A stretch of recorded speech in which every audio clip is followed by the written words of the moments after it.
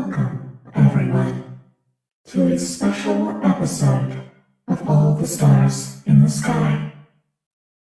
Tonight, we will follow many different children on their ventures through the holiday season.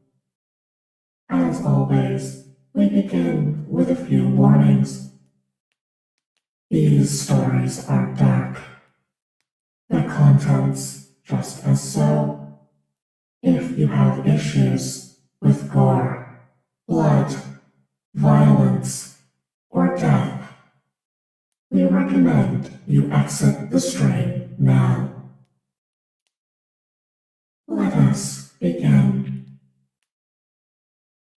'Twas the night before Christmas, and all through the quiet zone, the instrument hums with a sinister tone. The town is decked out, all in snowfall and lights, sleepers and lucids patrolling the night, with greed on the outside and the chorus within. The Eidolon, Reaper, the Maw, and the kids settle in for a night of the cold and the dark. We'll start with the club kids hanging out in a boxcar.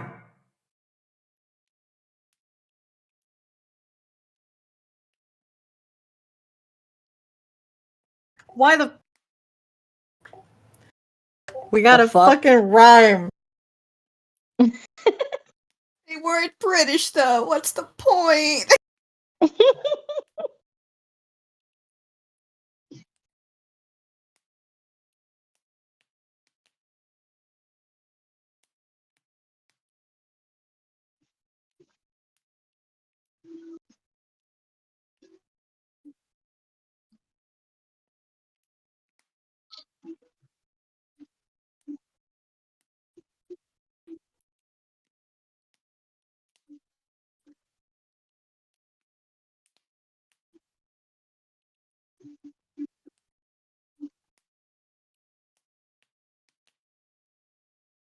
You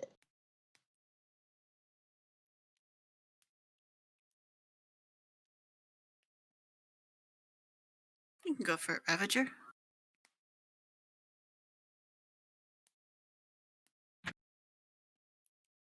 Oh.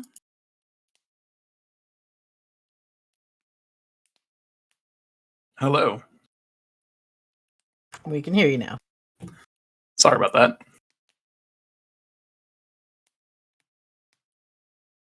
My kid is Rav.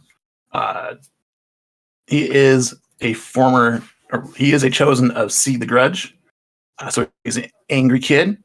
And he's looking for some payback for what happened a month and a half ago.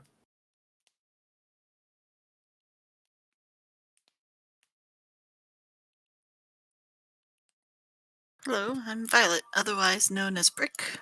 She's a follower of Die For You.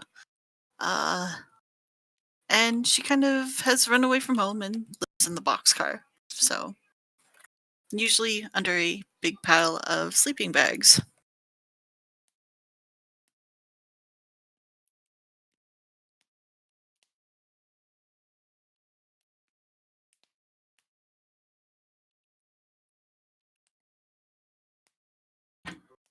I stay at the boxcar.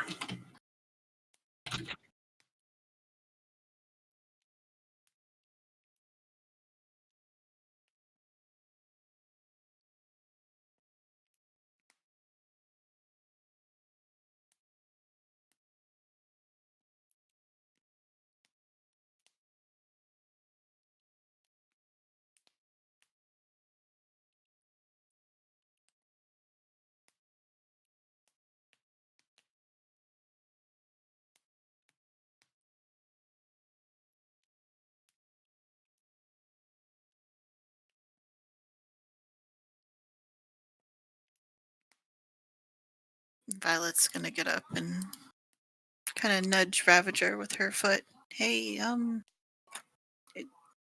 was it the movie we put on? Did they all just... It was boring, but I don't think it was that boring. Well, everybody wanted to watch Die Hard, but I couldn't get that. I'm sorry.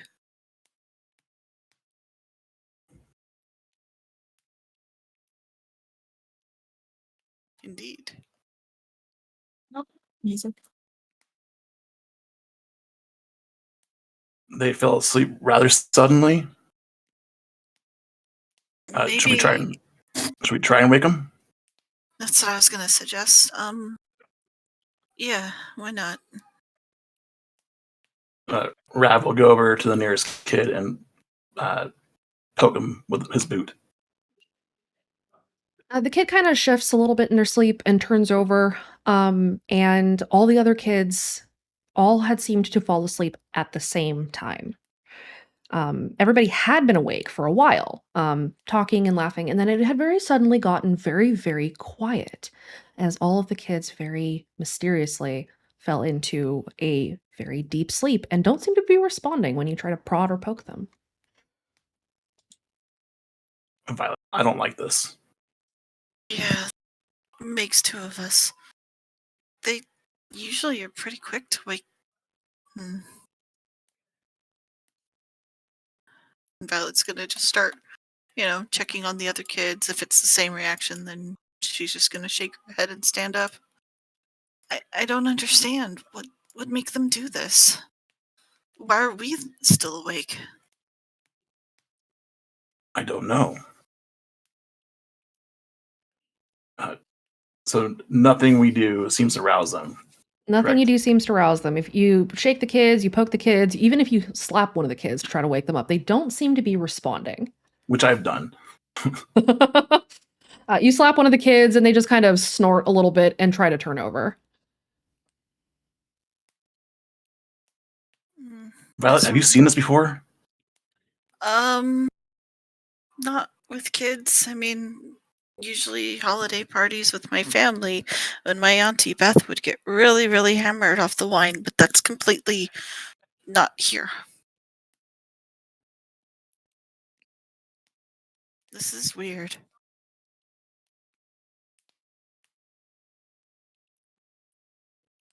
Violet and Rav, go ahead and roll me a random. The command I will go ahead and drop into the rolls channel for you. Let's start things off with a luck roll.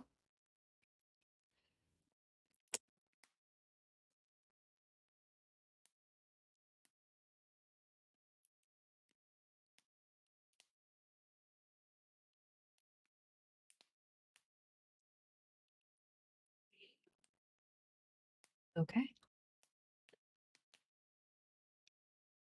Give me one sec here.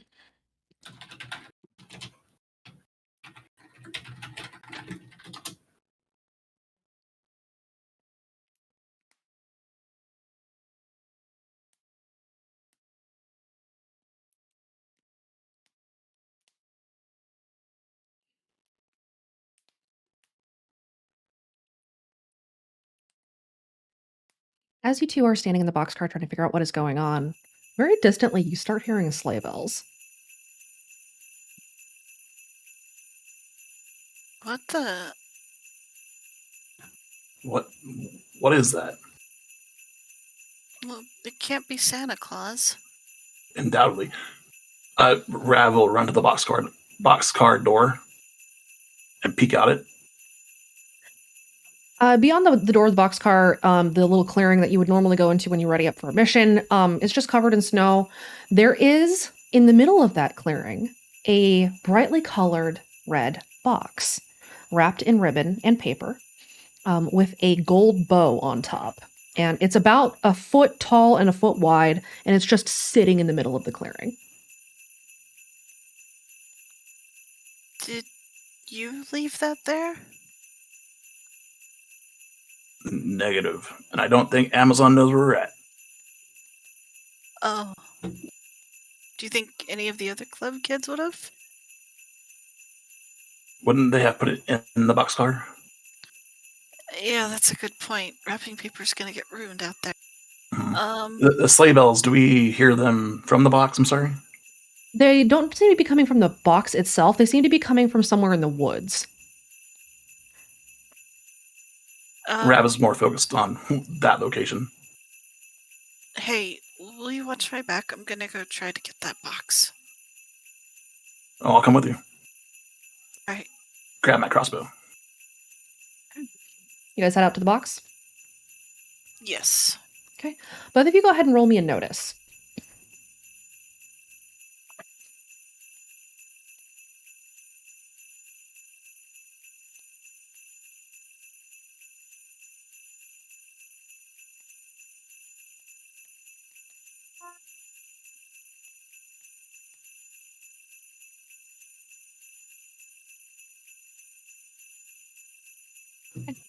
So you two approach the box.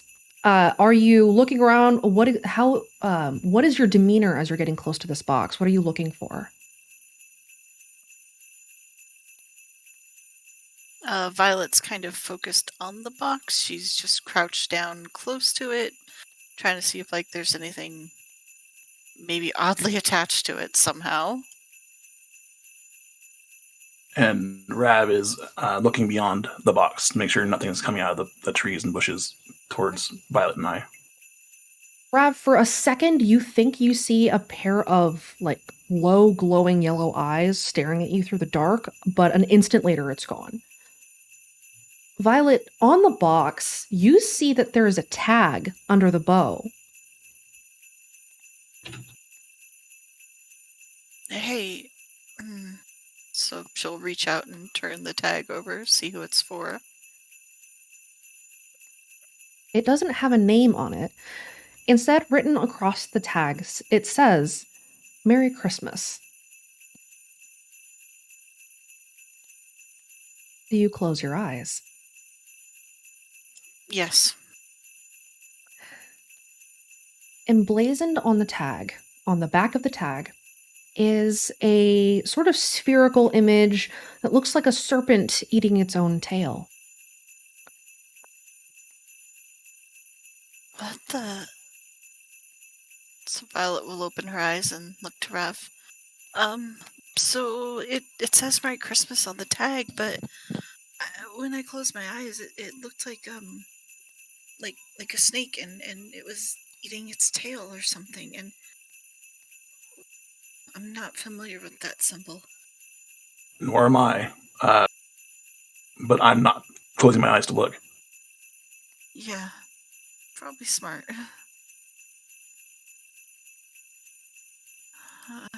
Did you see anything out there? For a second, I thought I saw some eyes. And just want to make sure nothing happens. Why don't you go ahead and open that? Alright. So Violet will start to pull the bow off and then start to unwrap the box. Okay.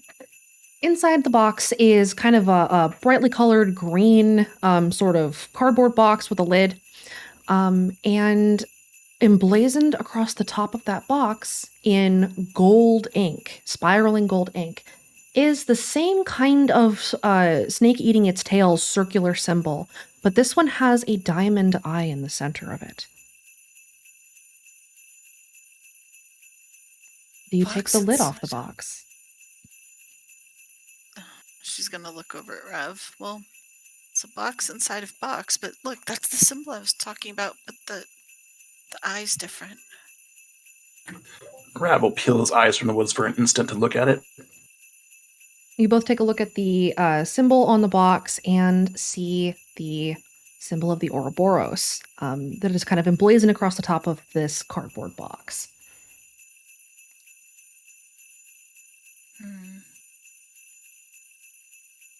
Go ahead and open it. Yeah, before I do that though, just to be safe, Violet is going to take out her phone and just snap a picture of the box. Okay. Then, once she's sent it on the way, she is going to open the box.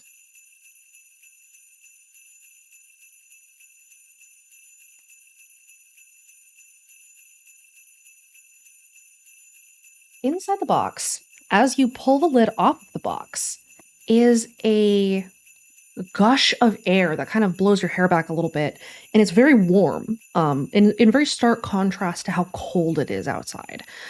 Definitely well below freezing. It is still snowing. And as you pull the lid from the box and it kind of blows your hair back a little bit, both Violet and Ravager, roll me a physique roll.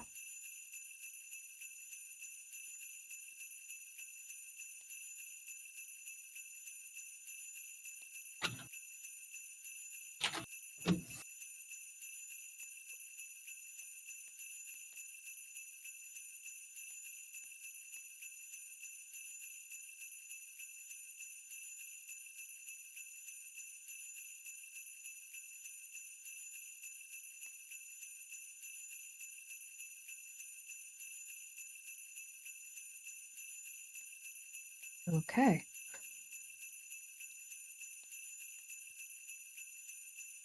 Inside of the box, Violet, you see a little wooden painted nutcracker laying on the bottom, kind of on a sort of a tissue paper. And it is holding a small rifle and a bayonet. Ravager, do you look around?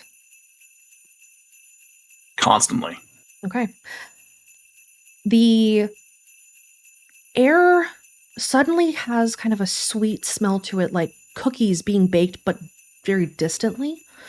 And as you're watching the woods, the trees directly ahead of you part completely and create a snowy path into the woods.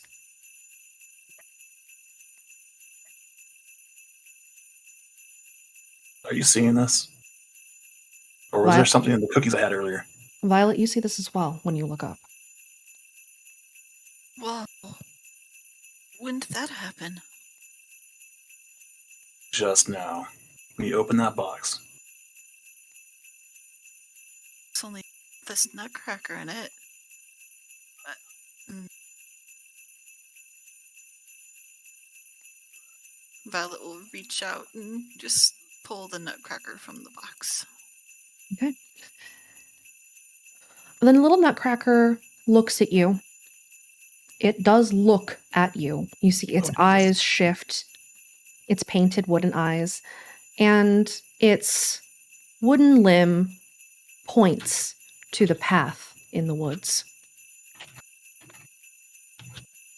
Oh, I don't like that. You're seeing it's pointing, right? Huh, what? I looked down. You also see the nutcracker is pointing. Perhaps we should put that back in the box. I mean, yeah, that's not a bad idea. Do we So call Violet's- anyone? Do we contact the other kids? Hold on. Maybe snap some pictures before I put it away? I don't know. I'm always on the side of, more evidence is a good thing. Right? Because this isn't normal.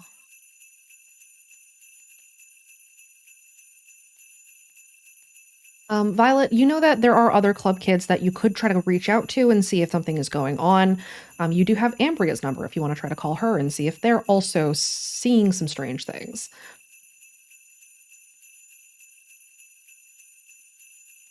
Violet's gonna pause for a bit and, after the pictures are done being taken, she's gonna pause and tap the side of her phone.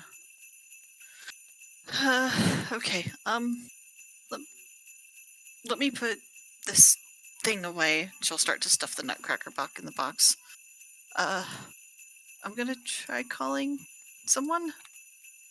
Just, I don't know. See You if, do that. I'll keep an eye out. yeah, thanks. You're reading my mind.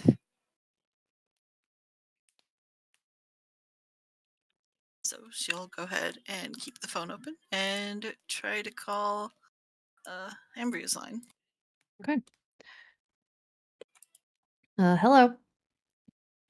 Hey, it's Vi.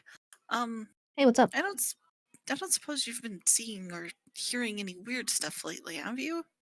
Like We jingle live in bells, Redacre. but like specifically jingle bells or weird boxes kind of being left there and Do you smell nutcrackers. cookies? Yeah, do you smell cookies? No.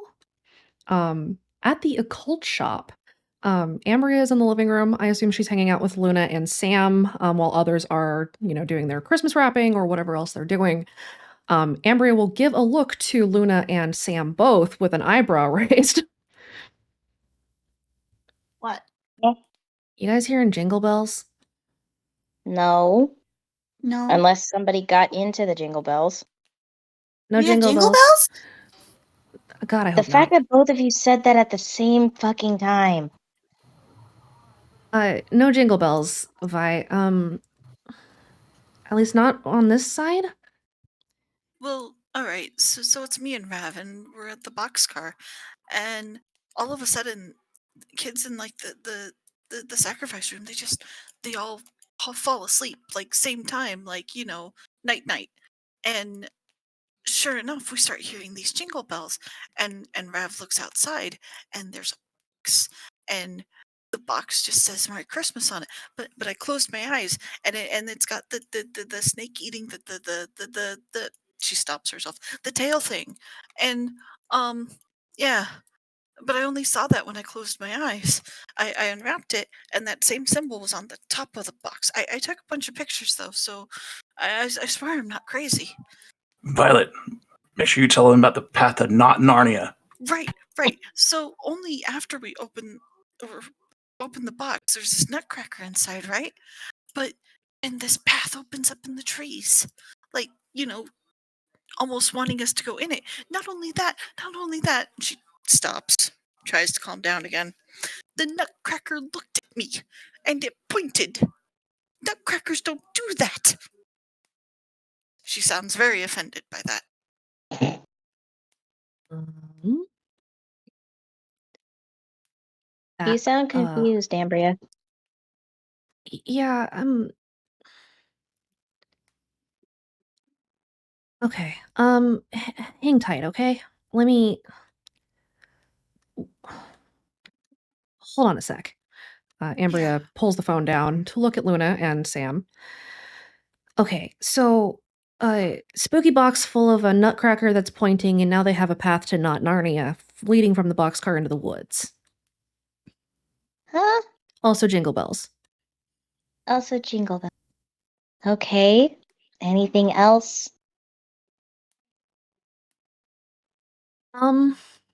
That seems to be the gist of it. Oh, no, they saw a snake eating its tail symbol. Maybe someone like spiked the cookies or something that they like pass around there. They sound like they're tripping balls. Maybe. Hmm. Just I tell mean, them to go back in the boxcar. you could be okay. Vi? Yeah. It sounds like someone put something in the cookies, maybe? That or voice bullshit, but I don't think we have any holiday-themed voices hanging around. So, maybe stick to the boxcar, but if you think somebody is attacking you guys, maybe check it out? I don't know. Rav and I will talk it over, and I'll let you know. Sound Okay. good? Yeah, text me. I'll Yeah. keep my ear to the ground. Thanks. Sorry. Yeah, no worries. And she'll hang up. Okay, so she'll look to Rav. The suggestion is to kind of go back into the boxcar for now, which sounds like a good idea, unless you want to follow the path thing. But if so, I'm grabbing my jacket. Let me grab mine. All right. So she'll go I don't back know how into long this thing will last, but we should definitely check it out. Make sure nothing's coming our way towards Yeah. these sleeping kids. Yeah. I'm That's a freaked good out call. too. Yeah, we'll be fine, right? We'll be fine. We'll be fine. We'll be fine. All right, I'll get my jacket.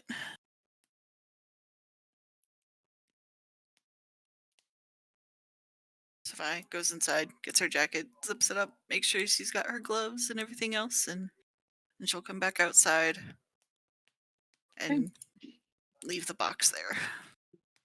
Do you take the nutcracker with you, or do you leave the nutcracker in the box?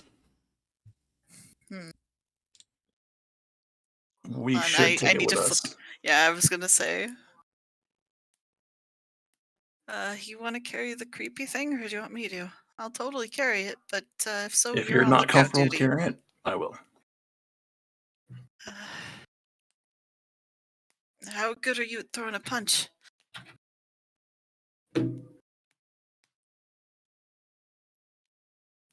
I've thrown more than my fair share. Then I'll hold on to the nutcracker. Rab is tall and stocky. I'll hold on to it instead, just in case you gotta throw a punch. Okay. You ready? As ready as I'll ever be. We got each other's back, right? Of course. All right, let's go. Timid steps down the path. All right, so Violet and Rav head down the path. At the occult shop, Ambria hangs up the phone, looks to Sam and Luna. I got a bad feeling about this, you guys. Yeah, that is kind of weird. Because they're suddenly hearing Joe fucking what? You know, those don't exist.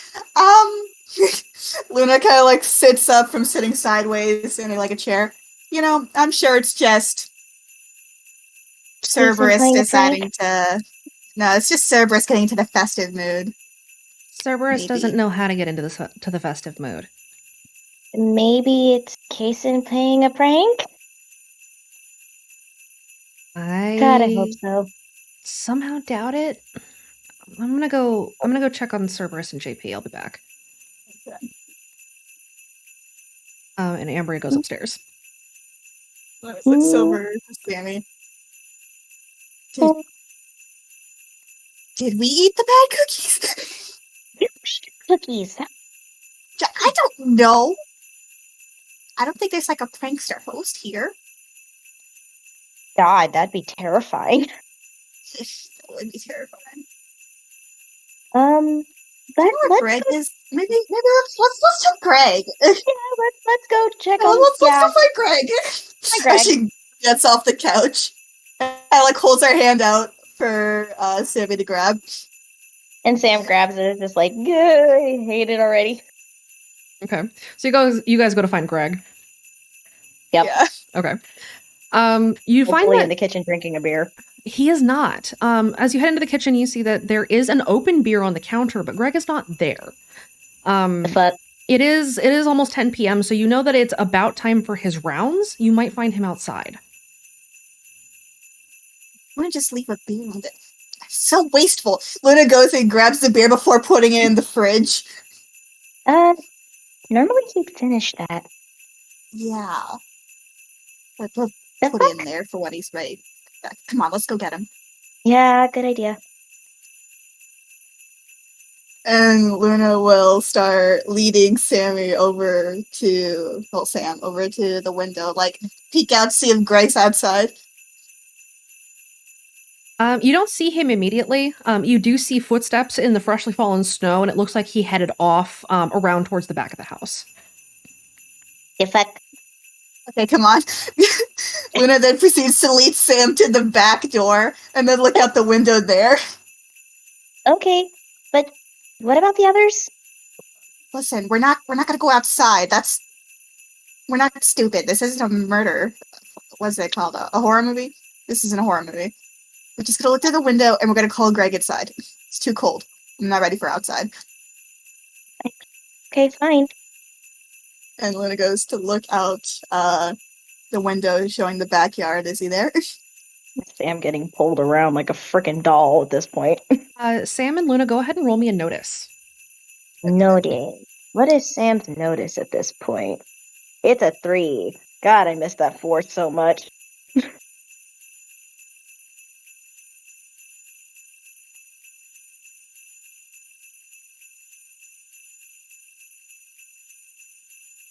Okay. So as you guys are looking out the back, are you looking out the back door or are you looking out a back window? Window. Window. So you're looking through the back window, and it's a little bit fogged up from the warmth inside and the cold outside. So there's sort of fog around the edges of the panes, but you do see like a dark figure moving through the snow, sort of trudging. And as you guys are looking at this dark figure moving, it's not tall enough to be Greg. Oh. Just Luna looks over to Sam. Is that one of the hosts? Do we know them? I don't think so. Definitely not Blake's height. This is weird. Yeah. Do you think it's one of the crew members? I don't think so. Doesn't look like any of them. Ambria? Sam's gonna call for her. You don't get an answer. The fuck? Luna? Luna's slowly, like, gravitating closer to Sam, going from holding her hand to, like, hugging her arm. I don't like this. Purse? Case? Cerberus? No answers. Wait. Yay, I'm not going outside before I check on everyone else. Are you? Yeah, I'm coming. Don't leave me alone. Okay, so you guys got to check on everyone. Yup. Yeah. Who do you check on first? Good question. Fuck. Ambria said that she was going to check on JP and Cerberus, so we'll check on them first. Okay. Ow. Yeah. Do you stop by Cerberus's room first, or do you go up to the top floor to go to Ambria's room? Probably Cerberus. and Probably Susan away. Cerberus's. Okay. Cerberus does not keep his room tidy, and you know this. So as you go to check on Cerberus, you tap on the door, and there's no answer. And if you try to push the door open, it has to move junk out of the way for you to peek inside. But you see that Cerberus is in bed, asleep. The fuck? He's never in bed like this early. He's never in bed at all. That's my point. Luna goes to, like, maneuver her way into the room, and she, like, goes to, like, lean over Cerberus before she, like, gently pokes his cheek. Cerberus. Cerberus. Arthur. Cerberus. Cerberus turns over. That's it. That's it. Okay, he's out like a light. Let's go check on the other two lovebirds and then figure this shit out, because this is weird. I guess it's good he's sleeping. Luna moves to, like, tuck him in a bit more before making her way out. This is definitely weird, though. Maybe we should check I on don't know. the others, too? Let's go check, let's go check Kason and Percy. Okay. You guys go to check on Kason and Percy next? Yeah. Okay. So as you continue your circuit of the house, you go to check in on Kason and Percy, and you find that they're both also asleep, but not in bed. It looks like they fell asleep just whatever they were doing in the room. The fuck? Now I know better than this. Something's up. Yeah, but what can possibly happen? We have protection over the house. Whatever's outside. Excuse me. Whatever's outside might be the answer, I guess. I guess. Let's Ugh, continue. fine. And you Come on. can see Sam like grumbling as she's going to her room to go grab her snow boots and her jacket. No. We're not going outside yet. We still need to check on Ambria. I'm still grabbing my shit. If we're going outside, I'm going to be prepared. Grab it afterwards. I'm not ready. Luna, This is creepy. Lulaby, What? get your shit Okay. and meet me at Ambria's room. Okay. And Luna just kind of like sadly walks off. Older guys- sister mode activate. So you guys go and collect your stuff, and then you meet on the top floor. Yeah. Okay. The door into Ambria's room is ajar. Okay. I poke my head in. Ambi. Jesus. As if she had fallen asleep from standing and had just fallen onto the bed, Ambria and JP are both asleep. Okay, yeah, this is Yeah, odd. this is. I don't like this. That's You what I know- told you to get your shit. We're going outside. Hold on, before we. Let's just double check. Roll the dice. There's some funky shit going on, and we're kind of scared. I'm kind of scared. Why are you calling the old man again? Because, like, we haven't seen any of the hosts, and he's like the next chain of command. I mean, yeah, He's the one Fine. keeping a hold over the house. He's bound to know if something happens. true. You don't get an answer. The fuck? Roll the dice. Old man? Okay, I officially hate it here. Those jingle bells are gonna drive me insane. Okay. Then let's go figure out the source of it so we can kick it in the nuts. Okay, let's go. What the fuck? Let me write a note though. Just in case. Oh, this is every horror movie thing in the book. And Luna goes to like grab like a little sticky note and like write, everyone passed out. Sam and I investigating. We won't die. The little heart and a little moon. And then she kind of just puts it on the coffee table in the living room. Okay, let's go. You guys head outside. Unfortunately. Are you heading out the back door? Unfortunately. Yeah. Okay. As you head out the back door, the cloaked figure that you had seen, or the big shadowy figure you'd seen before, not as tall as Greg. Greg is about 6.5 feet tall. This figure probably stands at about 6. Definitely wider than Greg. Greg's a very lanky guy.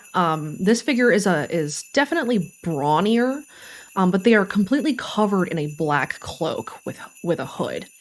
And this figure that was trudging through the snow stops completely and turns to face you as you step out the back door. No, I'm going back inside. No. Nope, no, you're not. You're not leaving me by myself. You come back inside too! As you go to grab the door and then turn back, the figure is gone. Oh, hell no. In the place of that figure is a box. Santa? I don't think Santa would be a creepy motherfucker in a cloak. Yeah, plus, if he was trying to fly into Red Acre, he'd probably get shot down. Probably. Fuck it. Let's go kick over the box. Okay. And Luna goes to move back to Sam's side, like, hold her hand. You have gone into little sister mode hardcore, haven't you? Listen, this is a horror movie situation. So you two approach the box. Mm-hmm. Okay. The box is about 50 feet from the occult shop. The occult shop itself is on kind of the edge of the woods, and the box stands about halfway between the shop and the woods. As you approach the box, you see that it is about a foot wide and a foot tall. It is covered in bright blue paper. It's got a gold ribbon around it and a bow on top. I'll look around it and then start tapping it with my toe.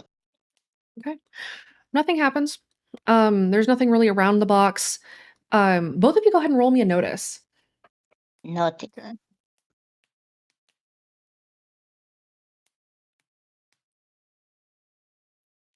Ah, fuck. I see y'all. What you really notice is the lack of something. There are no footsteps around the box. There's no indication that the figure in the cloak had been here at all, except that the box is here. What the hell? I don't think there's such thing as a Christmas phantom. Unless That you're can thinking leave of fucking huge- Christmas Carol. Listen, neither of you nor I are a bah humbug Scrooge.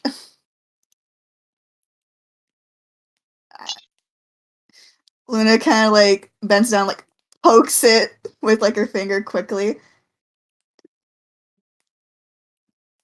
What? What do you think it is? It looks like a present. Wow! Wow! Really, Luna- smart ass? I will toss you into the snow.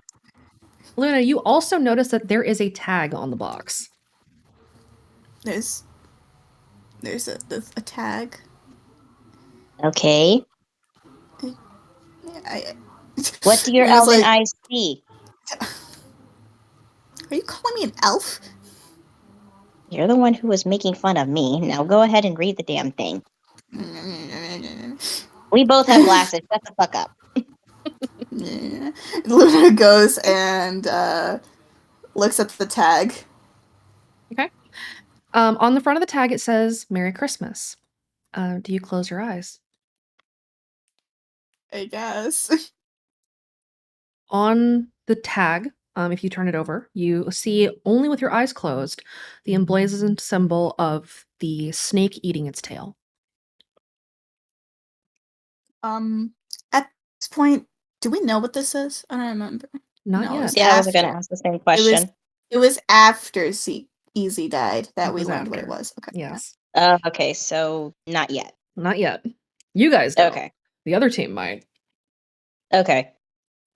I don't like this. There's a weird symbol. And What's it the says symbol? it looks like a snake eating its tail. The fuck? I don't know that any. Huh? And I Sam don't looks know. genuinely confused. I don't know. Do you think Well, we should let's burn just. it? Do you have a lighter? Not on me right now. Let's just open the damn thing. Okay. I cannot And believe I'm saying this. For Luna science! science. Luna goes and Mod carefully that opens me. the lid of the box slightly and peeks in. Dad would absolutely me for that one. Anyway, what's in the box? Inside is a little doll that is dressed up like an angel. It has wings and it's got a little like foil halo that is gold and it's got like tinsel on it. And its hair is made of gold tinsel as well. The doll itself is made out of wood. The gown that it's wearing, the long white gown that it's wearing, is made out of silk. Very fine silk, if you're familiar at all with this sort of materials. And it has a trumpet in one hand, and it is very nicely painted. Sam looks really confused. It's like holding in, like turning it every which way and expecting it. I'm not too sure about this. I thought it was gonna be something creepier. Like a mean- head or an eyeball. Really? You both start What? smelling the distant smell of baking cookies. Okay, fuck? nope. Luna goes and puts the angel back in the box and closes it. As you put the angel back in the box, the lid of the box pushes back up very slightly, and the angel's unoccupied hand pushes out of the box and points to the woods. No, get back in there. Oh, hell no. That thing's alive? Get back in there. Luna goes and pushes the little hand back in and closes the box before flipping it upside down. You do know that that's gonna. Fine. So, what the fuck? I don't know. Do either of you look at the woods where the angel was pointing? I don't want to. I'll glance that way. As you look up, you see that the trees get up. Their roots push them up off of the ground and they shuffle to the side to create a path into the woods. No. I've seen the Scottish play. We ain't doing that shit. I think I'm ready to go to bed now. Did you really just? I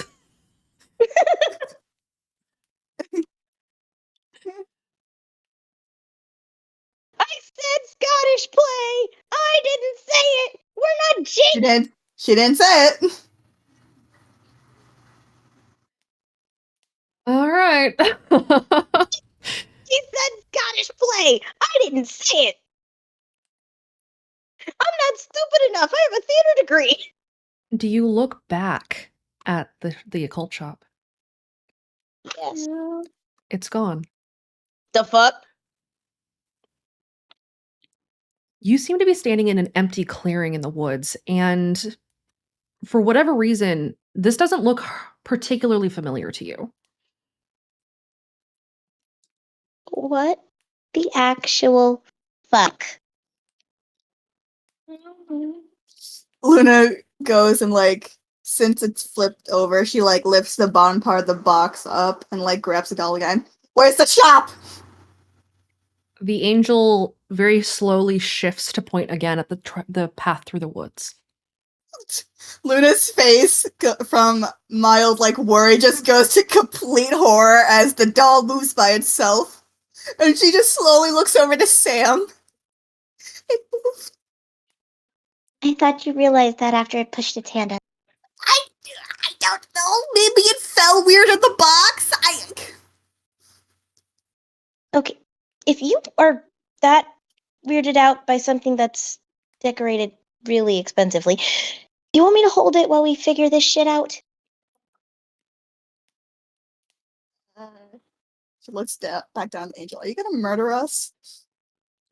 It very slowly shakes its head. Okay, it says it's not gonna murder us, but usually that's what murderers say before we're about to get murdered, so. Lulu? Yeah, you can hold it. Sam's gonna hold the angel, but is going to hold it forward as if, you know how kids Like a will usually dowsing hold the rod? doll where the doll's facing out? Yeah. Yeah, that's how she's holding it because she don't trust it looking at her. Okay. The angel again points to the path into the woods. Oh, great. Okay, let's follow this semi-sentient doll. I hate this already. I hate this too. No, I'm going home. Our home's gone, sweetie. I'll live in the snow. That's how you get hypothermia. Let's just go. Okay. This defies all fucking logic. This is a horror movie and we're going to die. I can tell you right now, the TMC part of Sam is like, what the actual fuck is happening right now? Okay, so you guys head down the path. Unfortunately. Okay. Supposed to be ho ho ho, not oh no no no. All right. The snow begins to fall heavily as you head towards the path and into the dark of the woods. We should have brought a flashlight. On the outside of Redacre, in the RQZ, at a snowy lodge in the middle of the expansive Allegheny Forest, Team Bad Decisions. What are y'all up to? Let's start at the top. Baxter, what are you doing? Where are they right now? You're at the lodge. This is before the mission where Lillian set herself on fire. Okay, so Baxter would be making Molotovs right now. Merry Christmas. Have a Molotov. What the fuck? All right, so Baxter's in the kitchen making fucking fire bombs. Coyote, what are you doing?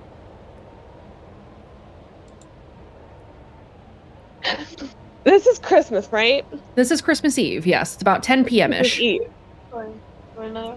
Yep. So EZ is still technically alive, correct? Correct. He is incapacitated Oh. because he got his ass kicked, but yes, he is alive right now. Oh, that's fun. She's probably working on the necklace that she made for him. Okay. Are you in the kitchen? Or are you up in the little crafting like loft area? Or are you in the living She's room? she's probably in the living room in a corner. Okay. Kira, what are you doing? Where are you? I believe she was reading over the notebook because Lincoln had actually lent it to her for a bit. And they were in the lodge, so she would have had enough time to start looking and was looking over the compendium before they were heading out. Okay. Okay, so you guys, where are you specifically? Are you like in the living room as well, or are you kind of up in the loft? I believe based off of Kira's probably perched somewhere. Does the lodge have like the wooden beams that span across the top? If you go Are up you from in the rafters? Yes. Okay. Look, ninja. Ninja training has to be there somewhere. Gremlin 1 is in the rafters. Aurelia, where's Gremlin 2? Kremlin 2 is probably just walking around. She doesn't have a lot to do usually. A lot of the time that you guys have been spending at the lodge, you've been preparing for the mission to go and deal with the towers out in the RQZ to stop the signal that is being put out by the voice that you now know as Circle the Dead. CTD and its symbol are familiar to you. However, the hosts that are the roll the dice hosts that are hanging out with you, they have kind of told you, you know, take the night off, please. It's Christmas Eve. Do something else. And despite that, you guys are still kind of in mission mode. Nobody has really taken some downtime. So as you guys are kind of hanging out, Martha comes inside and she's carrying a couple of trays of hot chocolate, and says to everybody, "All right, come on, stop working." She points at Baxter. "Take a minute off, please." Kira goes a little bit more in her rafter Heidi. You will not find the ninja. "I know you're up there." Kira just leans down. Hot chocolate from adults isn't trusted! Shut up and have some. No! Look, I'm reading something right now. More later. Calm down. Kira just holds the book. I've had other voices try to vouch too. Are other voices saving you? You got a point there. She crawls a little bit more in the rafters. Rafter. Down, girl, down. I can throw stuff on you from here, Baxter. I can get you on the top of your head. Yeah, well, I can throw things at you too. What are you gonna throw at me? A cup of hot chocolate? I mean, looks around in kitchen, points to everything. Please don't burn down the building. I make no promises. That's why we're doing really careful with the fuel. It is blizzarding out where you guys are. And it has been for a little while. So you've been snowed in for a bit. You guys are a little bit stir crazy. Bit of cabin fever. At this time, Dustin comes downstairs from the loft. He's holding a couple of small boxes. I made some stuff. I don't know. Are we doing this? And as he gets to the base of the stairs, he's holding very small, like, wrapped boxes. They're wrapped in, like, newspaper because you guys don't have wrapping paper. And he shrugs and is like, "I'm a wood carver. I made everybody presents." You made us things? You guys are far from home. I figured I would. This outpost and can make it here. You made us and then stuff? Carry on. So He it shrugs. just like stays the whole like, And infinity as he time. gets to the bottom of the stairs, he pauses as everyone starts hearing a strange sound.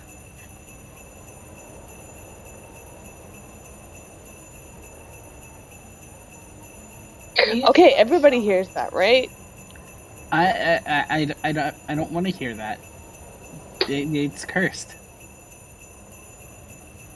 Aurelia, were you also up in the rafters too? I think Aurelia was Okay, down just- below walking around. Oh, okay. Oh god, Kira just falling onto Aurelia, please no. She's not gonna fall. She's just leaning over. Aurelia? Yeah.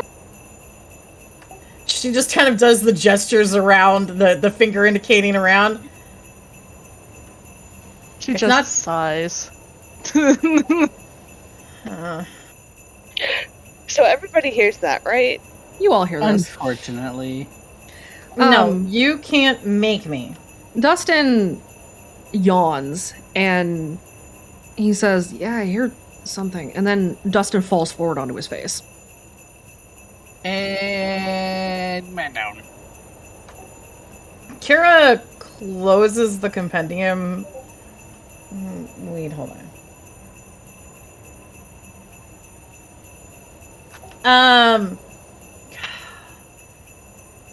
Kaide, ask RTD if Dustin is okay.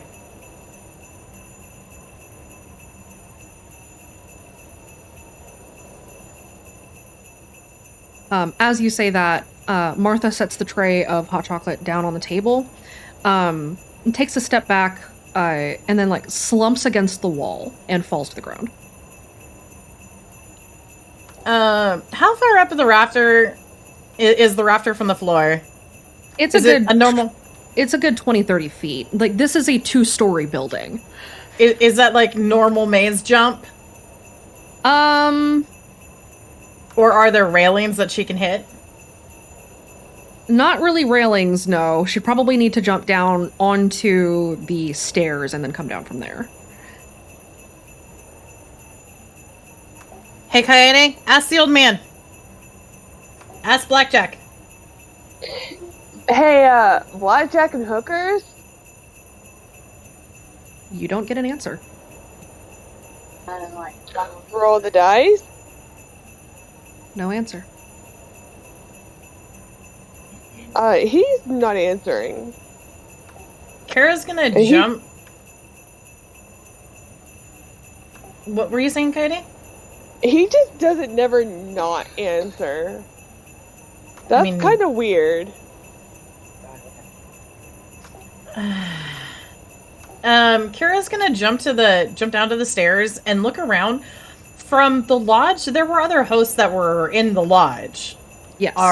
Is everybody zonked? Everyone is zonked. Everyone is down. Even the other kids in your team are unconscious. Alex is asleep on the couch. Lincoln is nowhere to be found, but if you look outside, you see him asleep in the El Camino. Chance has been passed out for a while, so that's not unusual. That's normal. That's normal. But even the rest of your team is unconscious. And Lillian's out too? Lillian is out as well. Aurelia, see if there's anybody else on the outside. Kaede, go. You know the back room where the hosts have been. See if anybody is hurt. See if anybody's hurt? Yeah, I mean, these two just literally fell out where they've been Okay. standing. Let's make sure that no one's gotten hurt. Baxter, get Martha up somewhere from the floor. I'm gonna see if. Oh man, Dustin is. How tall is Dustin? Dustin's 6'3". Okay. Dustin looks like he played football in high school. Kira probably is doing the equivalent of small child making the drags and then thumps as she tries to move Dustin. That sounds about right.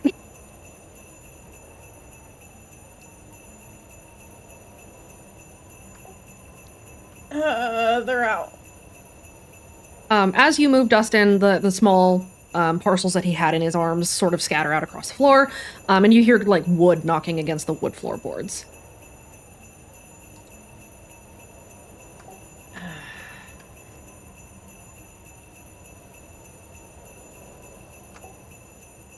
Kara's gonna get Dustin somewhere like slightly sat up, and then pick up the presents and just kind of pick them up and put them next to him.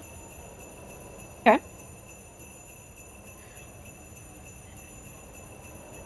Is anybody looking out the windows or going outside? Baxter will after he put Martha on the couch. Yeah, that's not like what. Okay. I think Kaide was supposed to go outside, so she'll go outside. Okay. What about you, Aurelia? I don't know. Are you Probably gonna looking out the window? looking out a window? Okay. Those of you who are physically going outside, go ahead and roll me a notice. Aurelia, are you looking out the front or the back? In the back. Okay.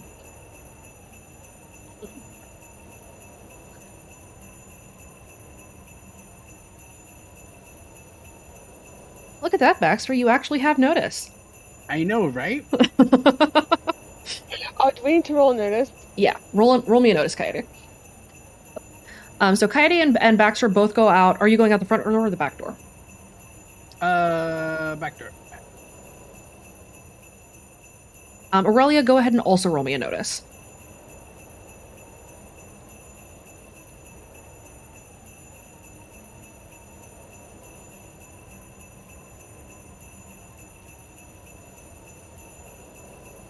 Ah, fuck. Can you hear me? Yes. Is this danger sense?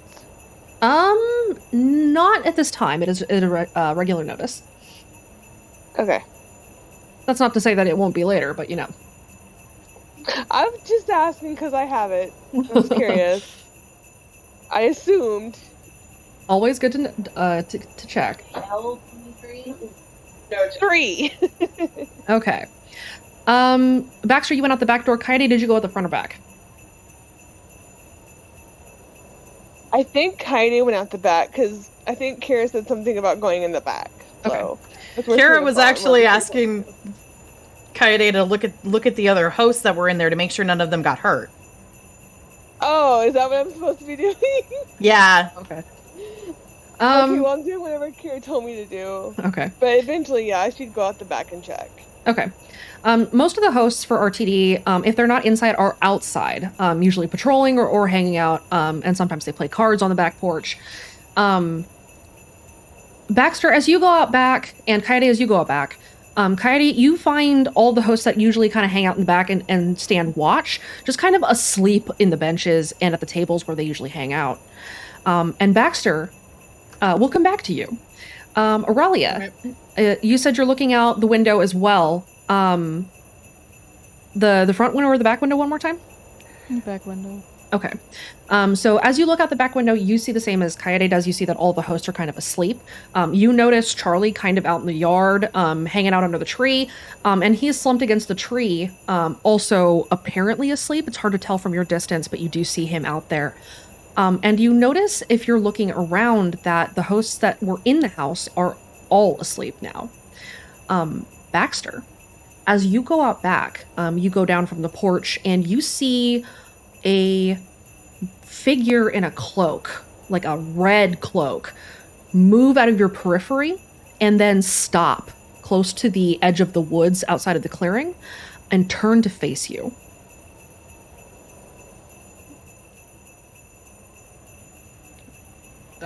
Who are you? No one says anything to you. Do you do anything? He's probably gonna make a snowball and throw it. Okay. No Roll one me a started doing that shoot. yet. Roll a shoot.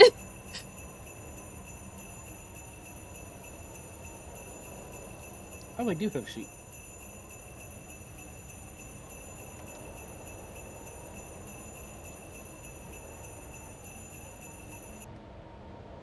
Okay. The snowball. I have a sound for this. The snowball splats against the figure, and the cloak collapses as if it were empty and crumples to the ground, as if it were crumpling on top of something square. And whatever that figure had been, whoever it had been, they're gone. Okay, so Baxter is now going to walk over to it, and I guess pick up both the cloak and the box. Okay. Beneath the cloak is a box that's wrapped in gold with a red ribbon around it. The box is about a foot wide and a foot tall, and it's kind of hefty. The cloak itself is very, very heavy. This feels as if it is a proper fur-lined coat or cloak. It's got a fur-lined hood, and it is ice cold.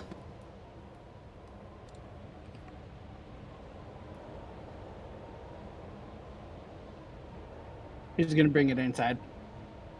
Guys, look what I found. What is... Kara's gonna stop from her arranging. What did you do? I pegged something that looked like a person with a snowball. He collapsed, dropped the cloak and a box. Why did you do that? Because they didn't announce themselves. Okay. Baxter mean Baxter then. Yep. Why not go put this person's box back out with them and make sure they're okay? That's the thing. When the snowball hit them, they vanished. But they left their cloak behind in a box. Yep. And you decided to bring a mysterious magical box inside? Yep. Why not go put it back outside? I mean, I could, but then we could also open it. Why would we do that? Because it's a box. Yeah? Why wouldn't we open a box? Harmonizer heads? That's true. Then he's just gonna start shaking it. It doesn't sound like a harmonizer. You know that movement causes a harmonizer to make noise. It just sounds like a plastic or a wooden toy clanging against a box.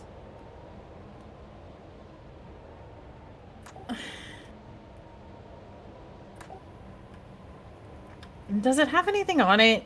Like, ribbons, bows? It's got a red ribbon wrapped around it and a bow on top, and there is a tag under the bow.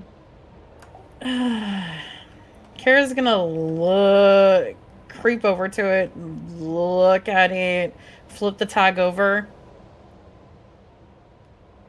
She's doing the normal thing of making sure that it doesn't have a freaking warded eye on it that's causing maybe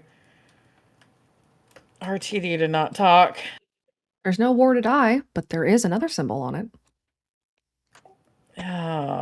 Is that the symbol that she's seen before? It is the Ouroboros with the diamond eye. Kara opens her eyes, tries to take the box from Baxter and shove the box outside. No! That is an opposed physique check. Baxter, do you let Kira take the box, or do you try to keep it from her? Yeah, he'll let her take it. Okay. Kira, you shove the box outside. Yeah. Guys, bad.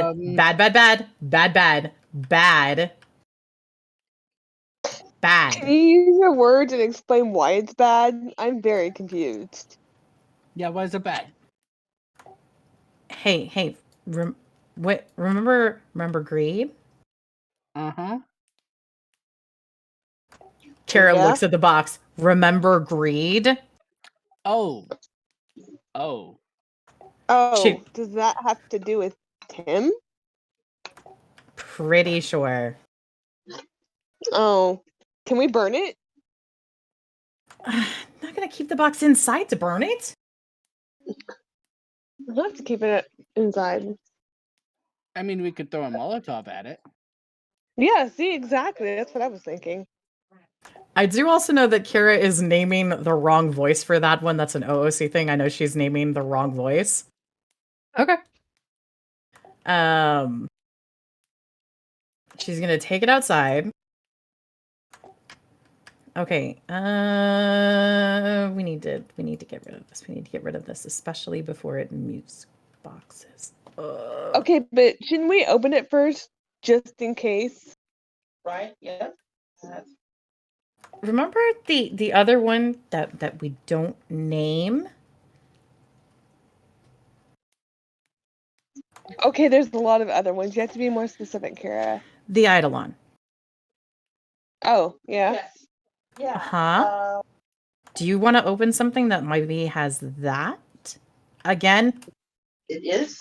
I mean, we don't know that it's from him. Yeah, we do. Baxter's quietly gonna go open the box. God damn it, Baxter. Baxter, are you Baxter, I sneaking? love it. He's going to attempt to sneak. Roll stealth. Baxter's the agent of chaos Baxter! we all need. Baxter has... Doesn't Baxter have a disadvantage on stealth? Oh yeah, he does. He can't sneak at all. Yeah, But I he's have terrible stealth. at it. All right, so can I roll my We get notice? notices? Roll your notice. If you're trying to catch Baxter going out to sneak to open the box, roll a notice. Damn it.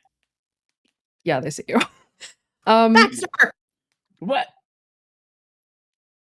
Aurelia, Mm, you feel kind of a prickle going up the back of your neck. oh no. Oh god, is it still the time where the mark was still existing? Sure is. No. You hear the box begin to play music.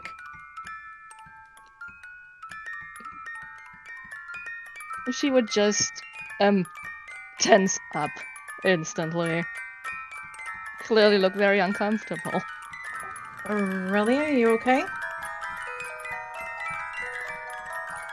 Aurelia would try to hold her ears shut and just quietly say, I hear the music box playing. Are there any big sticks outside? Yeah, there's large branches hanging out. Can Kara take one and use it to try shoving the box away from Aurelia?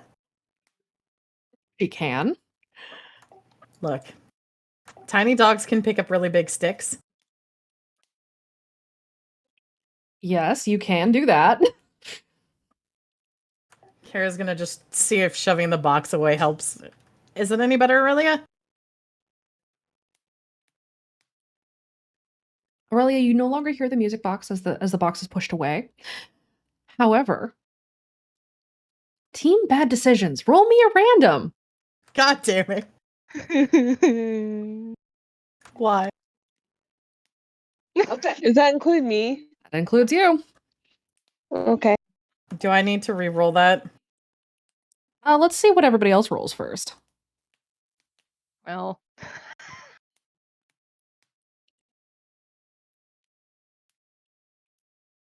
Go ahead and re-roll those for me.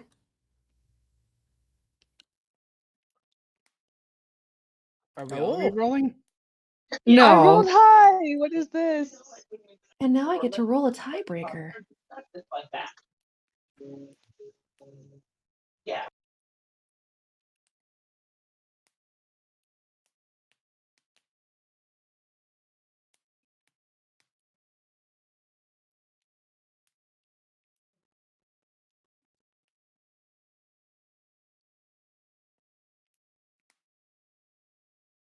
Okay. The box tips over as you're pushing it away, and you hear kind of a crack on the inside. As something with gears like shifts. And you see the wrapping paper tear along the seam of the box, and the lid pops off.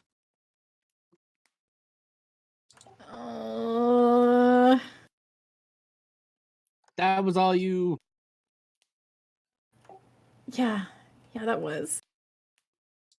all you. Kara just puts the stick down. Oh. The lid pops over, and then the box goes still.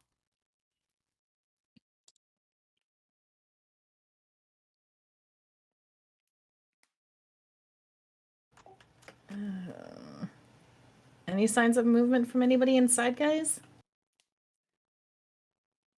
No one else is moving. I mean, they're breathing. There are snores from some of the RTD hosts, but that's about it. No.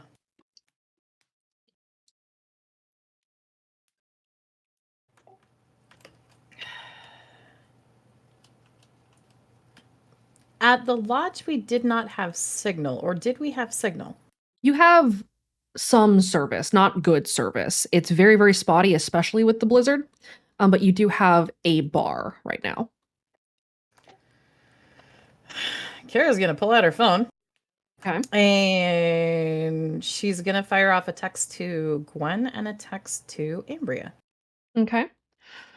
The text to both of them is gonna be the same. The one to Gwen is, well, okay, it's not gonna be the same. The one to Gwen is, hey, anybody there at the boxcar?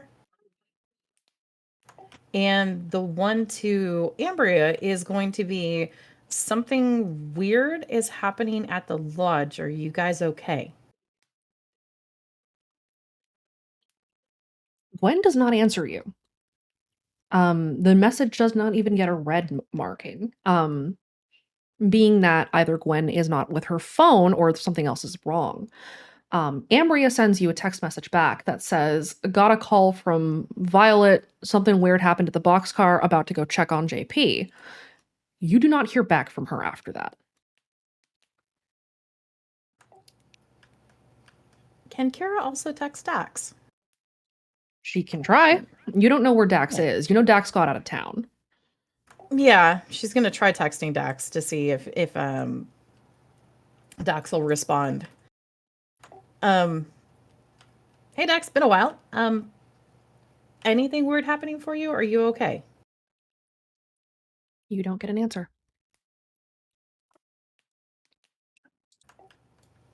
Okay. Kara's gonna look up her phone. Ambria said that Brick was at the boxcar and said that something weird was going on. She went to go check on JP and she hasn't said anything since. So this might not be localized.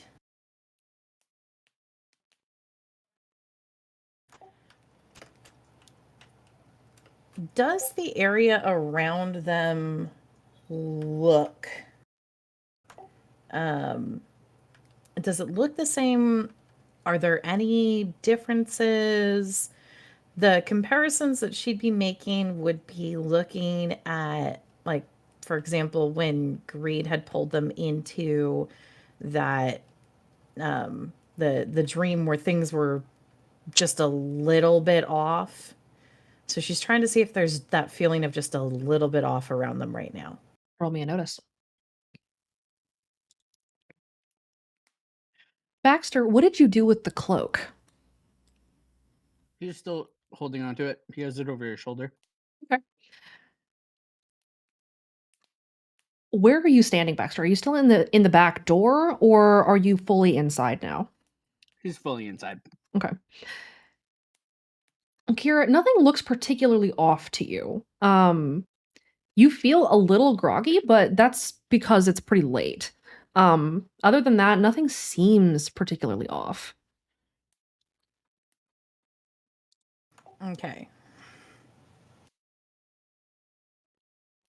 As you guys are conversing, a tiny wooden hand pops out of the box.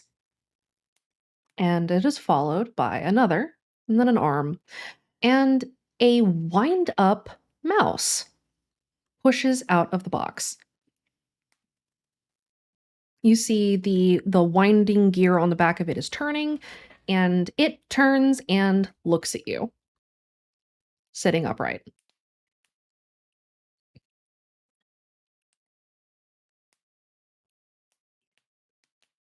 Kara sits down and stares at it. It stares back at you. Okay, everybody sees that, right? Yep.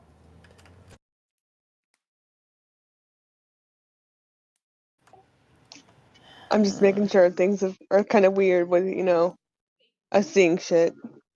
It's an anthropomorphized mouse figure, kind of like you'd see like a Disney toy. And it is just kind of sitting there staring at you. It's wearing a like a fine doublet vest with buttons, and it has a monocle.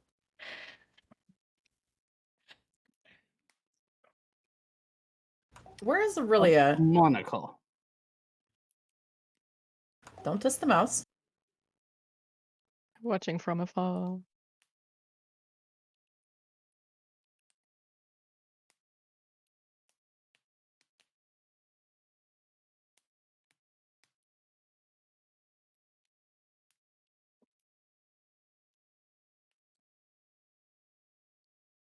Does anybody do anything with the mouse?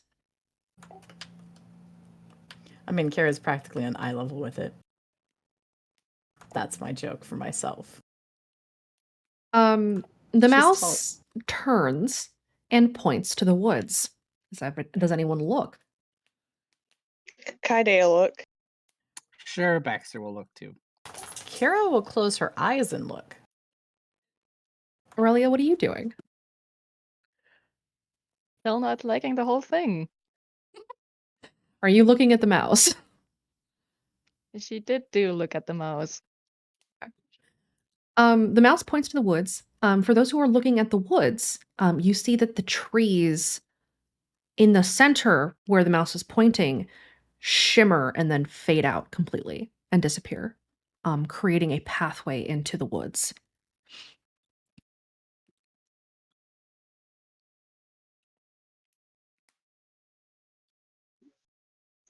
Okay, so that's weird.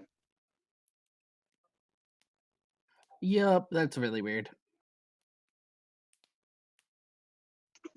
So we all agree going down that path is a bad idea, right?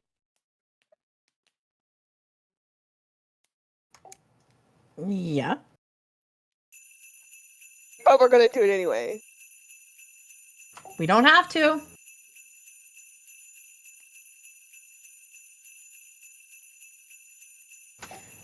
Is there anything around when Kira is looking at the mouse and the pathway with her eyes closed?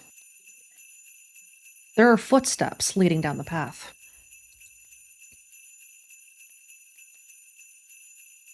Do they lead directly down the path? They do. Hey, guys. Huh? Close your eyes. Kaide will close her eyes. As will Baxter. And there's the path leading out of Oh. the lodge and into the woods. Lovely.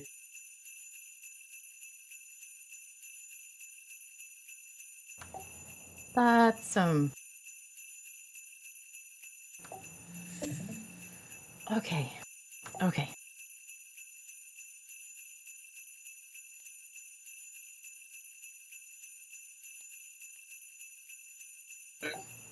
And Maybe we should just do it.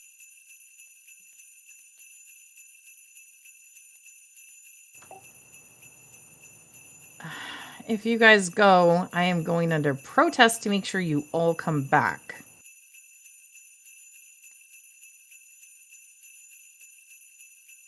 I don't want to follow a voice's suggestion on this. Come on, we had things we were supposed to be working on.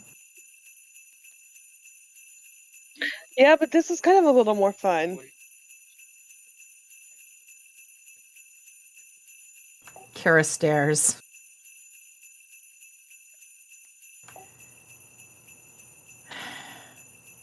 Are you two going? She's looking at Kaede and Baxter. Oh yeah, I'm going. I suppose. Aurelia?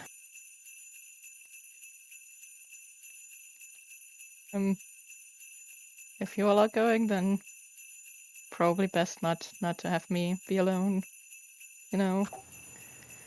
Well, if they're going, I'm not gonna let them go alone, and you don't want to be alone, so.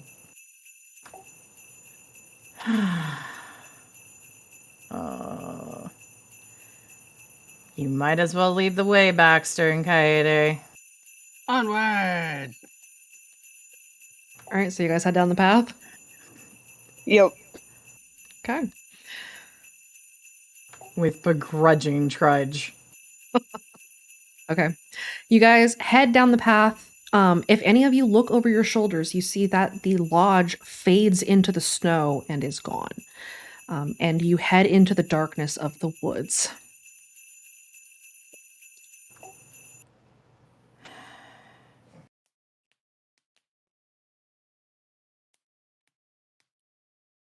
Rav and Violet. You guys are heading down a snowy path in the woods. Snow is falling. It's not blizzarding here. It's just kind of snowfall. And as you travel, the sounds of the snow bells or the sleigh bells finally stops. As you're trudging through the snow, heading down this path. Are either of you trying to sneak or are you walking? I'd say we're just walking for now, right? Yes. Okay. Just walking. The little nutcracker, Violet, you have the nutcracker, right? Mhm. Okay. The nutcracker is continuing to point down the path, and as it points down the path, you reach, as you're walking, you reach a crossroads, a fork where the path goes left or right. At the center of the fork, there is a sign at the top that points down each of the forks. And as you're looking at this, you hear footsteps behind you as Luna and Sam arrive on the scene with you.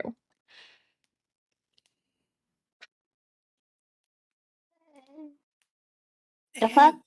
Wait a minute. You too, huh? Apparently. Creepy figure. Box with moving toy. Yeah, you got a nutcracker too? We got an Well, angel. we And got she kind of like points to the toy in Sam's hand.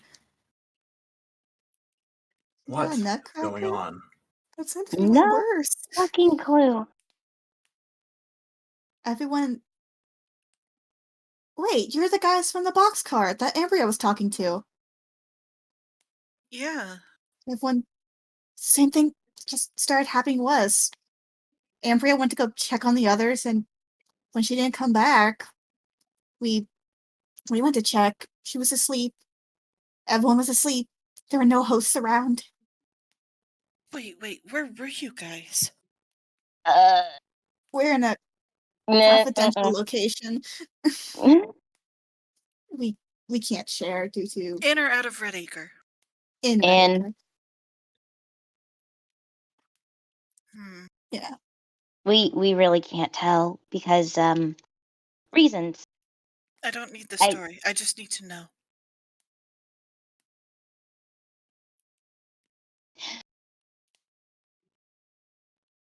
Did you get any glimpse at that figure that dropped off the box? What figure? You didn't see anybody? No, it was just sitting outside the boxcar. Ugh. We had a When- cloaked person who was dressed in Yeah. black. Didn't We- leave any footprints. I did see some yellow eyes for a second, but I may have been imagining it. You know, This is I Red don't Acre. think you are. This I is don't Red think Acre. so either. Imagining eyeballs. That's not as far fetched as it could be. Well, Anywho, at least What is the that? fuck? safety in numbers. What's playing now? What did you guys get? Sam holds up the angel and just like, this thing? I'm good with the Nutcracker. You can keep that. I think a nutcracker's worse. Look at its cold dead eyes. I kind of like them. Huh? Nutcrackers. I don't The mind signs regular read. nutcrackers. That thing looks weird. That's a great question, Rav. What was the question? I'm sorry. As you guys are talking and you hear the chime of the bells, if you look up at the signs, you see that gold scrawl writes itself into existence on each of the signs. On the left path, it says naughty. On the right path, it says nice. Oh, shit. Is this some kind of test? Hey, Violet. How do we know if we're naughty or nice? What's up? Oh. Ask the Nutcracker. Um, We're only here I- because of it. that's true. So she'll look down into the Nutcracker. Hey, buddy, which one should I go down? The Nutcracker will look up at you, and then look up at the signs, and then it points to the naughty path. Wait,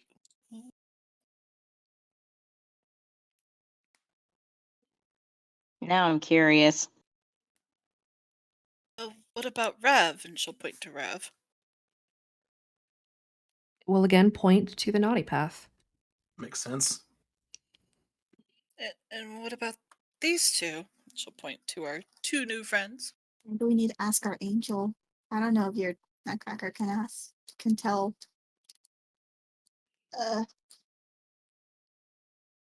Angel, are we naughty or nice?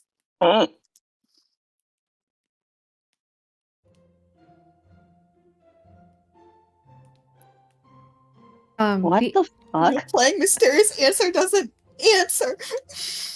The angel looks between you two as this eerie holiday music plays in the background. It will lift the trumpet to whatever is painted for its mouth and toot a little tune, and then point to the naughty path. Both of us?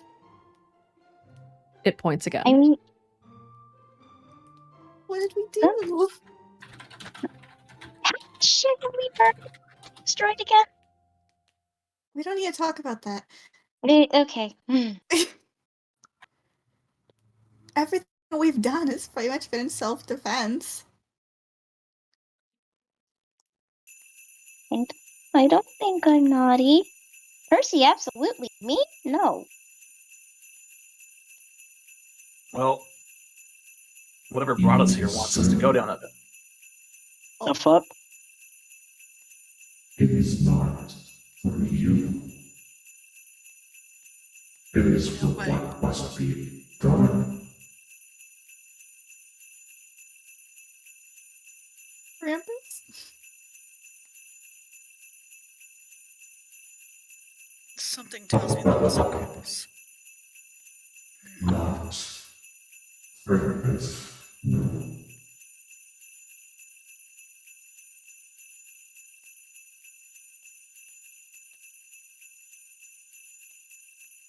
You Who will are you? see.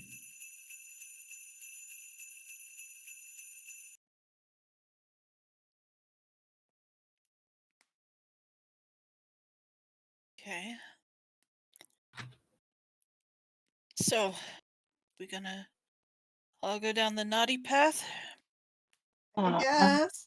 Because, I don't wanna. you can kind of think of it like a paradox. If we go down the nice path, then we're lying, and then therefore we would automatically just go back to the naughty path. Speak for yourself. I think I've been well behaved. Oh, of course I've been well behaved. But the fact if the dolls think that we're lying, they're gonna think, oh, lying's naughty, so they're just gonna tell us to go back down the naughty path. So regardless, Sam coughs when Luna says that she's been well behaved. I need you to be quiet. Okay. Well, What did that voice just say? I was looking at the signs. It's not what we've been, but where we need to go.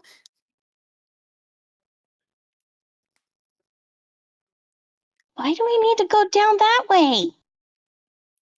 Are we like good people sent here to convert the naughty people? I don't know. It's You're making us Christmas, sound like and I'm not mentally prepared for this, okay? The missions I'm fine with because I'm mentally prepared, but it's Christmas Eve and I wasn't ready for this. we did have a party we were supposed to be doing. yeah. Hooray! Let's Are we just blacked fucking on out? the way. This has to be a blackout. Of course, because the coach help just vanished. Are we on the floor? Did I leave the oven on? You Are know you good and okay? damn well you wouldn't have left the oven on. But what if I did? Lulu, chill. Alright. Is she gonna be okay, or? She'll be fine. Just give her a minute to tire herself out. Okay. How dare you? I'm not gonna just tire myself out. How are you not being more panicked in this situation? Both groups Nine, just randomly have a eight, box, and there's a movie, and like she kind of like gently takes the angel. five, Okay, I'm four. going. And she starts just like walking down the naughty path.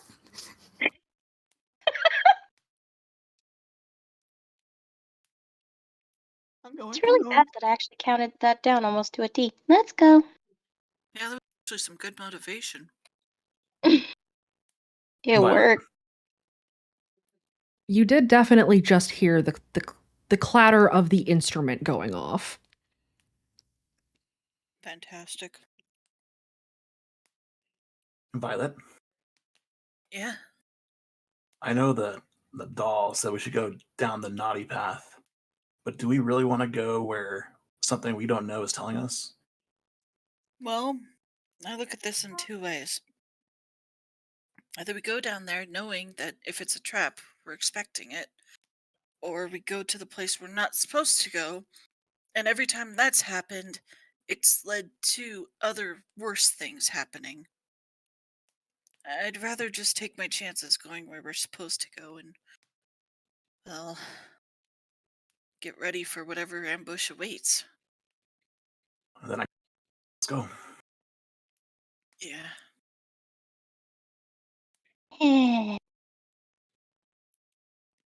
Hi ho, through the fucking snow we go. If you guys need hand warmers, I've got some. Good so far, thanks. I'm fine. My fear is keeping me warm. That's because you're vibrating like a mouse. Listen. This is a horror movie waiting to happen. Waiting to happen? Honey Bunch, you're part of the main cast. I mean, You're not supposed to say that. have you ever seen Evil Dead? That horror movie is really cool. This girl is But I don't literally think addicted. I don't think I can call that cool.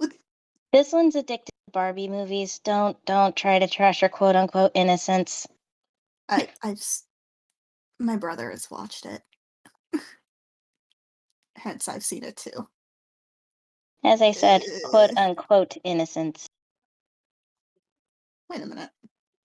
What do you mean quote unquote? Well, I mean, we are going down the naughty path, so. Then Are you sure you've behaved? Definitely not. The only non-behaving I've done is in self-defense. This is true. And you'd think Santa would be very proud. Santa, she does like air quotations, would be very proud that I'm protecting myself. Okay? So, yeah. All Kindness four of would you say roll a otherwise. notice. Okay. Roll a what? A notice.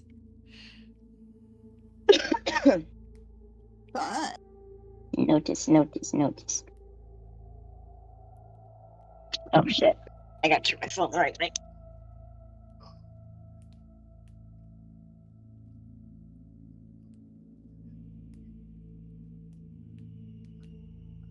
Okay, can Luna and I stop getting matching numbers, please? That'd be great. Percy ain't here, so we're twinsies.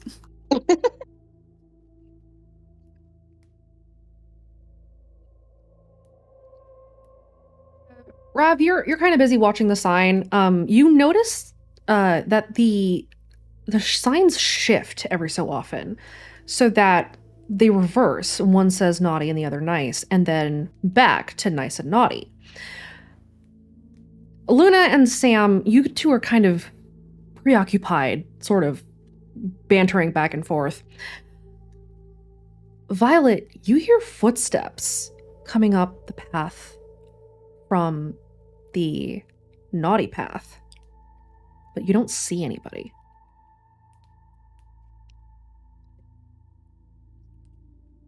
Violet's gonna hold her hand out to the side. Hey guys, quiet down for a sec. And she's gonna just try to get everybody to stop to see if she still hears the footsteps. You do. And now that everyone else has been made aware of them, all of you hear the footsteps distantly kind of crunching through the snow. Violet's gonna put her free hand to her lips in kind of a stay quiet motion. What do we do? Should we hide?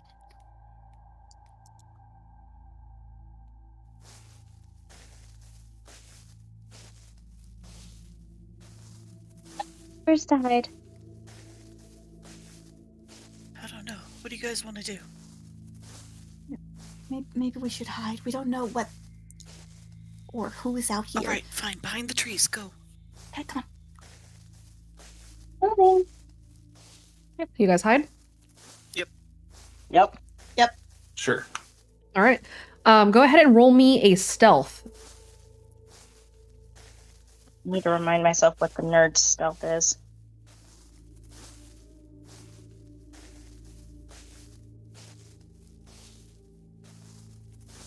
Oh, Sam. I assume bad. Oh, Sam. Oh. This isn't Percy. Okay. Outside. Violet and Luna, both of you kind of vanish into the trees. Luna, you are concealed. You are hidden under a bush and in the snow. No one has any idea where you are. Violet, you're tucked behind a tree, so nobody can really see you. Rav, you are sort of concealed in the snow there. But Sam, you're a little bit slow on the draw. And as you go to hide, a hissing, sort of whispering voice speaks up. Are you the angel?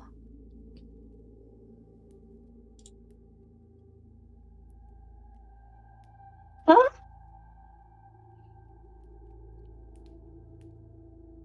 The what? The angel.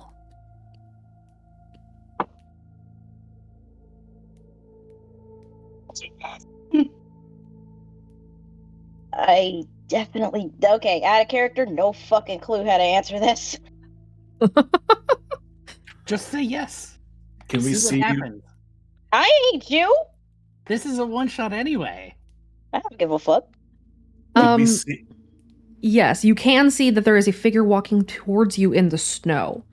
And Sam, he's kind of putting you on the spot. This figure is kind of tall, broad-shouldered, wearing a very heavy cloak, all in black. The hood of the cloak is up, and the shadows under the hood are so deep that you cannot see their face. God. I mean, to answer honestly, no.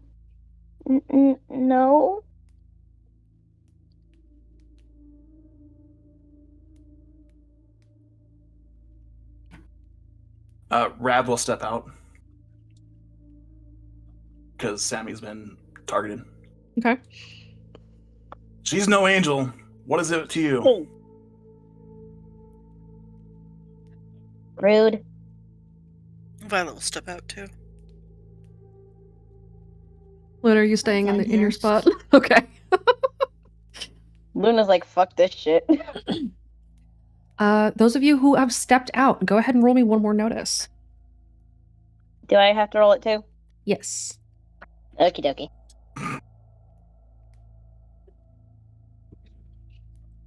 Rav, you're pretty preoccupied with this primary figure here, so you aren't looking around much.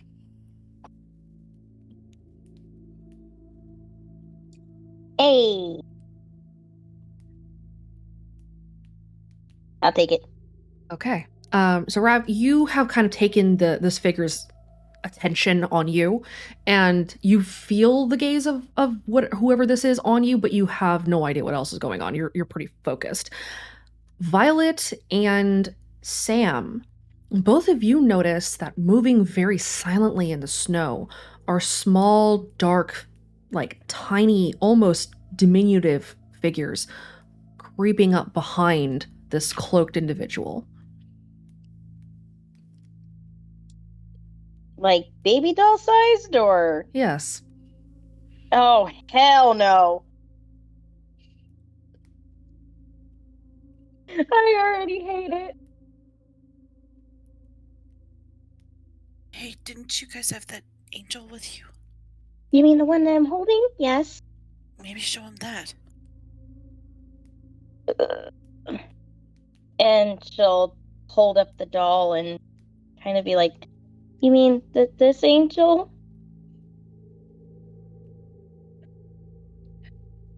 As you hold up the angel, it kind of shrinks down in your hand as if it doesn't want to get closer to this thing. Mm.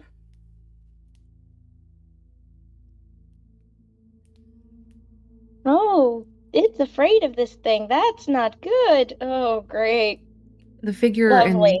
in the cloak, you can feel its eyes turn back off of Rav and onto you again, Sam.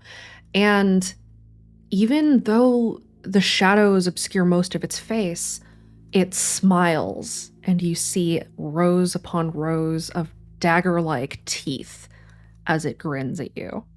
Oh, fuck that shit. Okay, nope. And Sam's taking like several steps back. The figure steps forward. Does anyone Back do the, anything? back the fuck up. Can I shoot Violet's, it?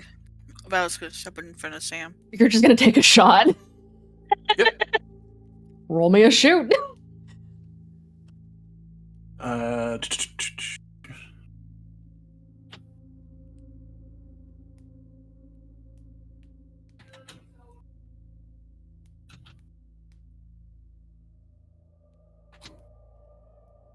1. Oops. Okay.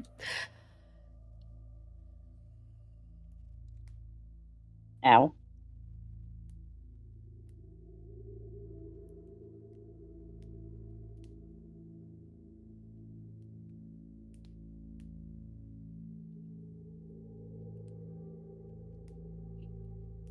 The cloaked hand of the figure snaps up and snatches the dart out of the air, inches away from its face, and snaps the dart in half and drops it on the ground.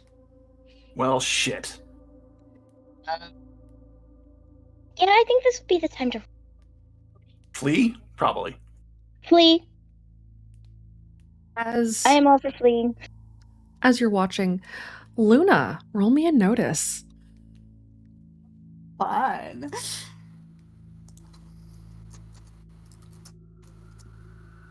Three.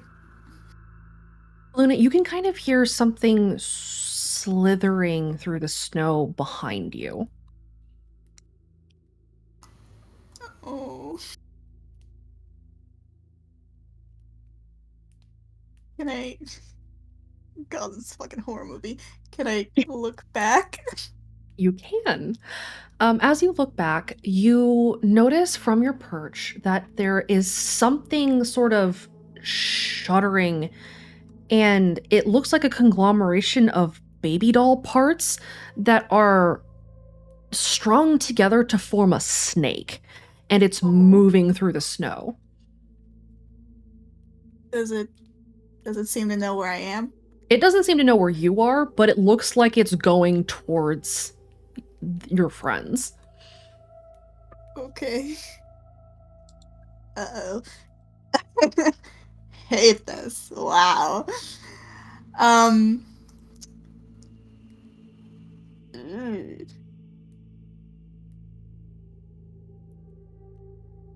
I feel like I should act. So, the others are talking about running, right? Yes.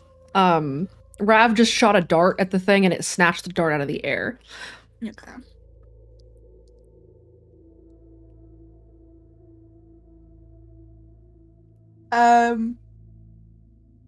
She's just gonna get ready to run, but not move out of her bush yet. Okay. Roll me if you're moving at all, roll me another stealth to maintain cover. Okay. 2.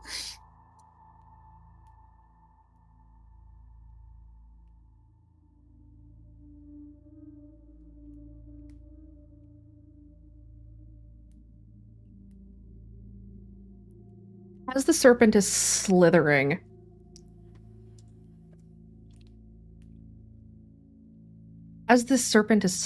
through the snow and going to push through into the clearing where the road forks, it pauses for a moment, just an instant, and you see that it's not just made of baby doll bodies and arms and heads.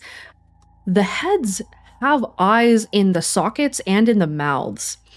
And the heads on this serpentine monstrosity turn, and the eye sockets roll, or the eyeballs roll in their eye sockets and fix somewhere near you, but not quite on you. And then it continues moving through the snow towards the fork in the road. Holy shit.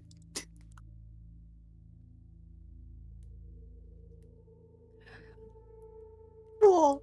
Awesome. Thanks. Rav, Sam, and Brick, you may now roll me a notice.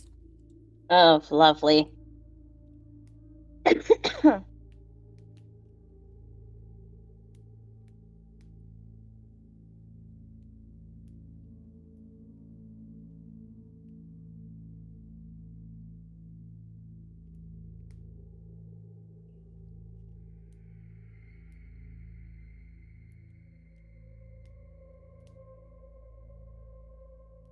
Rav, you kind of hear motion behind you, but you're kind of focused on this creature in front of you. Absolutely. Sam and Violet, you now become aware of the slithering in the snow as something very large passes by where you had seen Luna vanish. Oh, fuck that noise! We all for getting the fuck out of here? Yep. The serpent breaks into the clearing where the road forks, and you see that it is, as mentioned, a conglomeration of threaded baby doll parts that are strung together. But now you get a look at its face. It has a serpentine face, kind of, but it is a face that is made up of multiple baby doll heads. And each of those heads has multiple eyes in the sockets. Some of the eyes are like, there are 5 or 6 tiny eyes in one eye socket, and there are eyes in each of their mouths. And each of them turns and rotates in their sockets to look at all of you.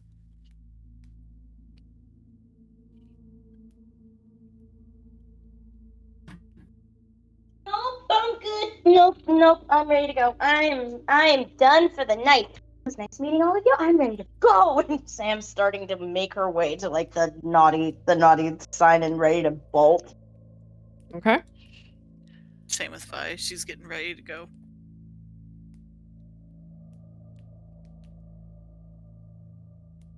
Luna, what about you? I didn't hear any of that. I'm sorry. Are you getting ready to run with the rest? Everybody looks like they're getting ready to bounce. Yeah. She's getting ready to run. She ain't being left behind. She's seen horror movies. Rav, you are now aware of the serpent. Time to go. All right, you guys gonna book? Book. Yep.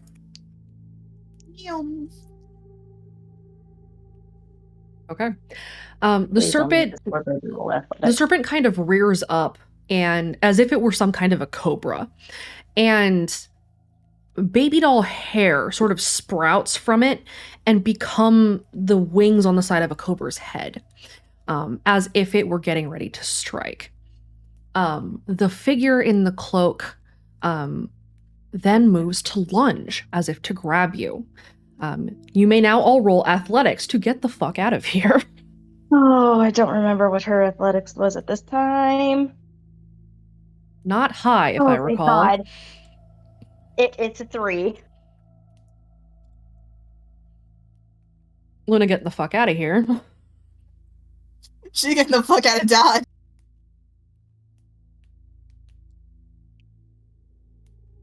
I'm at least a zooming. Okay. Rab, you're bringing up the rear. Vi, you're towards the back. Sam and Luna, you are sprinting ahead. You duck underneath this outstretched arm. The serpent tries to strike, but you are out of the way before it has a chance to, and you hear it thud against the ground as it tries to chase you up the path. And you guys race up the naughty path into a darker part of the woods where the trees become more gnarled. They're sort of lumpy and very heavily laden with snow, but they seem to have more sharply angled branches. As you sprint up this path, the Nutcracker is pointing very, very vigorously, emoting run. And the angel has sort of curled in on itself. It is apparently terrified, and you can feel it trembling. Yeah, I know. We're going.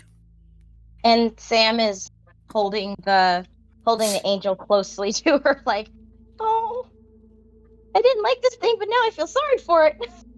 Me too. It's trying to survive like us, and I'm chill with that.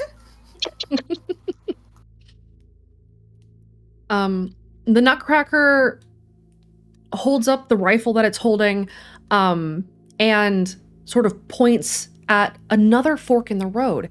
And just like the previous one, it has a naughty or nice sign. And the Nutcracker points, instead of the naughty path, to the nice path. Follow the Nutcracker. Vi's gonna just try to point ahead to where he's pointing. Yep, following. You guys head down the nice path? Yep. Yes. Okay. You guys are sprinting down the path. Everyone go ahead and roll me 2 things. First and foremost, roll me a random. Oh, fuck. Ah, yes. Why? I see. Where is the Christmas spirit? It's gone. It's left the building. It is no more. It has ceased to be. You already know Dichotomy hates me. Okay. So you guys are sprinting down the path. Go ahead and roll me another athletics.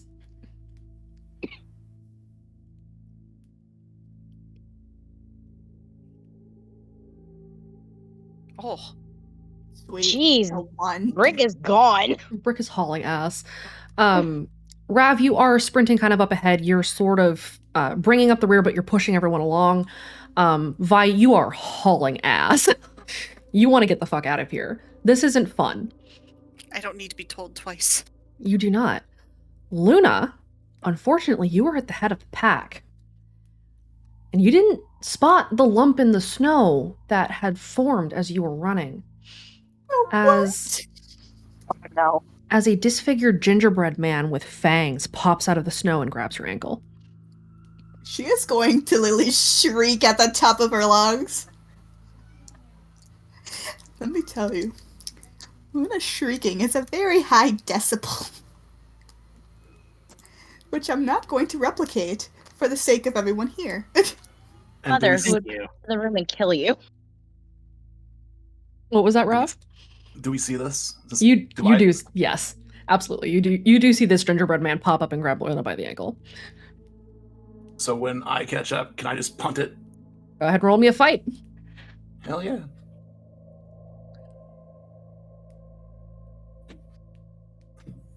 You Damn. punt this thing so hard that it turns into ginger dust that scatters across the ground, leaving like disfigured gumdrops and tiny like icicle fangs just sticking out of the snow. But Luna is freed, and you guys are free to keep moving. Go. What the actual fuck is going on? This is a very holly jolly Christmas. Really? Yeah. Depends on the movie you're watching. Just go. And so you guys sprint on into the dark. As you continue to run, the trees take on even more sinister appearances as the evergreens give way to deciduous trees that are just kind of long, gnarled branches that almost feel like they're reaching for you to grab you. And as you continue to sprint, you make your progress up the path. Up ahead, you see a cabin at the end of the road. Fuck. Nope, no questions. Just keep going. Run. It's the toys. They know. The little nutcracker points at the cabin. The angel lets out a terrified toot on the horn and curls back into your jacket, Sam. Oh, poor baby. Boys, I'm smoking. Inside, inside, inside. You guys race inside? Yes. Okay.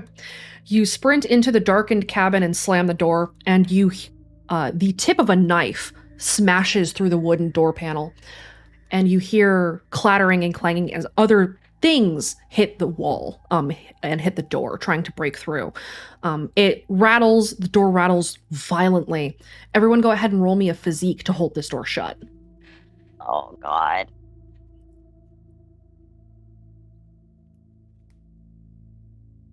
Cool. Physique. What is the baby's physique?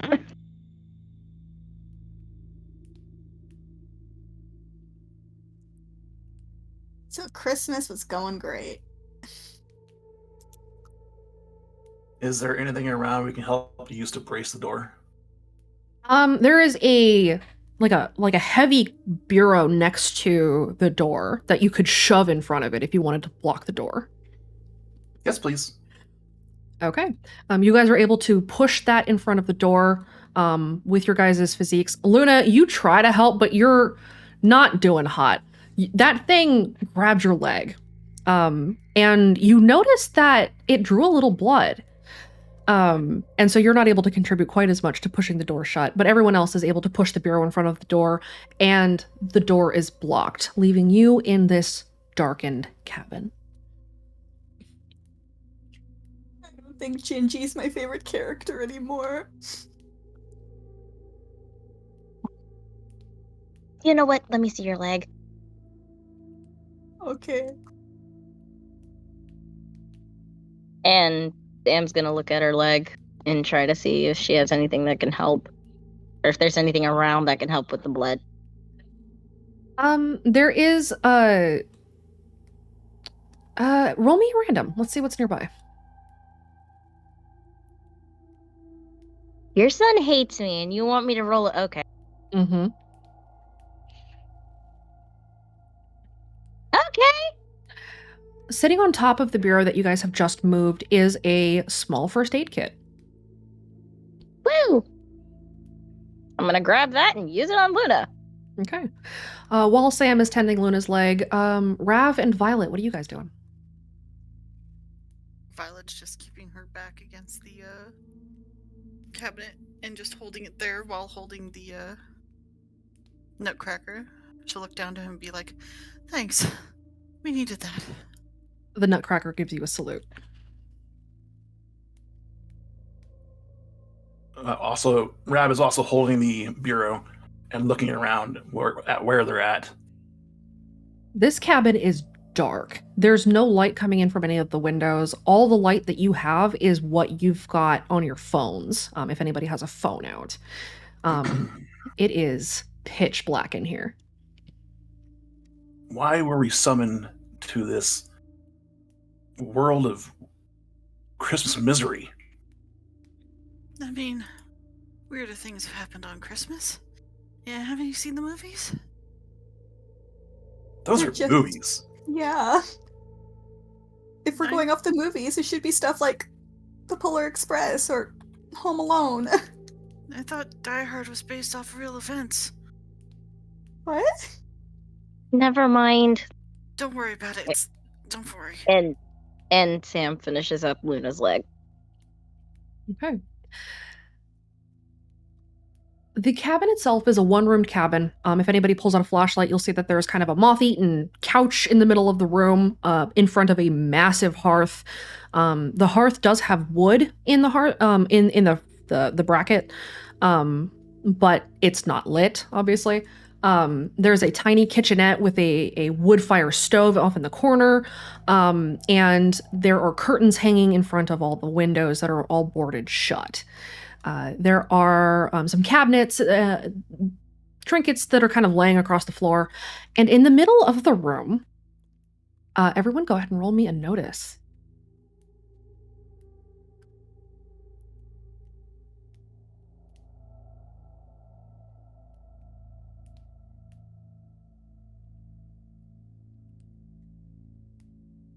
It's very faint to pick it out, but Vi, you don't see this. You're kind of just looking around. Rav, you kind of see this out of the corner of your eye. Sam, you also kind of see this out of the corner of your eye. Luna, you notice in the center of the room, sort of hidden, but not fully hidden under the couch, is the edges of the symbol that you had seen on the box before, the serpent eating its tail. So, that bodes very ill. The symbol on the box is there. And she kind of like points to it. Oh, great. Which symbol? The snake. Did you get that in your box? Yeah, but only when I closed my... Well, first when I closed my eyes, it was on the tag, and then when we opened the box, it was on the box. I think ours was only on the tag. Weird. This is really weird. Should we uncover the symbol? I feel like we should just mess it up. Don't think that'll help our cause. What if it pisses off whatever's kind of sent us here? I would think it's already pissed off. Considering that you have a nutcracker that's moving, I have an angel that is currently literally shivering in my coat. I don't really know if we have anything else that we can do. I mean, the nutcracker kind of showed us the right way.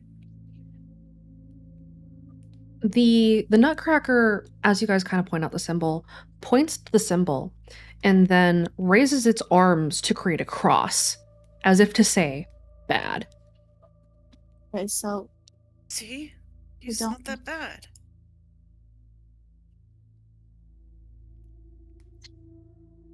So... Okay, the question is...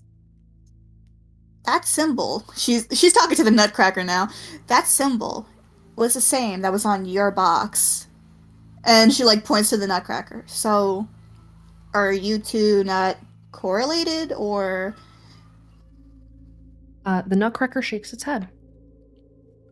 Were you kidnapped? The nutcracker nods. Okay. Have you always been a nutcracker? The nutcracker shakes its head. Luna makes like a face at the implications. Were you a person? The nutcracker shakes its head. So you weren't always a nutcracker, but you weren't a person. It seems like it's trying to think about how to emote this. The angel kind of emerges from Sam's coat and lets out a little toot on its horn. And points to the fireplace. Huh? Do you want us to light the fire? The angel nods. Okay. I guess some warmth would be good, but won't it attract that thing outside? I mean, doesn't it already know where we are, considering we barred the door? I mean, yeah, but... And what was that snake thing? It was so close to me, too! Okay, let's light the fire, and then we can panic. Okay. I promise. Violet's gonna check her jacket for matches. You don't find any in your jacket, but you do find some matches on the bureau that you guys had pushed in front of the door. Oh, hey, this works. Here. She's gonna gently offer the nutcracker over to Rev. Just hold him for a sec, okay? I'm still bracing the door.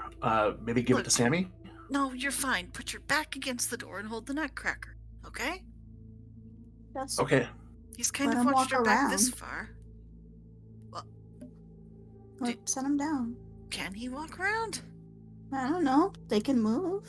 Well, Can you walk? She looks at the nutcracker. The Nutcracker raises its arms as if to shrug. Well, there's one way to find out. Either way, here, you stick with Rev for a bit. She'll pass him over while she goes to light the fireplace. Rav the Nutcracker salutes you. I'll give it a little nod. Okay. And you go to light the fire. As you do, the room is filled with the warmth from the hearth, and you're able to see this one room cabin a little better. You see that there's kind of a moth-eaten bed off to the side. The blankets are very, very old and kind of threadbare. There is a doll sitting on top of the bed. Oh God. And oh no. it turns to look at you. At this point, it's par for the course that the dolls move. Of course. I know, but it's still creepy. Like, what if it's one of those things from outside? Trust me, I don't like it either, but... As long as it's not like a Chucky doll. What the fuck? And she, like, moves over to go hide behind Sam. It's coming. The fuck? What's it? And why are you? No! I hate it. It will be back soon. But you're not alone.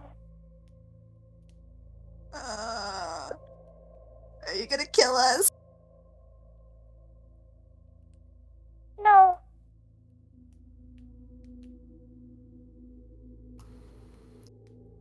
Are you... I just had a full body shudder. I hate it. Luna kind of looks at the Nutcracker again. She with you? She like points at the doll. The Nutcracker shakes its head and is pointing its little gun at the doll. Okay. Glad we're on the same page here. That's a big same, buddy. Does this cabin have windows? It does have windows, but the windows are boarded over. Okay. Okay, there goes my plan then. I was gonna grab the doll and throw it out the window. There is a back door. We should There probably... is also a fireplace. There is also a fireplace. Hold up, before we toss it and turn it into chunkwood. What do you mean by it?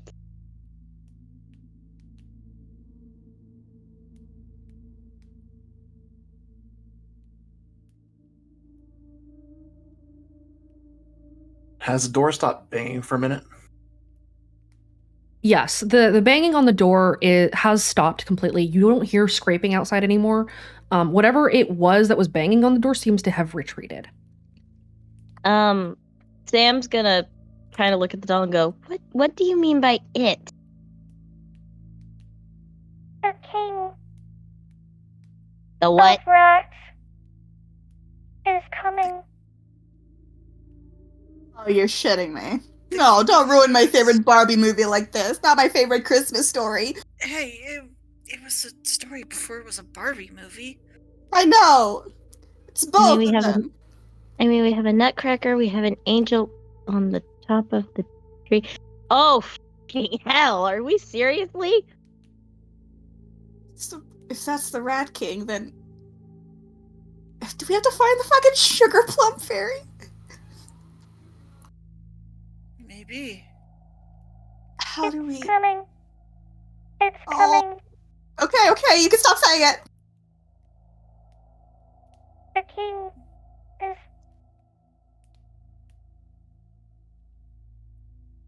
The doll's head lists off to the side and it goes silent.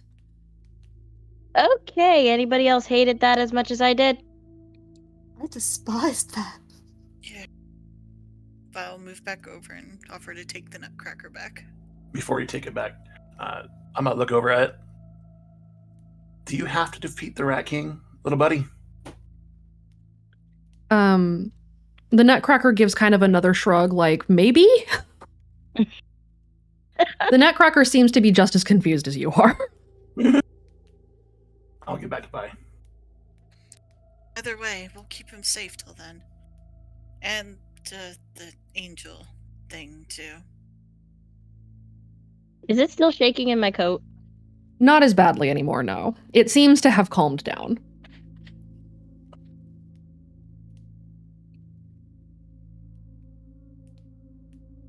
Well, it seems to have at least gotten over the fear of whatever the fuck that was.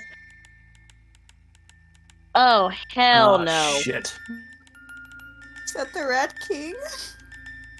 Recognize which tune this is, and I can't say what it is because in that's not character. what we know yet. It's in character.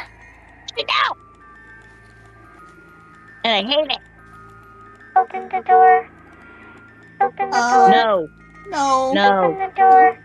No. No. Open the door. No. Open the door. Was this open the Fuck. door? No. Violet's gonna move to put her back against the door as well. And is this coming from the baby doll? It is coming from the baby doll. Does Luna have her bat? Roll me a random. Let's see if you have kindness. Embezzled. Bedazzled. Not Yeah. not bedazzled kindness. You don't get your plates No, until it's- Christmas. She's bedazzled, Oh, but that's she right. isn't Bedazzled plated. kindness. That's right. Bedazzled but not plated. Yeah, not plated yet. Yeah, you have kindness. Okay. She kind of like looks at the others. Permission to smash it. Permission granted. Okay, Luna's gonna go over and smash the fucking doll. Okay. Luna, as you smash the doll, the voice kind of deepens even further. It utters one last sort of anguished, guttural hiss, and then goes silent. And then quickly, with one like motion, she's gonna grab it and toss it into the fire. It hisses one last time as the fire consumes it, snapping and crackling and popping. And then the cabin goes silent, and you have a moment to breathe. Meanwhile, Team Bad Decisions, how you guys doing? Well, Baxter and Kaede are leading as we're following directions being given to us by a mouse. Are you following the mouse, or is somebody carrying the mouse? The mouse can walk. I has the mouse. You has the mouse? Okay. Yes. Okay, Aurelia is carrying the mouse. Kaede and Baxter, you're kind of leading the charge, and Kira, you're here because you have to be. Kira is here because Aurelia wouldn't... Because Baxter and Kaede were going to go anyways. Aurelia didn't want to be alone, and Kira's not going to leave Aurelia alone. So Kira is here, not very happy, because she did recognize that symbol, and she's annoyed. Okay. I can stop the spook music for a minute because you guys are just on a trail through the woods. Nothing's wrong right now. I can hear the shitpost grin in your voice. Yeah, me too. Everything is fine. Uh-huh. Keep smiling. Yeah, I hear that smile in your voice, Arcana.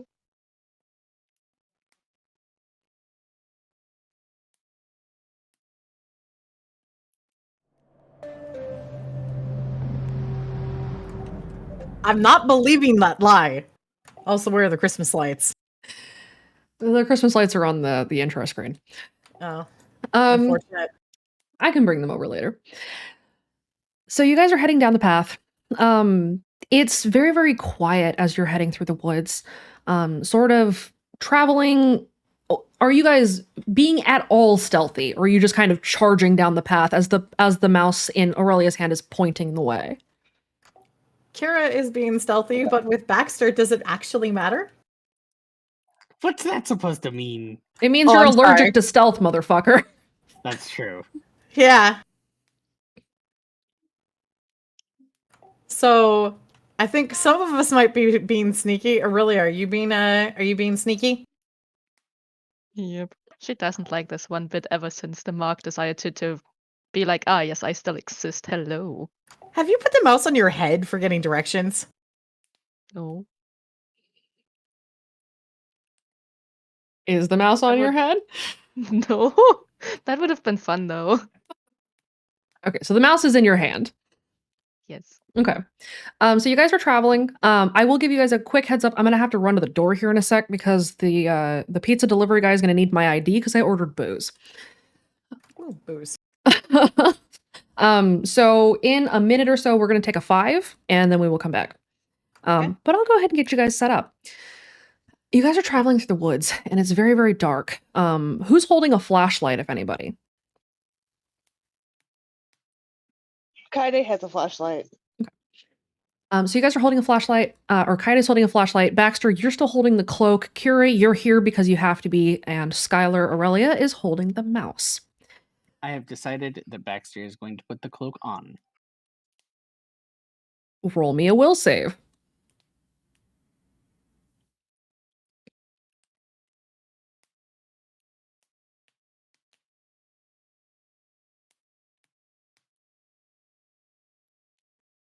Okay, you put the cloak on. Nothing happens. It's Huzzah. warm. It's a very warm cloak. It's very heavy, but yeah, you are now wearing this cloak. It is my cloak now. As you guys, go ahead. Are you sure that's a good idea, Baxter? It's too late. It's on already. All right. And no, it's probably not a good idea. All right, Baxter puts the cloak on. You guys are heading into the woods, traveling on this path. You're moving through the evergreen forest, and everything is very quiet. You hear the occasional distant chiming of the sleigh bells, but it's not enough to notice it particularly well. It's just kind of scattered around. And as you're moving, you notice that you're coming up to a fork in the road.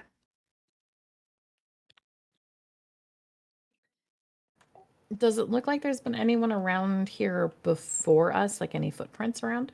There are no footprints. There's no sign. There's just a fork left or right.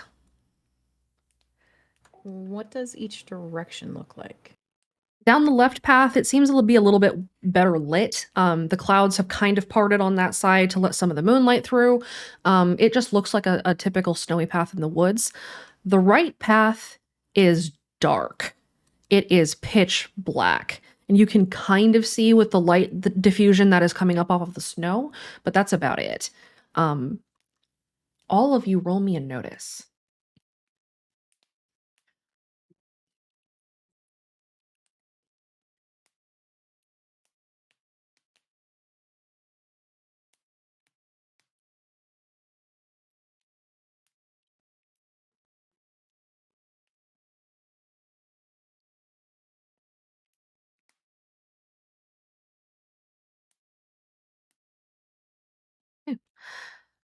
All of you see this. Down the right path, down the shadowy path, is a shadowy, black clad figure trudging towards you in the snow. We're going to pause real quick because my pizza's here. So let's take 5 and we will come back. Okay. He's getting a snowball to the face. BRB.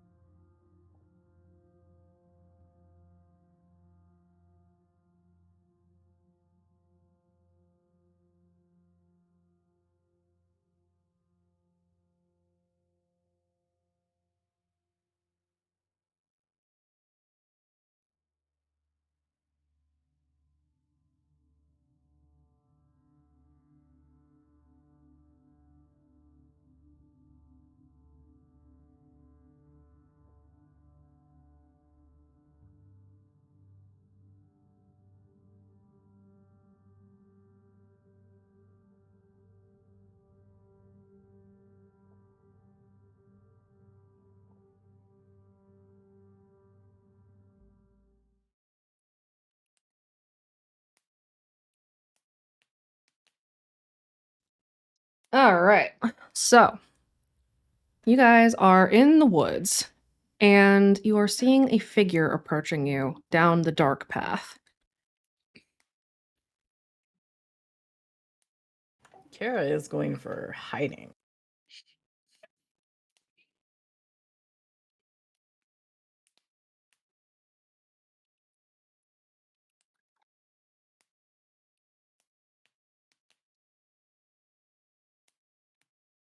Anybody else doing anything? What kind of path is this? Does this path happen to have rocks? Uh, What are you gonna make another no. snow-covered rock?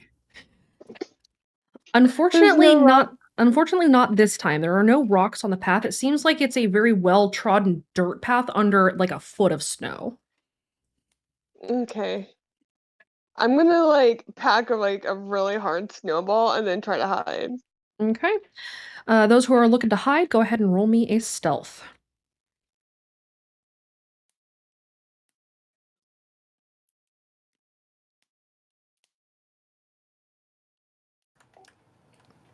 I think Kira's ninja training is still paying off. Kira, you're invisible. Aurelia, you go and hide as well. Baxter, what are you doing? Baxter can't hide, so he's just honestly, I don't know. Well, you better figure it out because you only have a few minutes. I guess he'll try to hide. Okay, go ahead and roll me stealth. Nope, that ain't happening. You go to try to hide, and you get the cloak kind of caught on a bush, and so you're kind of fighting with it for a little bit as the figure approaches and steps up and comes to a stop.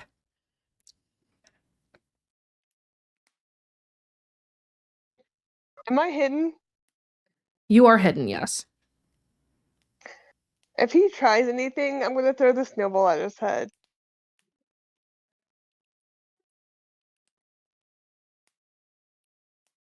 What does the figure look like? Does Kira have a vantage to be able to see the figure?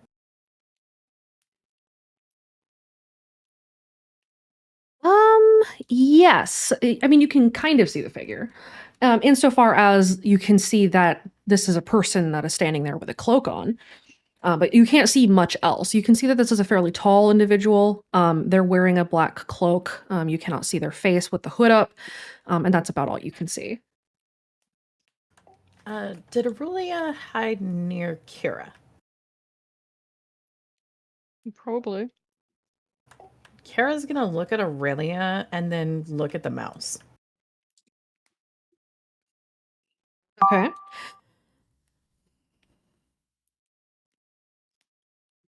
What's the mouse doing? Mouse is doing. The mouse is kind of hiding down, pressed against Aurelia, but peeking very carefully out to watch the figure.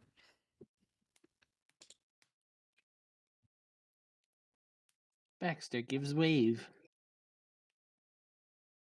Hi. The figure under the hood tilts its head and stares at you. And does not say anything, but a hand extends as if it's expecting you to give it something.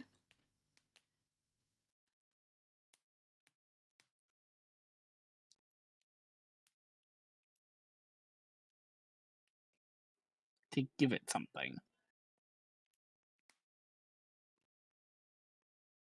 Do we all see this? You all see this, yes.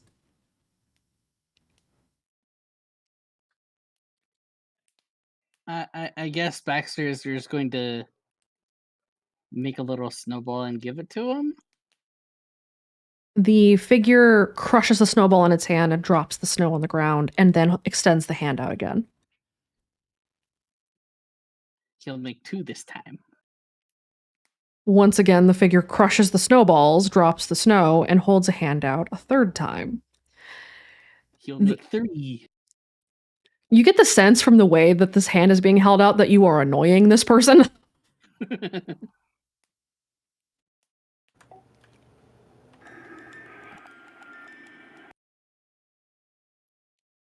You hear the faintest hissing from beneath the cloak. He's gonna plug his ears. Nope.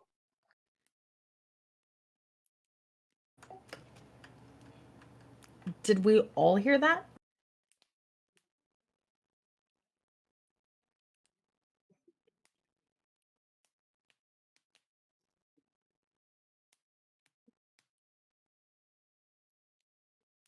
Yes, all of you did hear that.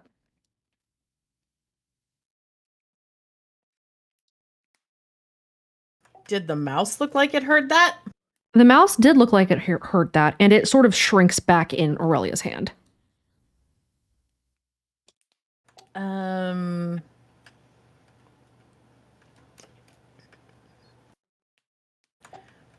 Is the figure looking like it's trying to specifically stay in shadow? Yes.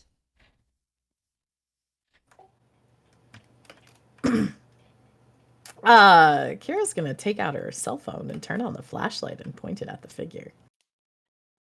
The figure does not recoil, but the cloak shifts ever so slightly as if to cover more of it.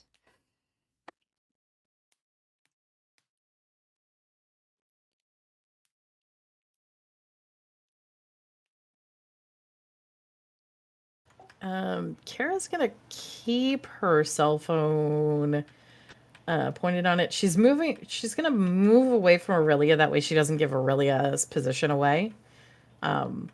With Tiny Mouse. And keep the light on the figure, and like as she's moving, try to see if she can make it move away from Baxter.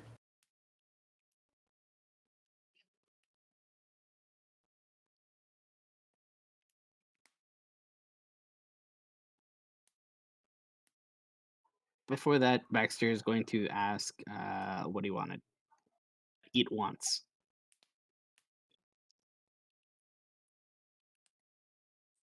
As you ask this question, you feel the hair on the back of your neck stand up.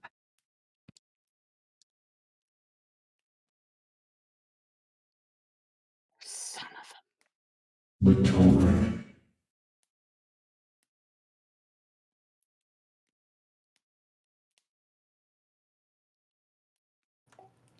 Can you repeat what it said? I did not make that out clearly. Vittori. Our toy. I think it was our mouse friend. That's not a toy, though.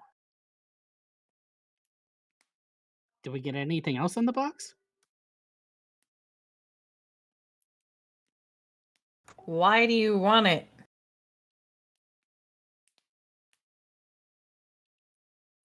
It belongs to me.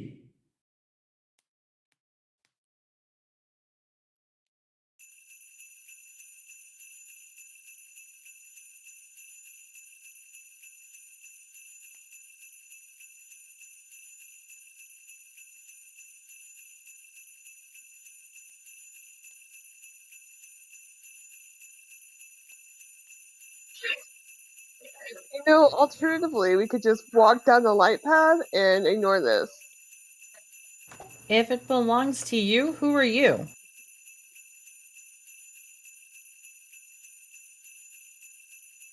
This is my world. Okay. But who are you?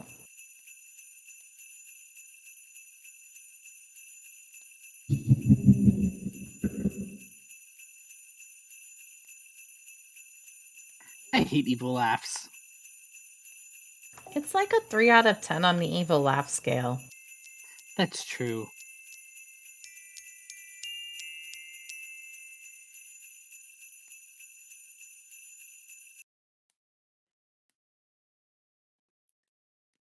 Everyone roll me a notice.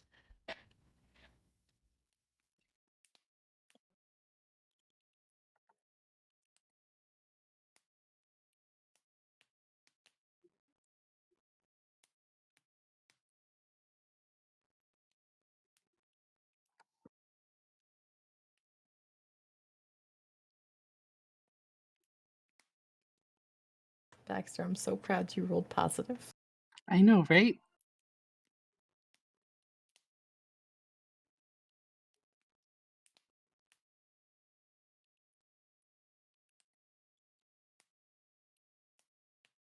Baxter, you kind of hear a distant sort of slithering sound. You're not sure what it is, but you're not sure where it's coming from. And you're kind of focused on this guy in front of you. Kaede, actually, Aurelia, rather. You notice that the mouse is sort of pressing back into you, and that the wind-up crank in its back is sort of shuddering, as if the mouse is afraid. Kira and Kaede, you notice that there are shadows that are starting to creep out along the dark path, and sort of pooling around the figure's feet. Are they avoiding the light with her flashlight? They're not. And they're still staying shadows even with the flashlight. Mm-hmm.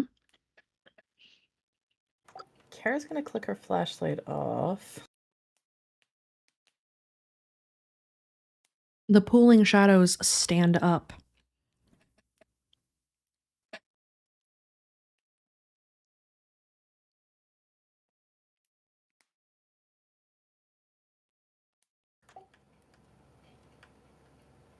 What do they look like?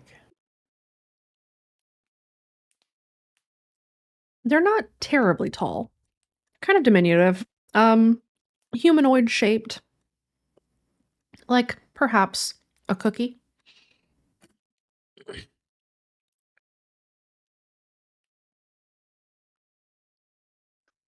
Like perhaps a gingerbread man?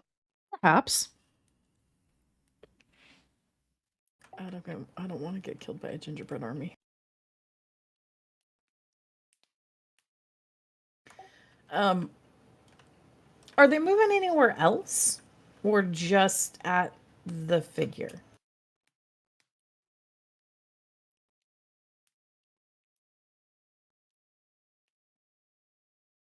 They are not moving anywhere else.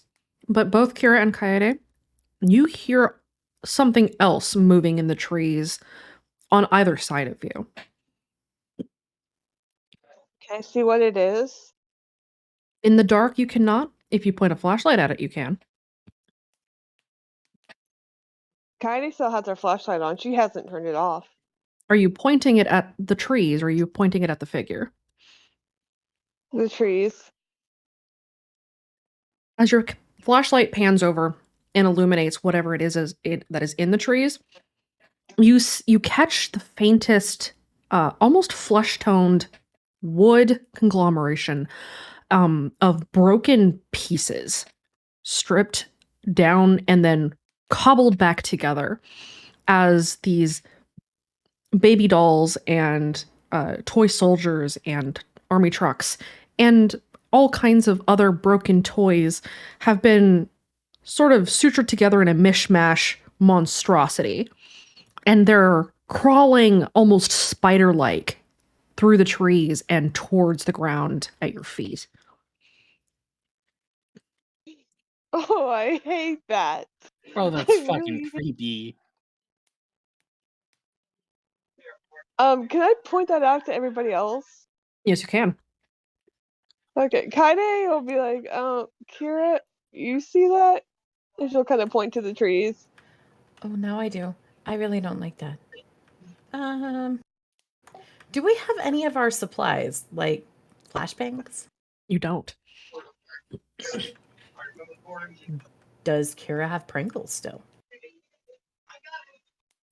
Which deck did you select at the beginning of the session? And did you grab Pringles on the way out the door? I only have drone as a deck. So I only have drone. And I had not said if I had grabbed Pringles or not. One would assume that you'd always have Pringles with you. She tries to, but I didn't say that I grabbed Pringles. This is true. I'm leaving it your call. Did you think to grab Pringles on the way out the door? She would, if only because she is not going there under hat. She's not going out with excitement, so she would have wanted to have Pringles. Okay. You do have Pringles then. Okay. Does Kaede have her knife? Yes.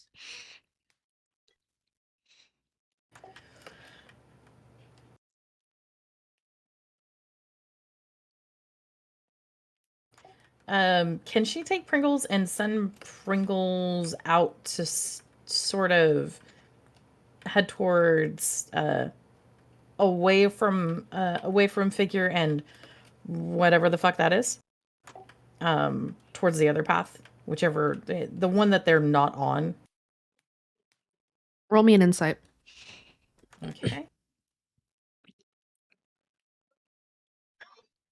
Are the things in the trees like actively like coming at us? They're coming towards you actively, yes.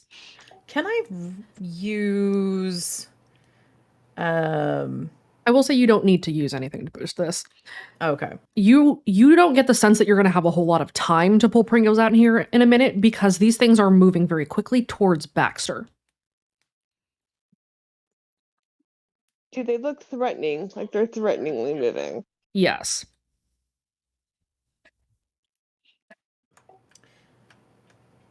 How far away are they? About 10 feet.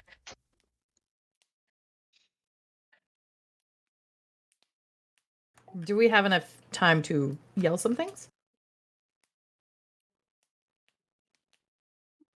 Probably. Baxter, move! Baxter's gonna run away. Is only Baxter running, or are all of you just letting him leave and hanging out? Oh no! Baxter is going to Kira's run the other, or to the other path. Kira's going to reach a hand to try to grab, make sure that Aurelia isn't left behind. Kaede, come on! I think we gotta go. Yeah, Kaide's already taken off down the other path, the light one. Okay. It's not super spooky and scary. You guys are heading down the path. Yep. Kira's grabbing Aurelia. Okay. Go ahead and roll me in athletics. Aurelia, the mouse is pantomiming at you to run.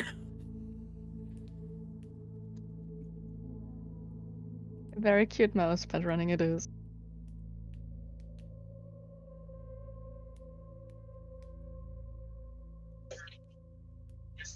So my does my unstoppable give me a +1? What level is your unstoppable at? 3, I think. Yeah, it's at 3. You should get a +1 to sprinting specifically. Okay.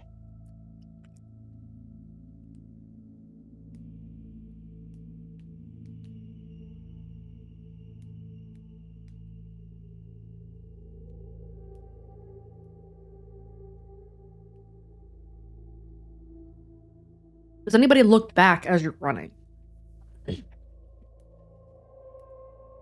No, because it's probably standing there menacingly. Kira would, because she'd also be trying to say, "You never gave us your name." As you look back, Kira, you see that the figure crumples into the snow, and distantly you hear the faintest. Sin? Guys, the instrument! It's out here with Sin!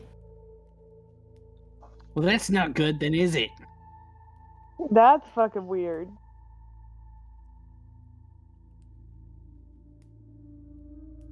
Sin, wait.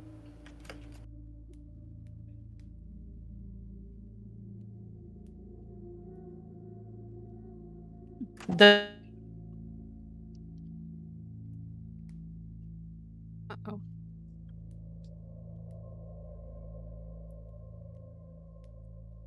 I think Discord's crashing for me. Give me a moment.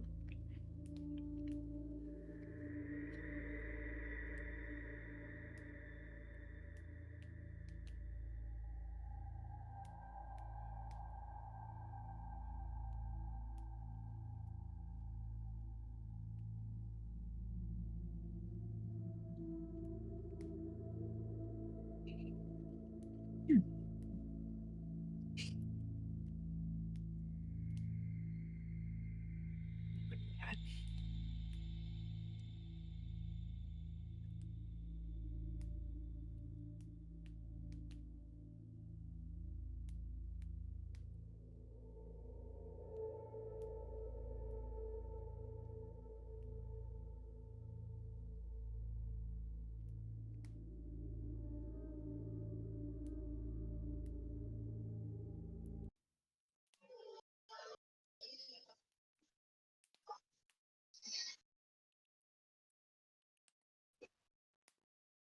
Yeah, brand new rig. We're crashing. That's great. I love that.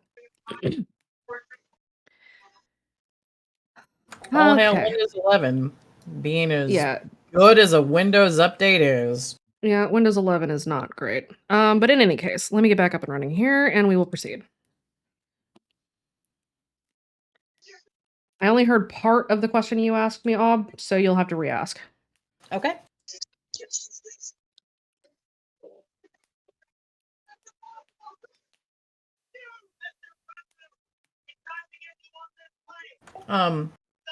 Raven, Huh? background noise. Oh, so am I unmuted? But Yep. sorry, my bad. All good. You bad, it is your bad.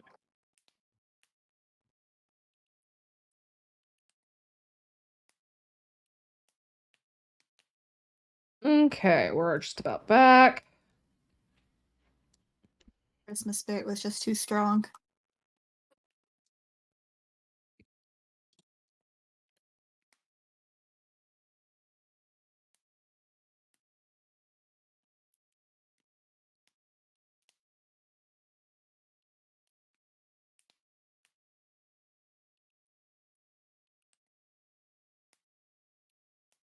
Let me get us back up and running in Discord.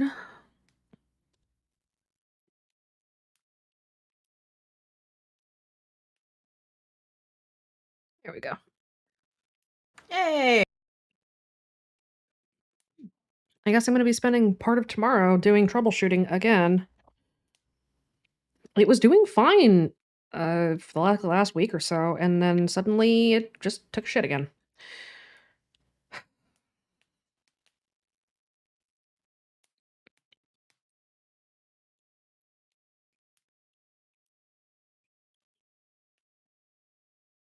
Sounds like Windows. Mhm. But you said you've got a dump reader. You should have a crash dump. Yeah, I'll have to go through it later. Okay. Everybody back in? Everybody good? I think we Yeah. are good to keep moving. Okay. Yep. Looks like right. All right. What was the last thing you heard me say? You asked if anyone was looking back over, and I said yes, Kira was looking back over because she was also saying, you still never gave us your name as we were heading out. Okay.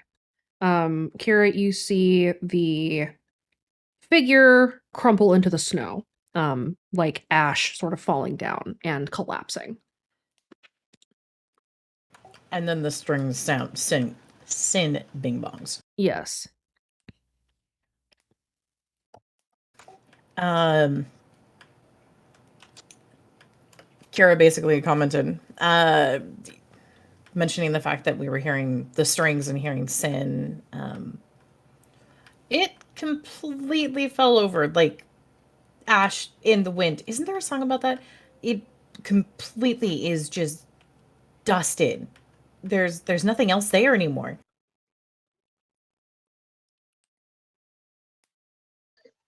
Are the creepy spider baby dolls still coming at us? They are following you, yes. Awesome. Good to know.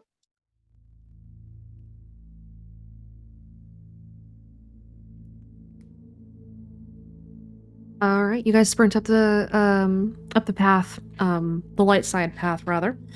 And after a certain point, you notice that the moonlight stops lighting your path and it gets darker and darker. The trees sort of lean in as you're passing, as if there were a wind blowing them inward, but it's coming in on all sides, and it feels like they're reaching to grab you as you go.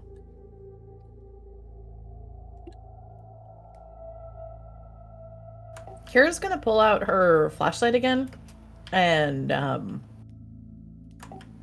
kind of see if they get away if you hit them with light? The baby dolls don't. The Trees. trees also just sort of shiver when you do it, but they seem paralyzed as you run the light over them. Kira's gonna aim the flashlight so that she's kind of doing the paralyzing for the trees that they're directly gonna be running by, so that they don't get grabbed by them. Okay. So you're sprinting along, you're pushing back the trees as they're reaching for you. And you come up to another fork in the road. And as you do so, the baby dolls that had been chasing you, the mismatched toy spider creatures, flee back into the trees and vanish.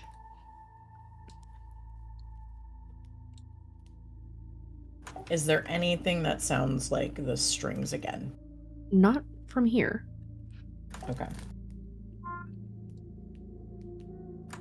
So we're at a crossroads again?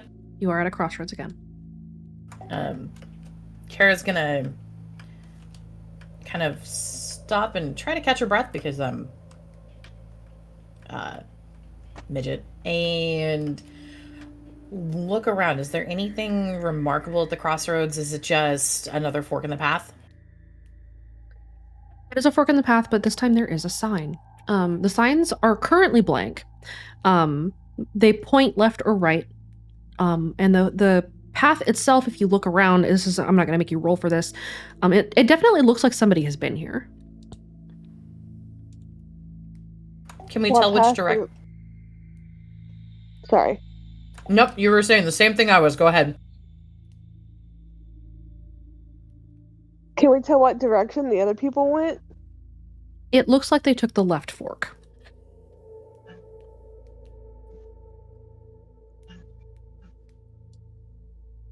What do you think, Kira? Kara's gonna look at Baxter and Aurelia and Basil. Basil. Is The that, mouse. Is that what you've named the mouse? That's what Aurelia has named the mouse already. Basil of Baker Street? I have my reasons. That's a great name. Okay, so you named the mouse. It's a cute name. It's a cute name. Yes. Okay. The mouse points at the sign first, and if you follow the mouse's pointing, you see that the sign has a new scroll sort of written across it. The left path says naughty, and the right path says nice. Well, I know where I'm going. Aurelia, ask the mouse which way we should go.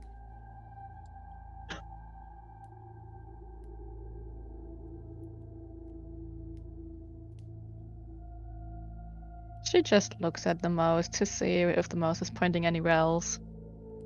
The besides the mouse. signs. The mouse then points to the path that says naughty. So the way the footsteps go. Kira's gonna close her eyes and see if there are any other footsteps. There are not. They end at the fork in the road. Okay. They don't look like they turn around to go back. They do not. Okay.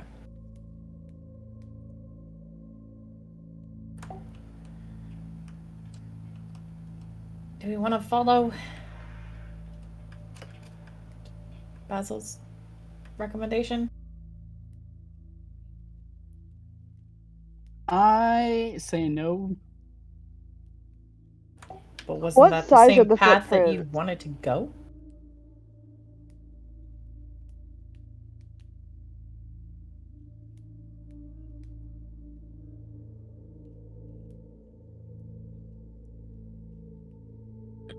What size are the footprints?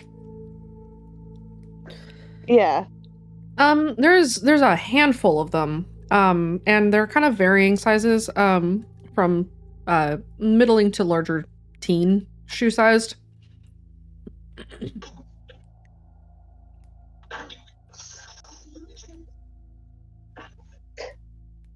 I mean, if the mouse is telling us to go left, I think we should go left and follow the footprints.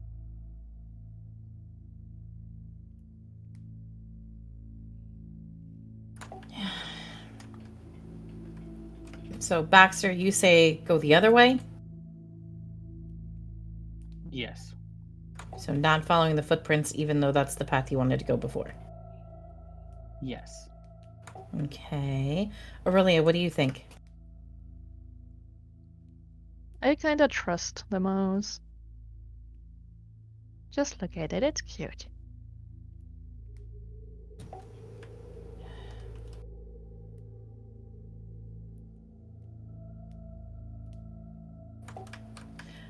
Kara's gonna look at the mouse. Are you trying to mislead us? The mouse shakes its head.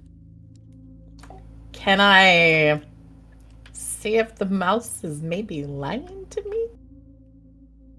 I guess you can roll an empathy. I will.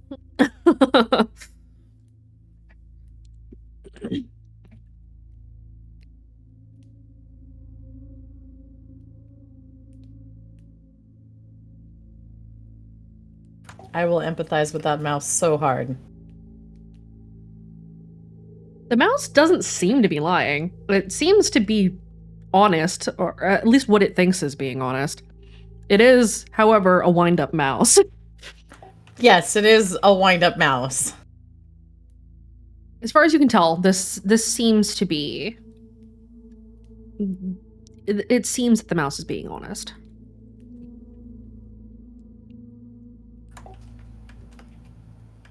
Sorry, Baxter, you're outvoted. Fine.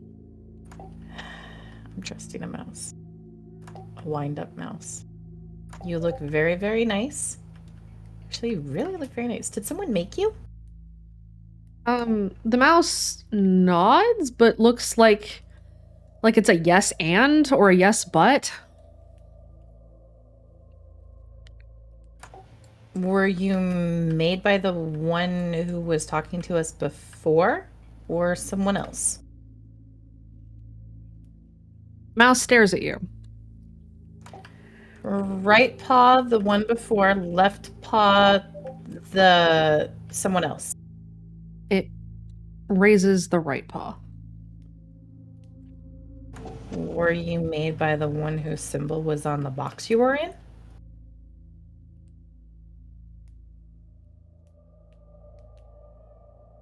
The mouse kind of tilts its head side to side as if it's thinking.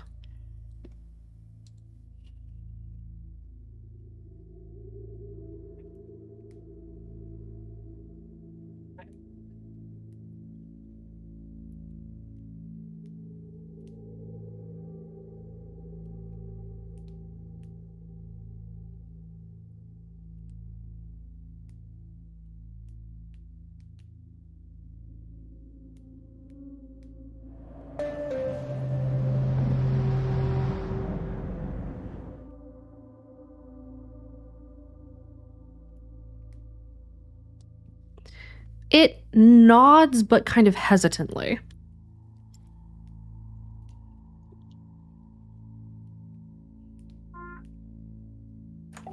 Are you not happy about being made that by that one? It shakes its head. A yes shake or a no shake? A no shake. Not a nod, a shake. Okay. So you're... Okay.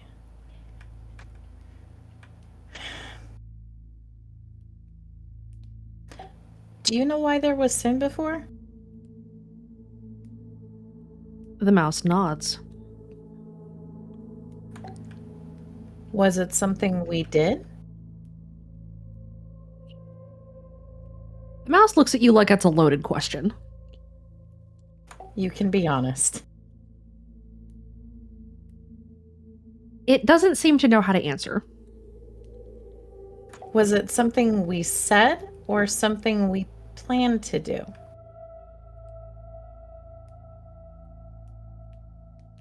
Left paw said, right paw planned. The mouse does not raise either paw. So it wasn't that.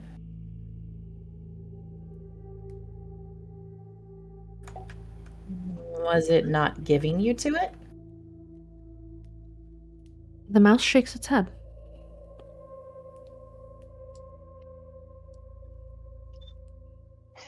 Can I ask it a question? It's an open floor. Kira gestures at the mouse. It's being very cooperative right now. He said he owned you. Is that why he wanted you back, or was there another reason?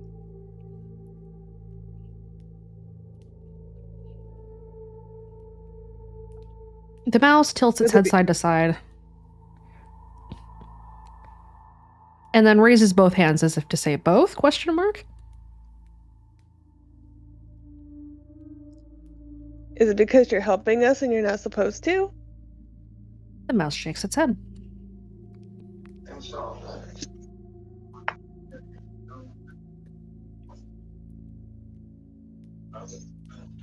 Do you know what's down the naughty path? The mouse nods. Is it something that would help you? The mouse nods again. Is it something that would help us? The mouse pauses and hesitantly nods. So you're not quite sure, but it will help you? The mouse nods. Look, we gotta help the mouse out. He's being really helpful. All right, fine, let's go.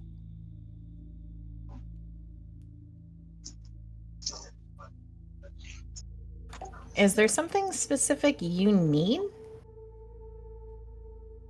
Kira's gonna head towards the path, though.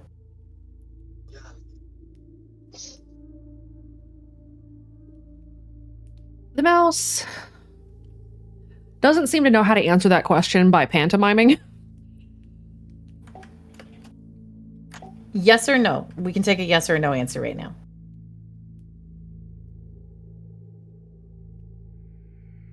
The mouse will just nod. Do you know how to write? The mouse stares at you. It's worth a shot. The mouse then pulls on Aurelia's sleeve and points more urgently down the naughty path. Better get going fast. Yeah, let's go, guys.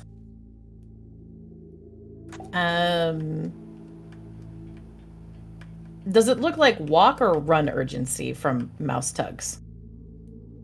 A brisk pace is suggested. All right, let's get to it. Okay, so you guys head down the path. Yep. As you guys are traveling, go ahead and roll me a notice.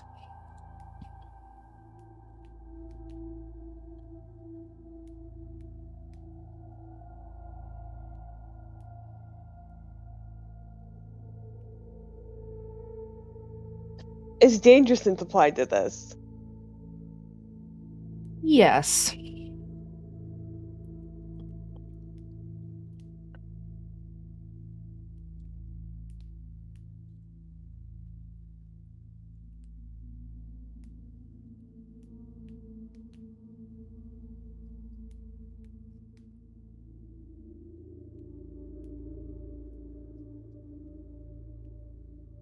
Okay. Holy shit. All of you notice this. As you guys are traveling quickly down the path, you notice that there are grooves kind of carved into the snow, as if something had been dragged or something with a long, almost cylindrical body had been moving along.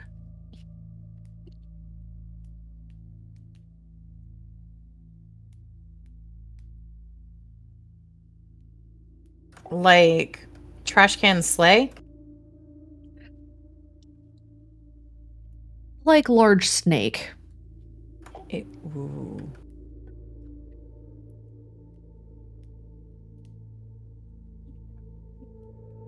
Does it look like it was heading from this, like it's going down the path we're going down, or does it look like it was heading towards the crossroads? You cannot tell from the tracks alone. If only Wraith was awake. You guys continue on down the path, and you see ahead of you is an unlit cabin. The windows are dark, but you do see some smoke curling up from the chimney. And you see that the door on the front of the cabin seems to have suffered some abuse. There is a knife sticking out of it.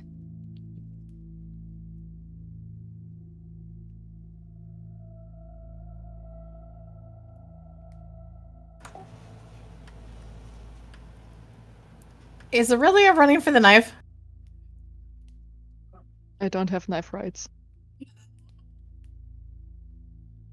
We had this good discussion before. Okay, I'm so glad.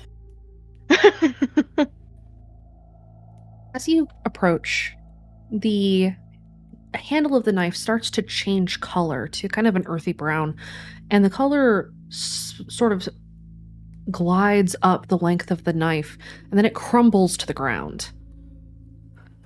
Like a cookie? Like a cookie. Is this the way the cookie crumbles? How dare you? Oh, I'm sorry. What is this episode titled again? Connor wasn't here. Someone had to do it.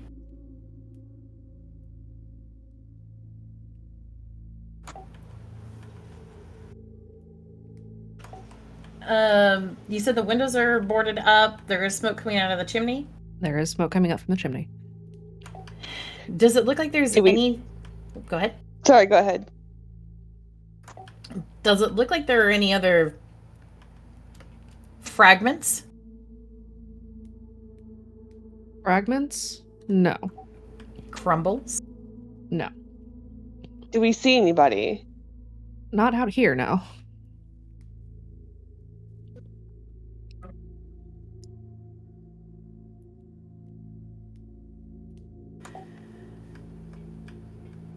Okay. There's somebody inside. So...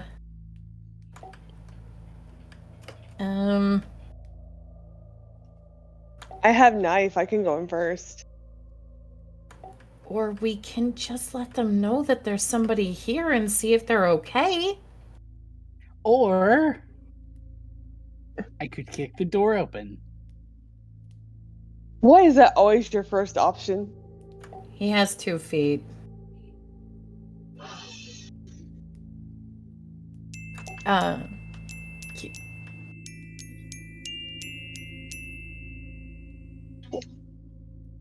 Oh, I hate that. Everybody else heard that, right?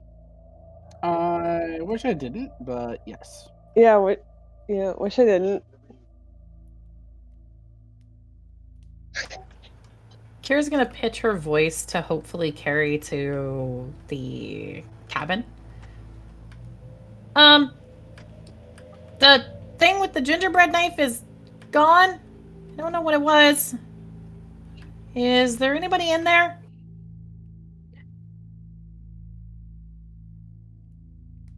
Rav, Luna, Sam, and Violet, roll me a notice and see if you hear Kira. Rav, you do not. You can't more. Wow.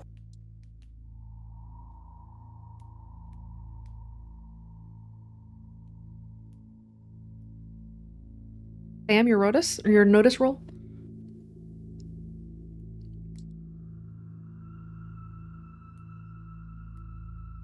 Sorry, I had stepped away for a second. What do I need about? Roll me a notice. Notice. Got it. Notice.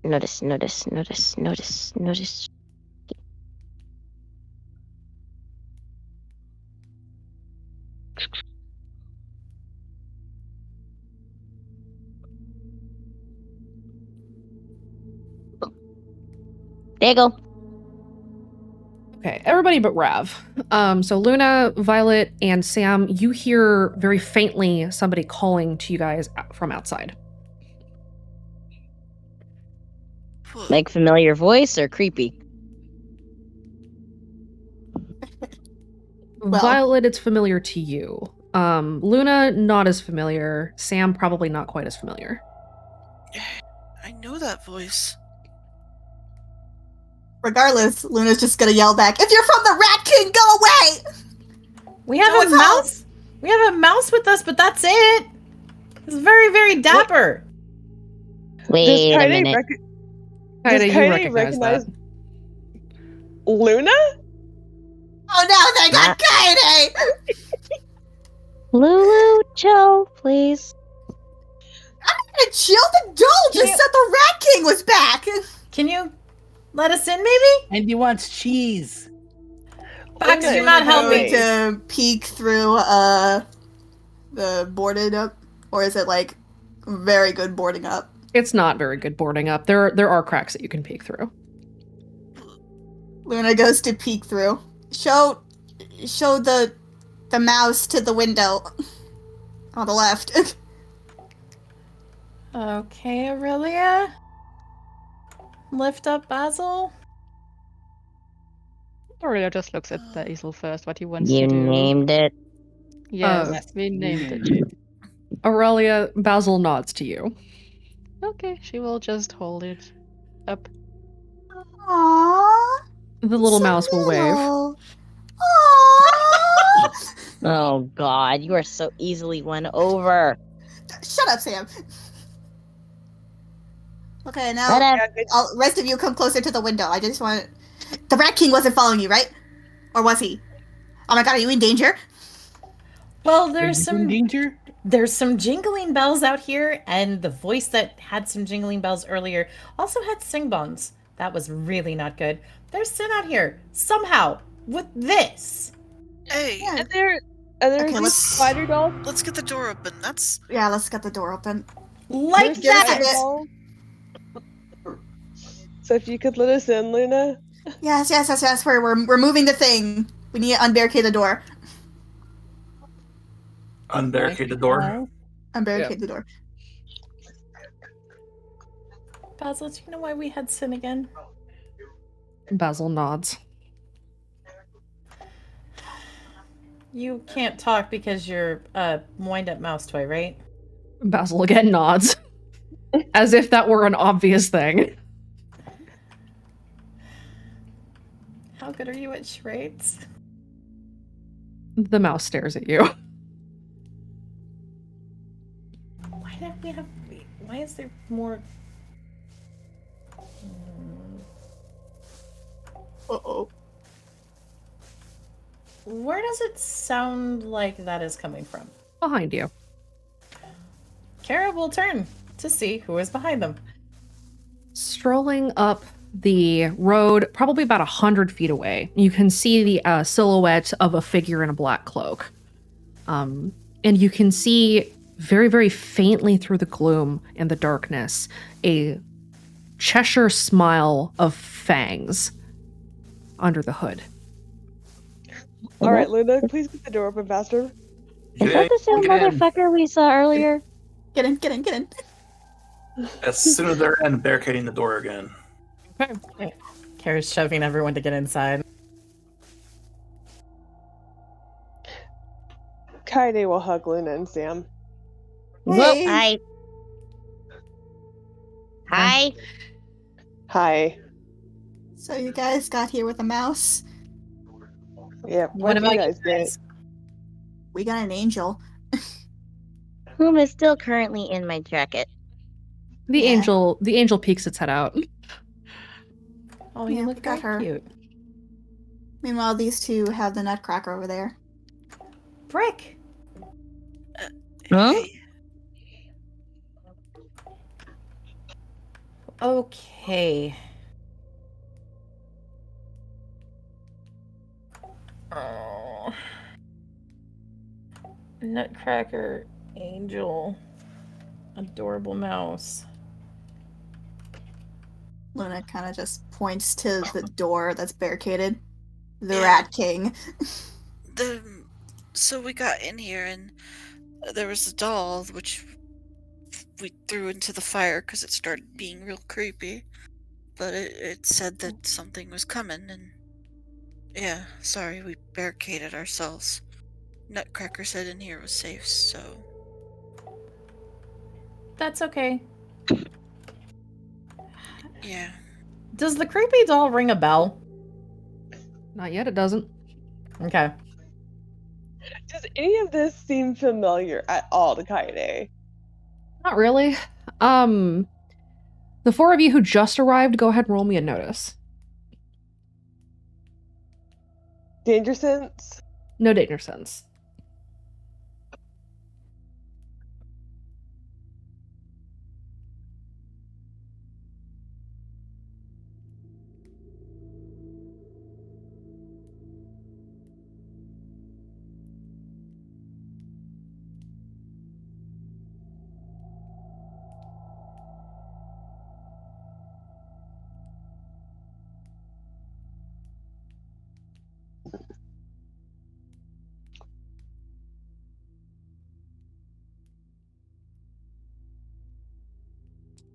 Okay. Kira, you don't really see it. Baxter, Kaede, and Aurelia, you notice peeking out from under the kind of moth-eaten couch in the middle of the room is the bottom of a serpent and the diamond eye. It is very faintly kind of emblazoned on the wood slats of the floor.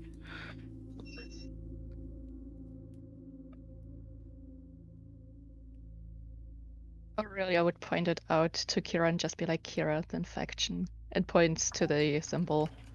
Oh no. This is safe? Basil, are you sure this is safe?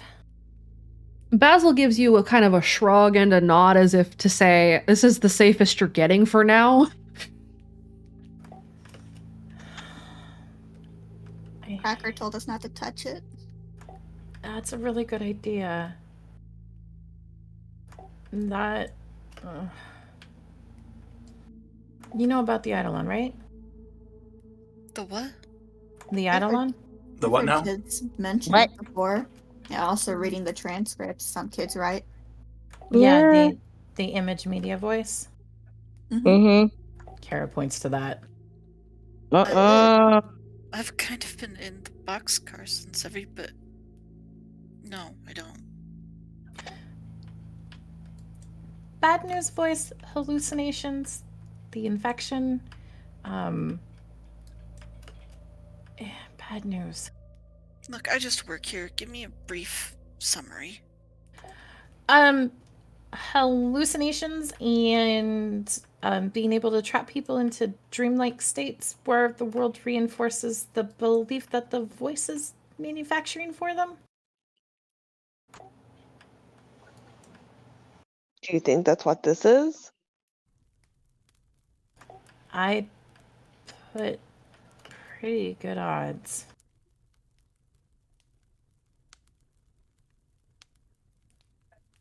Well, if the toys are to be believed, they didn't want to be here either. Yeah. But we can't stay here forever. No, and Fang's smile is outside Mm-hmm. with jingly bells. Maybe we need to figure out why we're here. Ah, shit. The current theory is we need to find the sugar plum fairy, and no, I'm not joking. How did you come up with that, Luna? The creepy doll that I smashed called that thing out there. She like jolts her, jabs her thumb towards the front door. The creepy doll called that the Rat King. Like as in the ballet? Yep. Mm-hmm. What? You never watched the Nutcracker Ballet? No. Not even the Barbie movie? No, my parents weren't really into ballet. But everybody's into Barbie, obviously. Luna slowly turning her head. No, Way off, okay? Lulu, Never really went through that stage, Luna. Lulu, no. You didn't even know what Die Hard was. How can I? Never mind. I'm picking Kara. up the crack to see what's making that noise. The Yeah, that's figure cool. appears to be Look out. approaching again. And Rav and Baxter, you're both looking out the cracks in the windows. Uh-huh.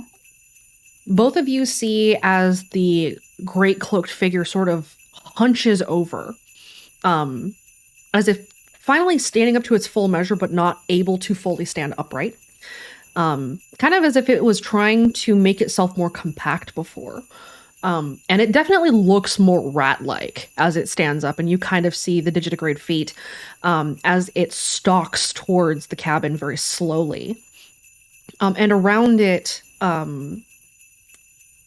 lumps sort of form up in the snow as they curl into balls and then stand upright as misfigured and misshapen gingerbread men. And it starts Oh. to Wow. slowly approach the cabin. That's not cool.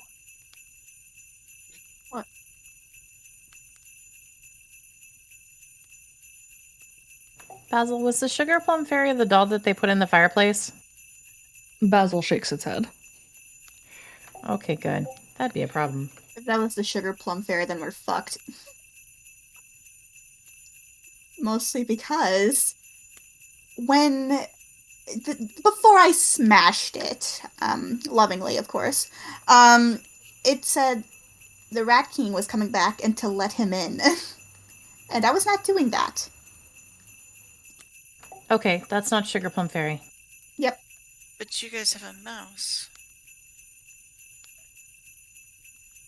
Well, I guess they're both rodents, but it's not a rat, so.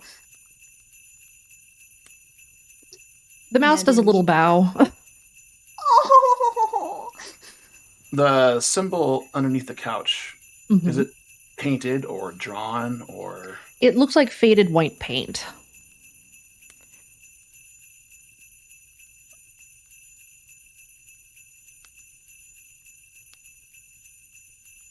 Do we know what happens if we mar the symbol? Everyone? Mhm. I wouldn't touch the symbols. Generally, that might make a voice mad. Is there anything Kara might know from just boxcar chatter, things from Red Acre about how voices react when you desecrate their symbol? Because I know CTS actually was hurt by it, and also so was the Adair from seeing a was- voice's symbol marred. But it it was was not- a special circumstance. It was not specifically because the symbol was damaged, it was because of the meaning behind it. The broken symbol meant that faith had been lost and that killed her. So Chase the Sun's symbol itself was not the cause of her death, but symbols have power. Not all symbols have the same kind of power, however.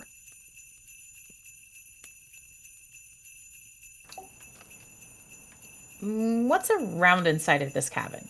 Like, There's a moth-eaten couch in the middle of the room. There's the hearth on the far side. To the right of the hearth is a boarded-up door out to the back. There is a stack of firewood besides the hearth that's kind of at a grate. There's a kind of a threadbare comforter on a bed that's off in the corner where the doll had been and where there are still a couple of small fragments left of the doll that Luna had smashed with a bat. There's a small kitchenette with a wood fire stove and some kind of empty cabinets. Beyond that, it's just kind of miscellany cabin life items that are sort of scattered around. any old cans of paint? There are not. Any sugar or flour? There is a half-empty bag of flour in one of the cabinets, but it's full of weevils. Ew. Ew. Real quick, since we are still deciding, Rab is going to pick up a hefty log, stand by the door. Good.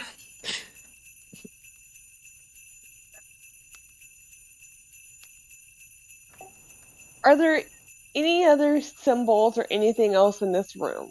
Like, if I close my eyes, do I see anything else? Yes. Above the hearth, you see a symbol that resembles a laughing and a crying mask, except the symbol itself bears the visage of Santa Claus. A angry Santa and a happy Santa, sort of mashed together. Guys, close your eyes and look at the hearth. Kara will do that. Okay. You see the symbol as well. You have to close his eyes. Do you guys recognize that? Does it look like a Santa? boy symbol? It's there when we close our eyes. Kira's gonna crack one eye open. Is it not there when the eye is open? It is not there when your eyes are opened. Where the symbol is on the hearth, there is a painting of a snow-covered field and a couple of trees. It's very old woman, kind of like living room painting kind of style. 70s Hallmark. Yes. Does the symbol look like it's on the painting or somehow underneath it? It kind of looks like it's on the painting.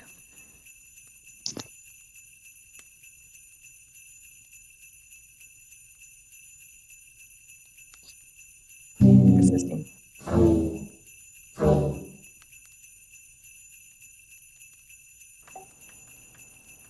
Hello Ready to go home again. now. Can we have your name this time?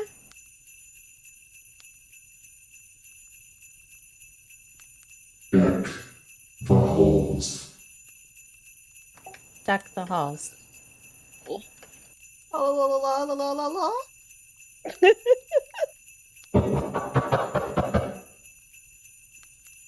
It's nice to meet you.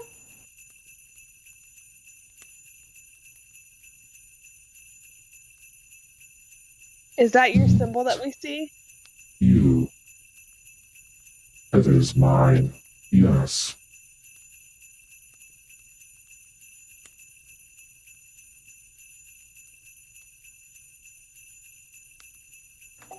Is the Rat King yours too? Now, I think we're missing the most important part. infestation. The infection? As you call it.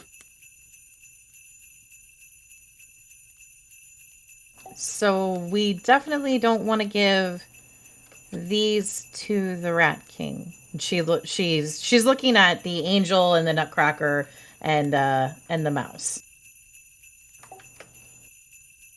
It would be ill-advised. Yes. What is it that you want?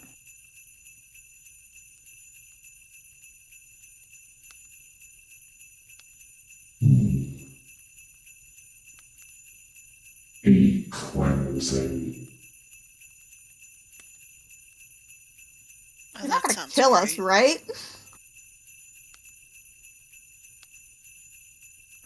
Kara's gonna look at the toys and see how they're reacting to Deck the Halls. The Nutcracker seems mildly annoyed. The angel seems to be a little bit more at ease.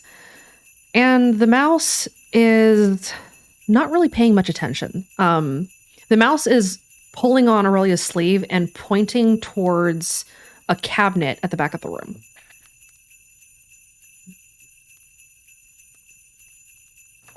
Aurelia would see what the mouse wants her to show. Inside of the cabinet, you find an array of candy cane weapons. You find swords Oh my god. and bows with licorice string and arrows and axes. Hell yeah. Are they tiny or are they like people sized as well as toy sized? They're people-sized as well as toy-sized. Amazing.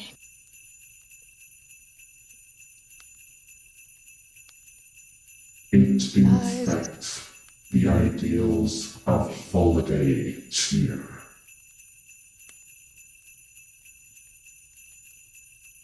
So when you were talking about a cleansing, are you talking about a cleansing of the infection or a cleansing of the infection and us? Of the infection. Okay. That's actually a pretty good thing. Is that something you need hands for, or? That's why you're here. And that's why Basil said it would help and maybe help us. She looks at Basil to see if that's correct. Basil nods. So the toys were sent by you.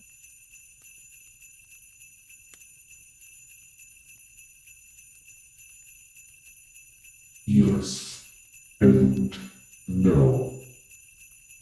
Sent, but not made.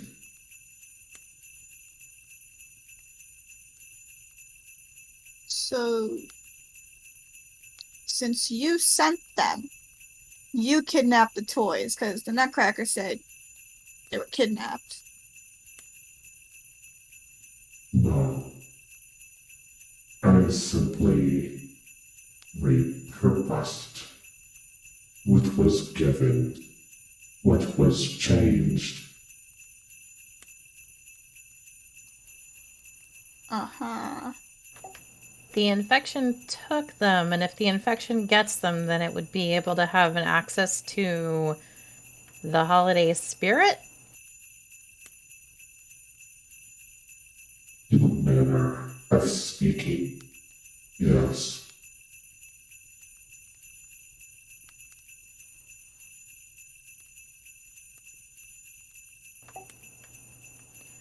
So... how does that relate to sin?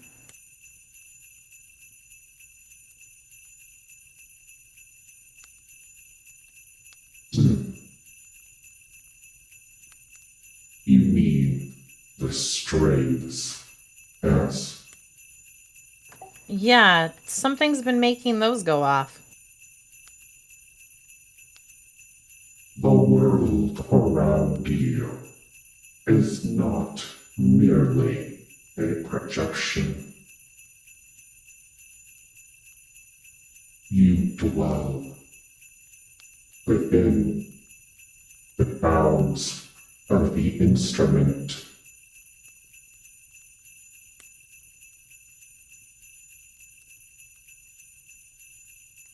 It plays even when you sleep.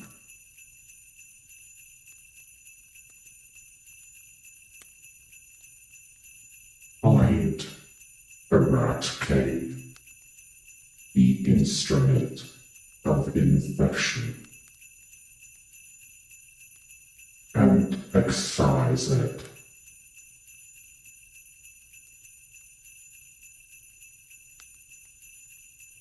Uh-huh. So, holiday weapons. Yeah.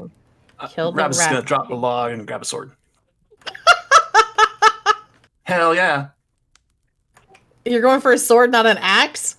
I want the sword. I'll take the axe. Oh my gosh. And Baxter's Kaide's axe. taking a sword. Okay. 100% taking a sword. There Kara's- are swords, axes. There is a kind of a short pole arm. There's a couple of long bows with licorice string, and some other like smaller like dagger weapons as well. Kara's gonna go for a bow and look for candy cane arrows, I guess. There are indeed candy cane arrows. Are they sharp like those sticks get? Yes. Ow. If you've ever turned a candy cane into a shiv, yes. Look, every kid has, right?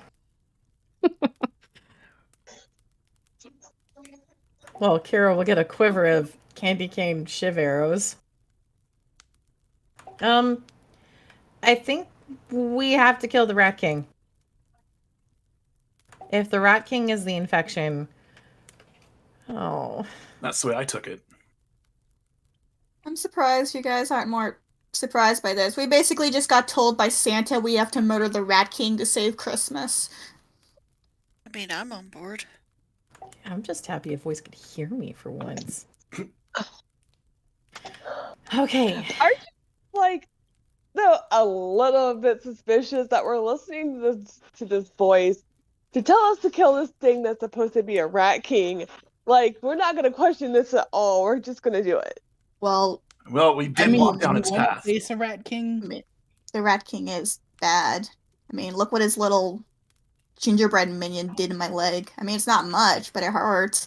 She kind of like does a weak little gesture with her leg. I mean, the Rat King's bad. Haven't you seen the Barbie movie? And she's gonna go grab an axe and put the nutcracker at her back. Can Kira, like, if she's looking at the toys, can I empathy check?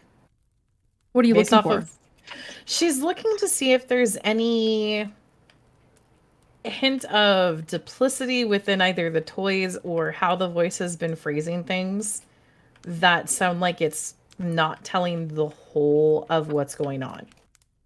They seem to be fairly at ease. They don't seem like they're agitated at all. The Nutcracker kind of points so that it can be taken over to the cabinet as well to pull a sword out from the cabinet to accompany its very tiny rifle. Violet will take him over there. Then once he has his little sword, she'll let him sit on her shoulder. While she grabs an axe. So Baxter and Violet are running axes. Rav is going to run sword. Kira has a bow. Kaede, what weapon are you taking from this collection? I'm taking this fucking sword. Can I dual wield swords? You could dual wield short swords. The longer swords you feel like probably wouldn't be very wieldy with two. Do they have a sword and shield? A candy cane sword and shield. Yeah, there's a couple of candy cane shields. You could take a candy shield. Yeah. So the candy cane shields are just like the big, like, after dinner mints. Yes. The big round ones, you know? Perfect. Yes.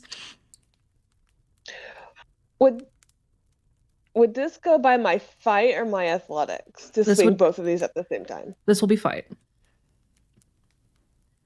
Okay, I'm totally getting two. I'll get two short swords. Okay. Luna, are you taking a weapon? Luna's kind of like looking at everyone gear up with fucking candy cane weapons. We're looking at her bat. Should I switch this out, or? I think you need a weapon from the holiday season and the holiday spirit, because otherwise, that's just pure violence. This is festive. Oh. Okay. I mean, is there just like an abundance of every single weapon, or is there like limited of each? There's a few of each, so 3 or 4 of each type of weapon. There is also a licorice whip if anybody were so inclined. Oh my god. You know what? Instead of the candy cane sword, I'll take the whip. You're gonna take the licorice whip? Yep. All right, Indiana Jones, go for it.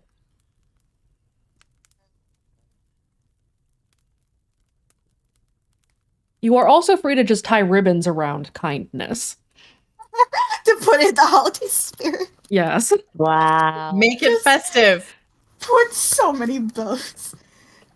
I think Luna's gonna like go over to the weapons, and then before like looking between a bow and a sword, which one should I choose? Are you good with the crossbow? Yes. I'd probably go with the bow then. That's why I went with the bow. I'm also good with the bat, but yeah, I don't want to get anywhere near Oh. that thing. I'll bring it back. So Luna gently sets down kindness and grabs a candy cane bow. And just for the sake of it, is the candy sticky? Like candy usually is. It is like what would be the metal of the weapon would be sticky, but there are grips on them that are wrapped that are not. Okay. Eeh. So she just kind of grabs the bow, and I'm assuming there's like a quiver of candy cane arrows. Yes. And she just kind of like takes the quiver. And as she's walking back to her space, I want to go home. I want to go home too. I think we all Sam, do. do you take any of the weapons? I'm not gonna lie, I missed the weapon display because my thing blipped for like 5 seconds. So what were the weapons again? There are a number of candy cane weapons, swords, axes. There's a candy sword and shield combo that you could take. There are bows. There are a couple of licorice whips. If anybody were so inclined, they may be able to chisel themselves a candy cane morning star or a flail. Wait, did you say there was I a ain't shield? strong enough for that. Yes, there is a shield. I'll grab one of those too. Okay. There are also candy Ow. daggers as well. Ooh, dagger. Okay. I'm going to take a dagger and a whip. Okay. Aurelia, do you take any of the weapons? Just a dagger. She's still kind of iffy about the mark being on her here. That is fair. Okay, you guys arm up. As you guys are arming up, you notice that the fire is getting really, really low in the hearth, just kind of on its own, very quickly. And it's getting very cold inside of the cabin. And the Nutcracker kind of pauses and looks over Violet's shoulder and points to the other side of the room where there is another cabinet. As you hear banging on the door.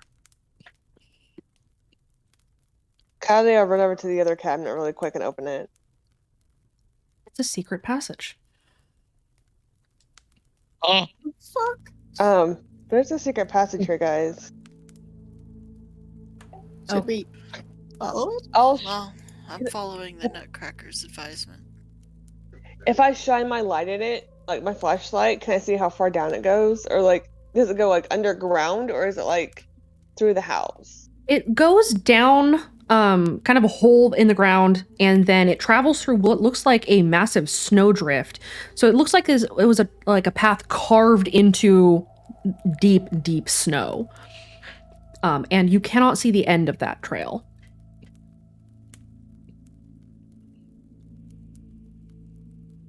Secret tunnel out, guys? Kylie will go in front. Okay. She has, so on one hand she has her flashlight, and the other hand she has her sword. Okay. So they can see where they're going. Okay. You guys head down the path? Yeah. You said that there was some firewood still by the fireplace. As we're passing by, can Kara put a couple of logs on to see if that gives them a little bit more light as they head down? Yeah, you can. Okay. Okay. You guys head into the path. And Kaede is in the front. I assume Rav is also in the front with the shield. Who is bringing up the rear? Kara with probably since she threw the firewood on. Okay. Kara, as soon as you close the door behind you, you hear the front door smash open.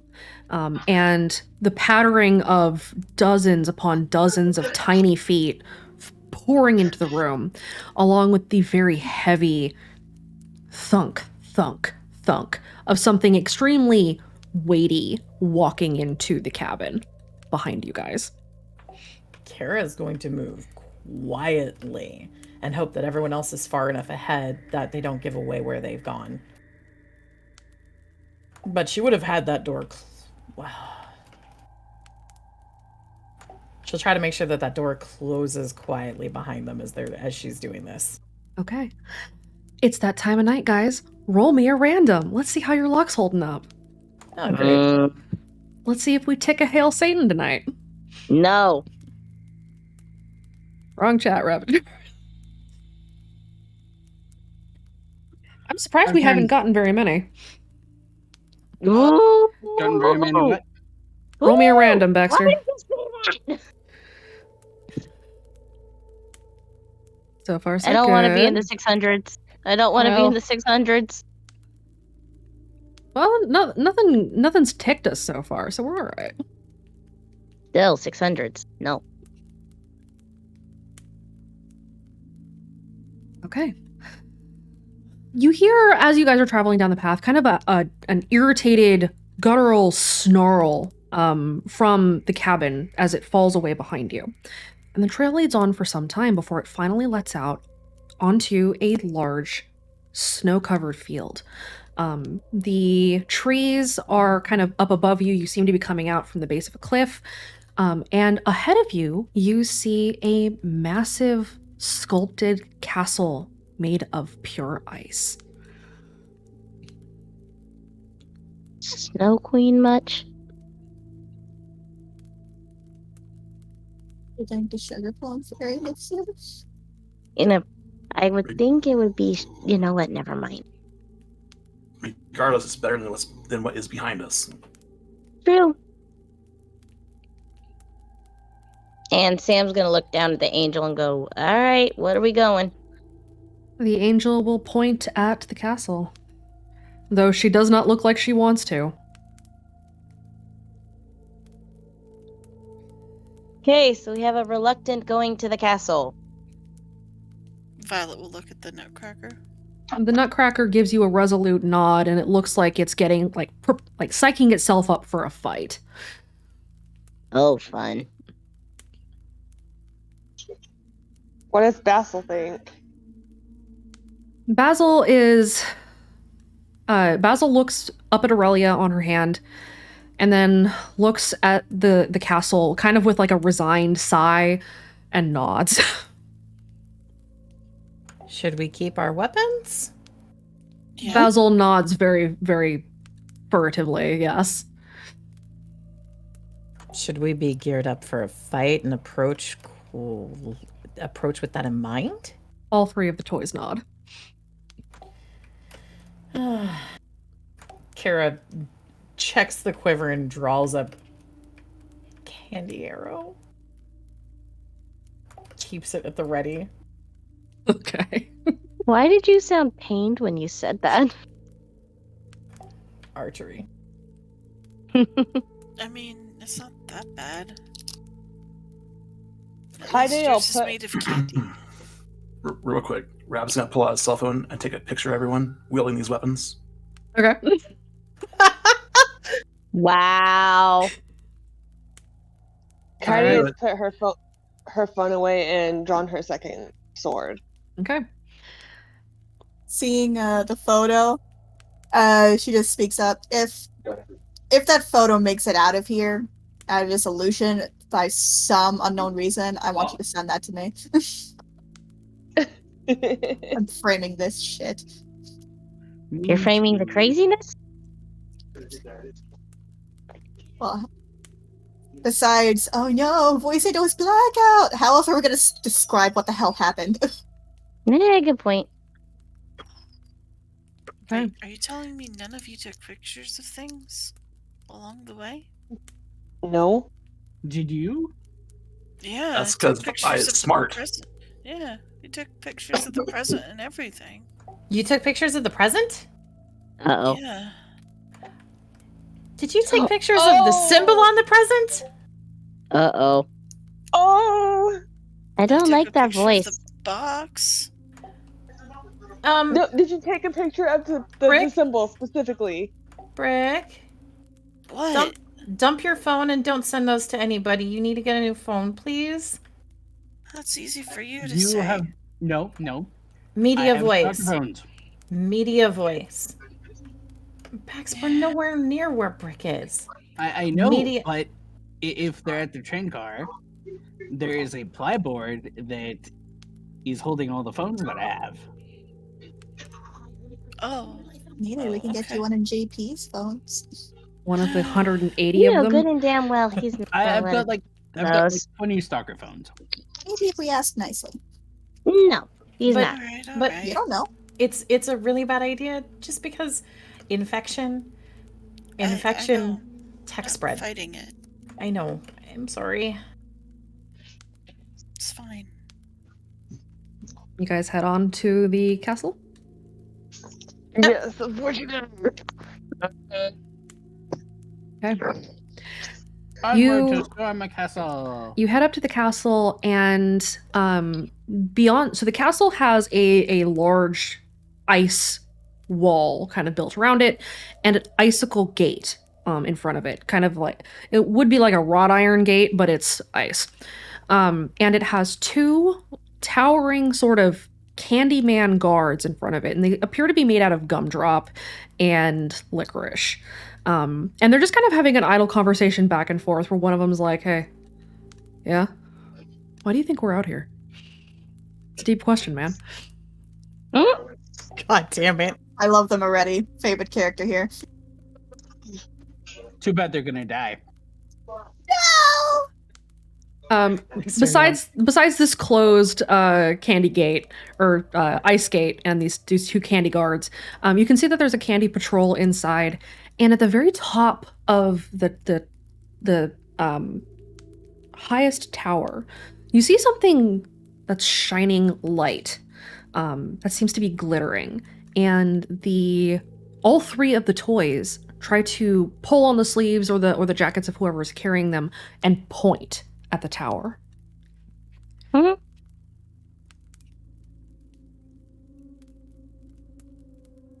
Gonna glance up at the tower, I guess. The mouse, Basil, pantomimes flapping wings. Violet's gonna look over to the Nutcracker. The Nutcracker will nod, and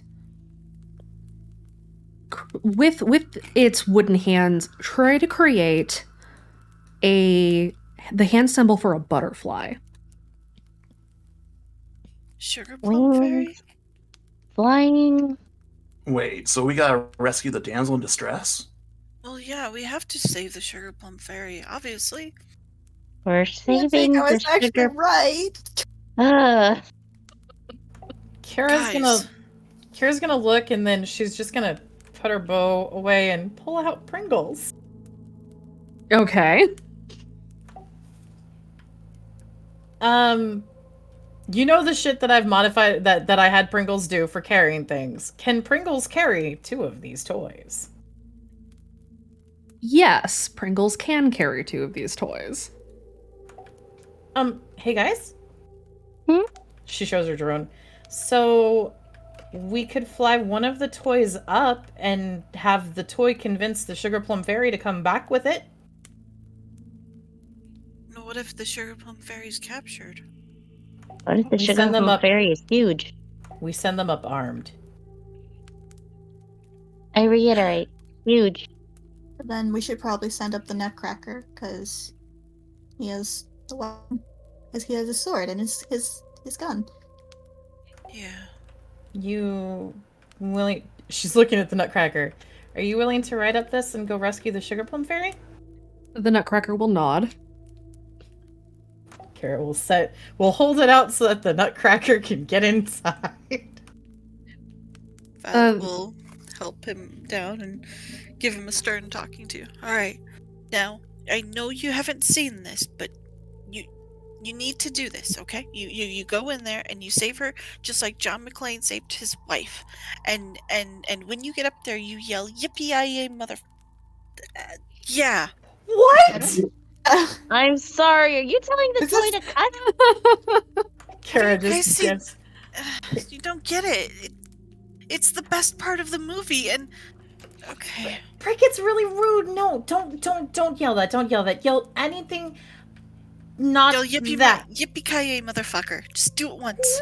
I don't think he can even talk. If I there's was one about thing, to say Skillet that. spirit. I mean, Yeah. I can already Enthusiastically Sam can already You know, tell Kira's actually, with the way quivering. you're Like, describing no. this, is Die Hard even a Christmas movie? Yes, it is. I mean, look at we're kind of living out Die Hard right No, now. it's not a Christmas movie.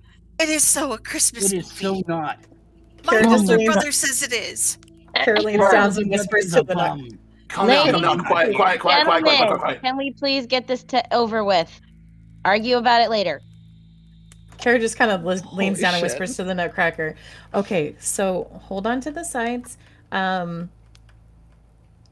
Everything should be good. The it's reinforced. You feel comfortable in there? You okay? The Nutcracker will nod. Kara will just start flying the drone up. Okay. Kira, roll me a mechanics. All right.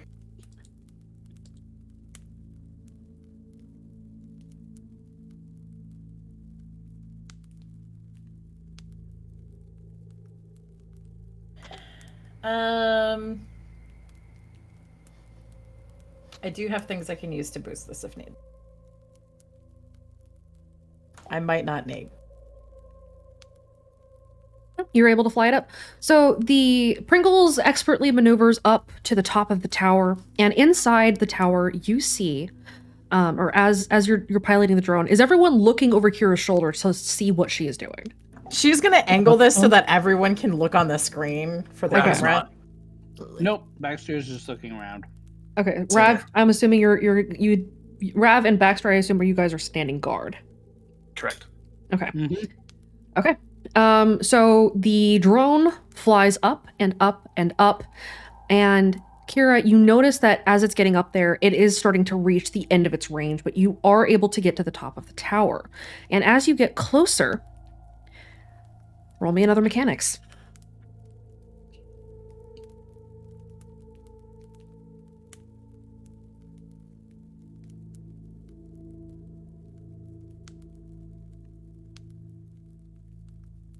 I am gonna use this will work, I believe it will, to add a +2. Okay.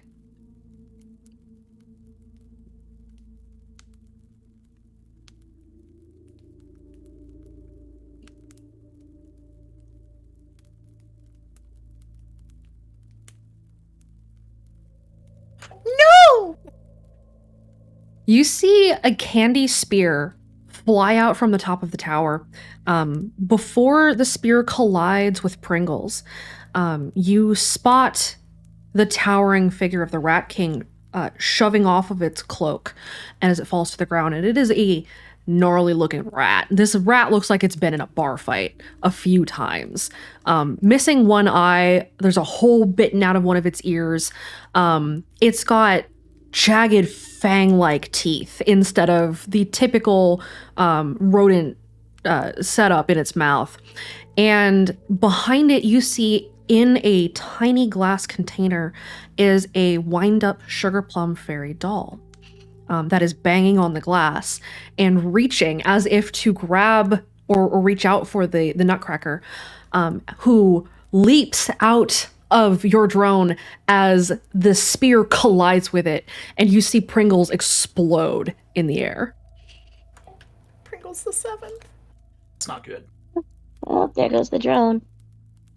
It's okay. The Nutcracker is gonna save the Sugar Plum Fairy, but the Rat King's there. But he's armed. Oh. The what? Oh god. The He's Nutcracker like is 10 armed. times his size. You gotta believe in him. She was in Power? she was in a little glass cage. We gotta do something. Yeah, storm the castle. Storm the I castle. cannot believe I just said that. Now you're getting in the holiday spirit. I Okay, so hate it assuming here. the candy Kira bears is are just not on giving our the- side. Kira's giving a deadpan look.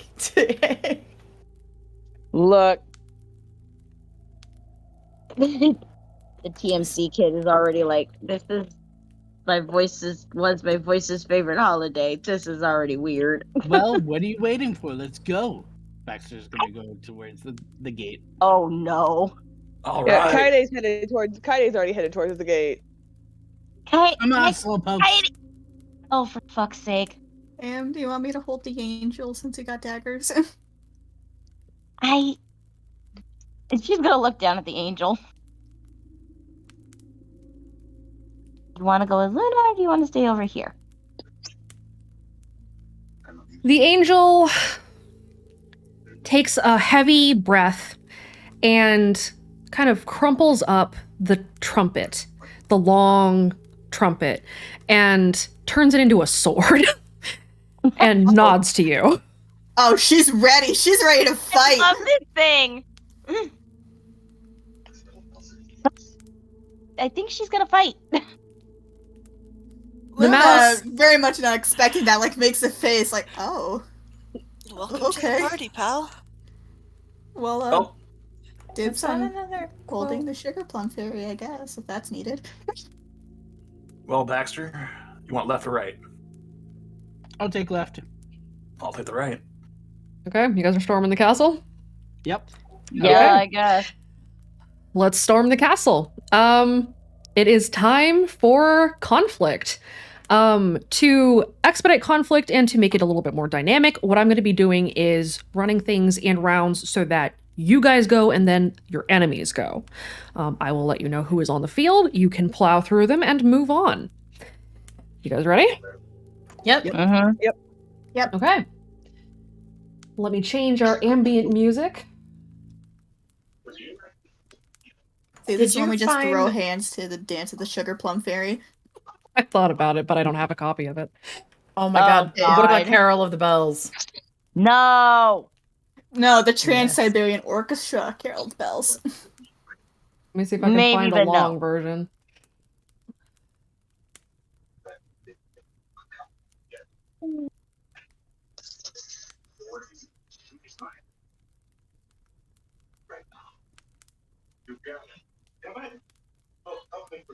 What the fuck am I hearing? I think My Raven's boyfriend is watching a background movie and it's currently playing It's Raining Men, which is totally killing the movie.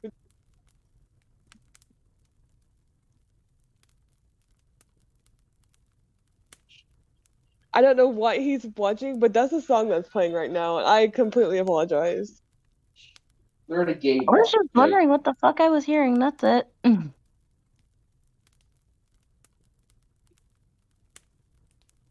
I need coffee. Give me 1 second here.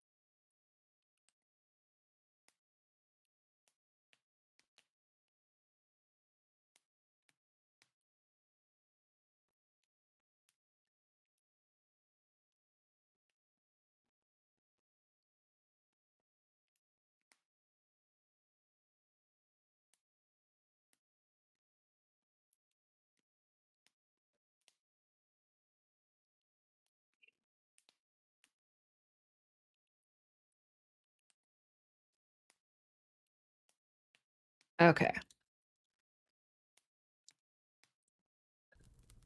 Just getting us set up with our mood music.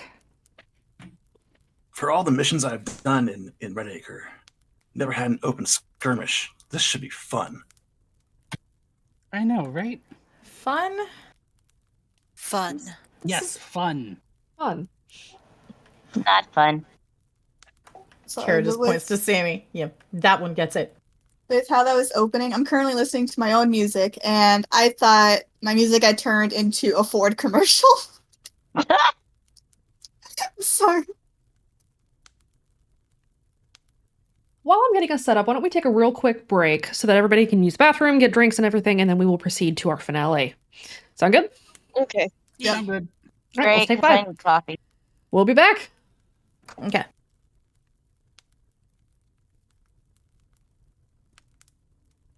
Waiting for Carol Bells to download.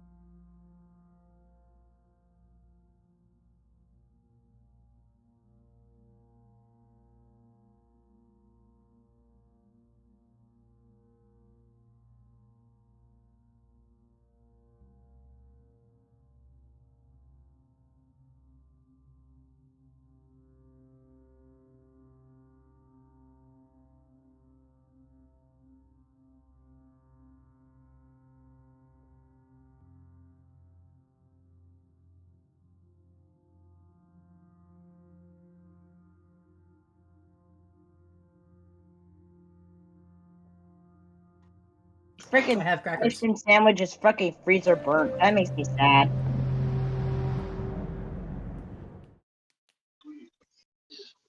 Let's change the mission. How about? Oh God.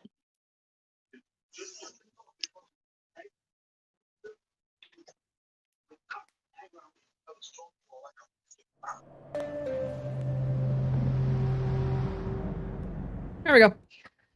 Wow. Hey. Okay.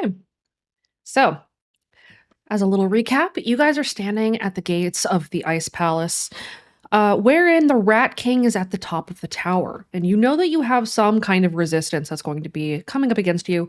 Your first challenge is in the form of the two guards that are standing in front of the gates.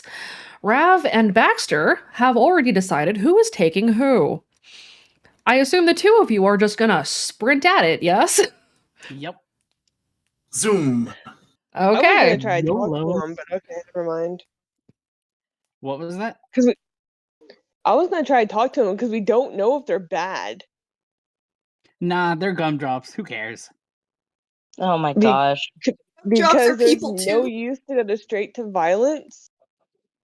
They're Coming gumdrops. from you? Listen. And yeah, that is listen, we rich could- coming from you. How many That wars is have we very rich started? coming from you. How many Or that wars have we fucking started? Rocking a snowball you threw at the side of a snatcher's head? Uh-huh. Listen, I'm just saying, maybe we could get them on our side and they can help No. us. No. No. I think you've been outvoted. we would try. Look, this is a Christmas story, and in the Christmas story, the gumdrop soldiers die. Jesus. Jesus. Good God. All right. Rav and Baxter, both of you are sprinting at the gumdrop guards, yes? Yep. Okay. Yep. As you sprint at them, the gumdrop guards are just kind of having a conversation. Hey, are those a couple of kids right there? Yeah, I guess so. I'm not sure what they're doing. Go ahead and roll me a fight. Oh dear.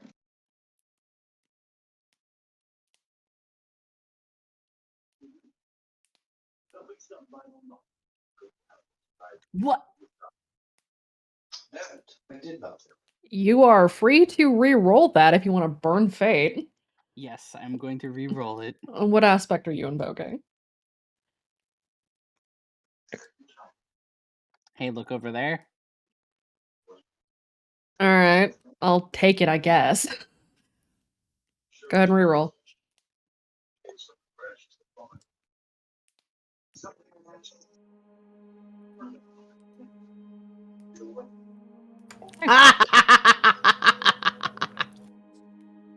The two of you smash into these gumdrop guards, and they are not only taken so by surprise by you that they can't fight back, they're not very well put together. Baxter, what does it look like as you take out this guard? He's going to hold up his shield and just charge into him. Okay. Rav, how about you? What does it look like as you take down this guard? Charging the guard, sword raised high. As I strike it, season's greetings, bitch. Wow.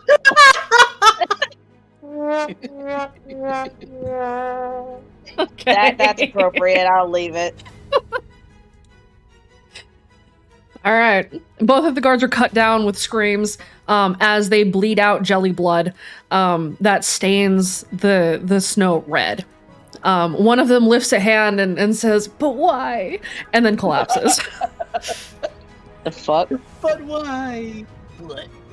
I don't know, guys. I have a feeling they're nice. Hold on, I have an Kinda idea. late for that. I have an idea. Nope, Kaide's going to the gate. Nope. Oh, Is there God. anything else? Is there anyone else through the gate?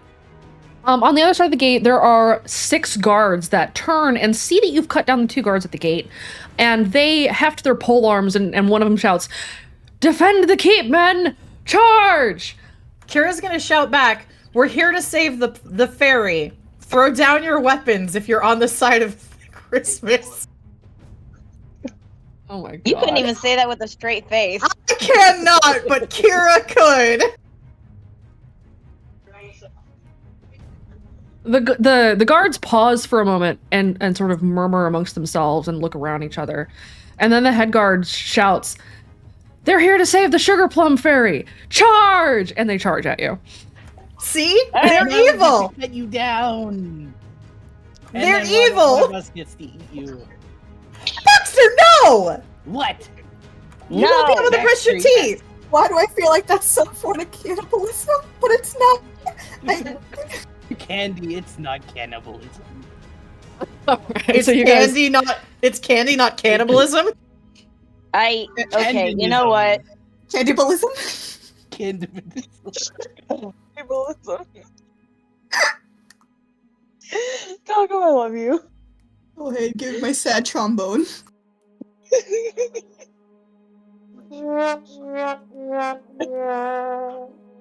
Thank you. right. There you go. Okay, so the guards are charging at you. You guys are racing through the gate, yes? Uh-huh. Okay. Everybody who is wielding melee, go ahead and roll me a fight. Do I roll once or twice? Because I have 2 swords. You will roll once for a single attack, but you're using both swords, so the damage skews. What would a whip be? Would that be medium? A whip is going to be melee. You do have a I'll let range you- requirement. I'll let you roll either fight or shoot, whichever you have higher. That would You have to Damn. admit that Dagger was doing pretty well. Yeah, that's fight for me too. Hey, Violet, 6 Club. Hey. What is Sam's play? It's a 2.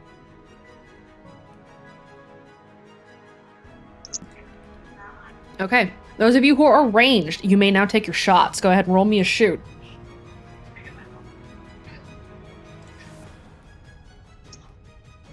Do the candy bows work the same as a crossbow, a +1 to shoot? Yes. Awesome. Oh, then that would be a 3. Or it'd be a 4 for me then. Since it's a directed shot and not just you Holy throwing. shit. Oh my god. Bryce Luna. All right. As you guys charge through the gates, let's see. Good God. Luna's taken out 3 of them. Luna, It's Luna's Luna cool. said, fuck you. as you guys charge through the gates, Luna, your arrow fires over the rest of your compatriots who are racing forward, and you nail the head guard right in the forehead between the eyes, and he hits the deck. The rest of you sprint in. Rav and Aurelia, both of you take down the same guy. Rav, you slice him in half, and Aurelia, you put him down. Kaede, with your 2 swords, you bisect one guy and then cut him again into 4 quarters. Violet, you take that axe and you turn that man into a Picasso on the wall. Gumdrops and jelly blood sprays everywhere as a sticky mass of candy falls to the ground. Sam, you hamstring a couple of guys and knock them down to the ground. And Kira, you finish them off with your arrow. Baxter, with your whip, you grab a guy by the throat and yank him forward, and he bashes off of your shield and falls down dead. I do have the licorice whip and the dagger, just as a reminder. Okay. Oh, You know, I think I'm going to put a spear on the front of the shield. how many candy drop guards are left? None. You guys Oh. We destroyed them. decimated them. Okay. You guys ruined these guys. They are a mess on the ground. I'm gonna look in my coat because I know I left the angel in there and be like making sure that that she's not covered in gumdrop blood at all. She kind of peeks out from your coat, and she seems to be fine. The Nutcracker is on Violet's shoulder, and the little mouse is hanging out on Aurelia's head. We sent the Nutcracker up to the Rat King. Nutcracker Oh, you're with right. The Nutcracker is up in the tower. I forgot Yeah, about that. the Nutcracker is fighting with the Rat King to save the Sugar Plum Fairy. The Nutcracker is not very big. The Rat King is taller than all of you. You sent a toy to fight a giant rat. We didn't know We he sent was it- up there. We sent a toy to do espionage. I have bad news about that toy. Well, possibly. We'll see how your rolls go. Okay, you guys decimate You guys decimate the opponents that are stopping you from getting into the castle. They fall by the wayside. Does anybody do anything before you guys go inside? Baxter is going to eat a part of a gumdrop soldier. Ew. Hey. Just to see what it tastes like. Does it act Definitely like a an candy? intimidation. What flavor is it? It's cherry flavored, man. That's I have definitely a- an intimidation tactic. I have a question. Yes. Does it act like a candy bar? It depends on what you're eating. Okay, so these gumdrop people have gumdrop innards, like they have like a gumdrop heart and then like licorice intestines and stuff. So they have bodies. You're eating part of this guy? Rav They looks have disgusted. anatomy. It's candy. Yes. They do have bodies. Rav looks disgusted, shrugs, and heads towards the door. Yeah, It Kai's wasn't already making her way me. towards the Well, door. now I'm Candy. There are a couple of guards that are standing up at the door with the door open who had come out to see what's going on, who are staring at Baxter in fucking horror. Hold on. Can I scream at them? Stand down or you're next. You And can. then Baxter is gonna give Wow. him a eating grin while It's eating just the body part. Oh, like an intimidation or something?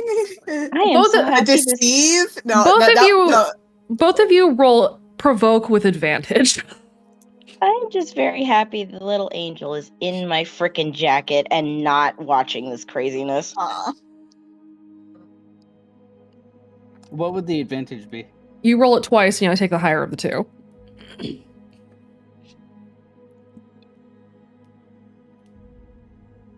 Okay, I'm taking the 4.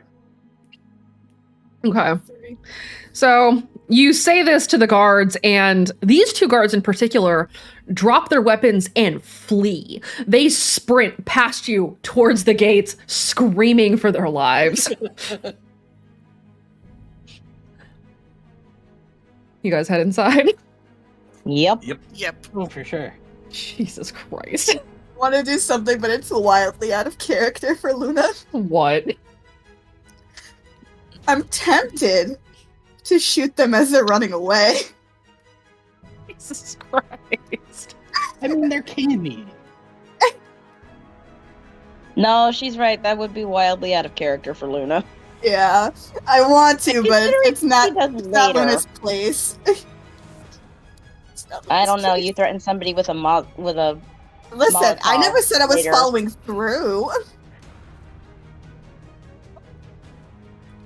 With the Molotov, I mean.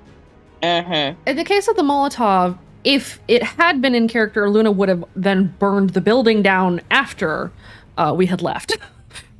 Yes. I mean, true. So, okay, you guys head inside. Yep. Baxter would Yep. totally do that. You don't have a weapon that can shoot at them as they flee from you. I mean, burn it down. Oh, that's Ambria's house, you fucking psychopath. Yeah, it's only okay when Luna threatens to do it. Wait, the castle? No, never mind. So, you guys head inside. Inside, you see this massive entry hall, and there are spiraling staircases on either side that sort of loop up and around in a helix sort of pattern all the way up this massive tower. And at various points, there are landings where there are more guards. Some of them are gumdrop guards, but you notice that some of them are not. There are a number of misshapen gingerbread men. There's a number of horrible candy amalgamations, and the amalgams are starting to crawl over the edges of the railings of the staircases. Some of them with spider-like web that comes down as they descend towards you to try to stop you from going up the tower. Ew. Question. Yes. That's gross. Can Kira shoot for the webs to try to make one of the spider-like ones actually just free fall and shatter? Yes. Anybody who has a ranged weapon who wants to try to stop these horrible things from reaching you, you may go ahead and take a shot. Roll your shoot. Oh yeah. Can I do both with my whip? They're melee not weapon? quite close enough for you to do it with a whip. Okay. Kira, you knock one of them down and it shatters. Luna, you manage to hit 4 of them. Their strings snap, and all 4 of them smash into the ground in just kind of these piles. Everyone roll me a random. Let's see how your luck holds. That's normal.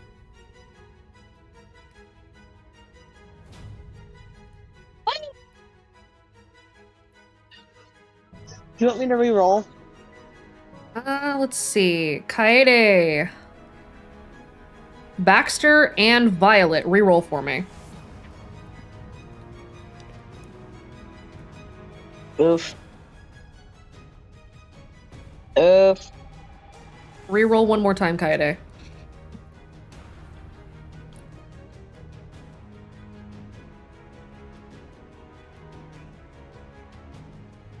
Out of the 600s. Okay. There are 5 of these candy monsters, or not candy monsters, toy monsters on the ground. 2 of them pick themselves back up and start affixing the fallen pieces of the toys that had shattered onto their bodies. And they turn themselves into these horrible, like, broken toy golems as they try to stomp their way towards you. Melee, you may now take your attacks.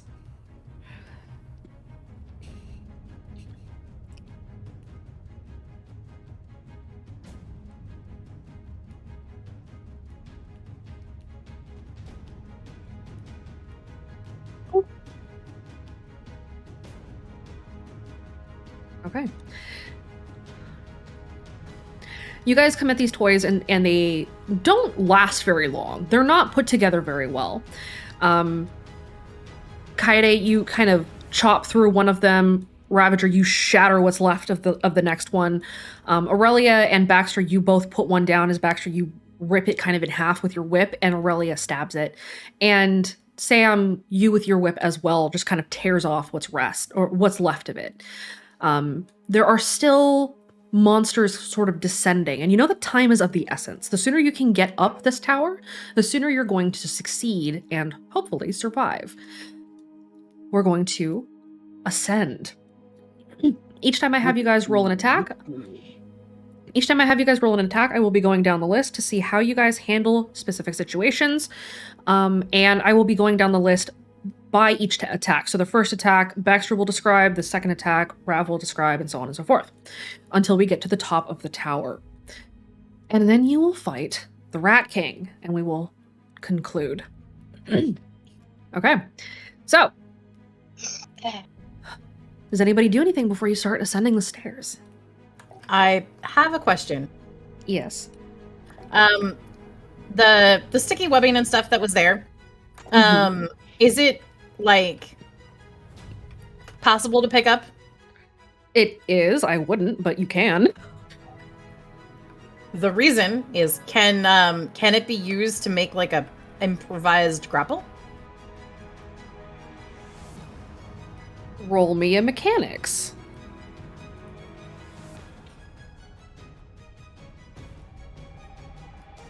Yes, you can create an improvised grappling hook. What do you want to do?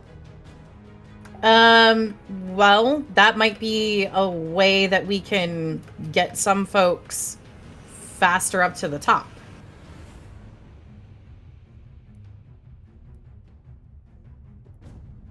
Okay. By getting one of our heavy hitters up there to help the Nutcracker faster.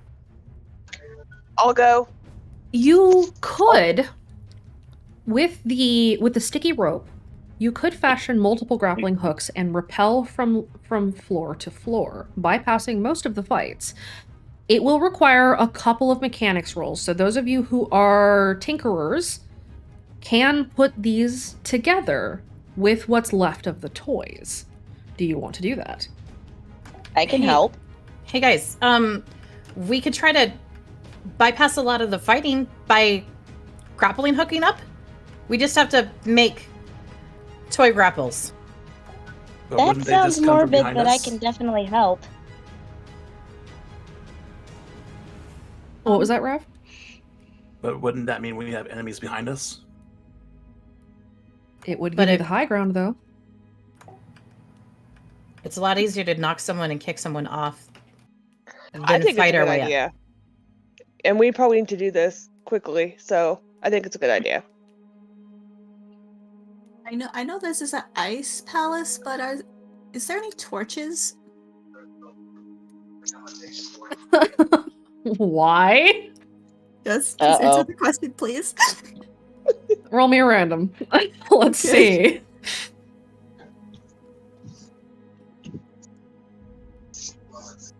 That is technically, yeah, there is a single blowtorch that was embedded in one of the broken toys. Oh, that's even better. I just meant like a torch on the wall.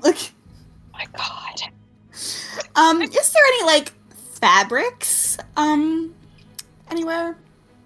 There's a red carpet that runs up the stairs. Oh no. Don't even do it because you're gonna screw it up for us. Oh no. I'm not doing what you think. So Okay. just if she tries to, how easily is the carpet torn?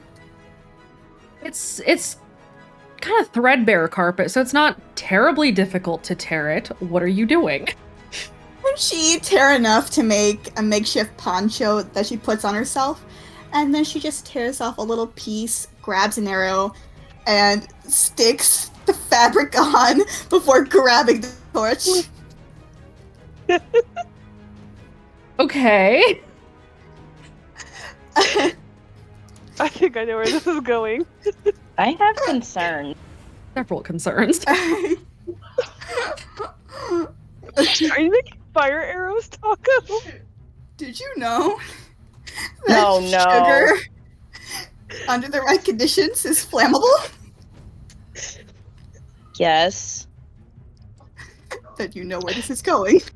Oh no. Oh God.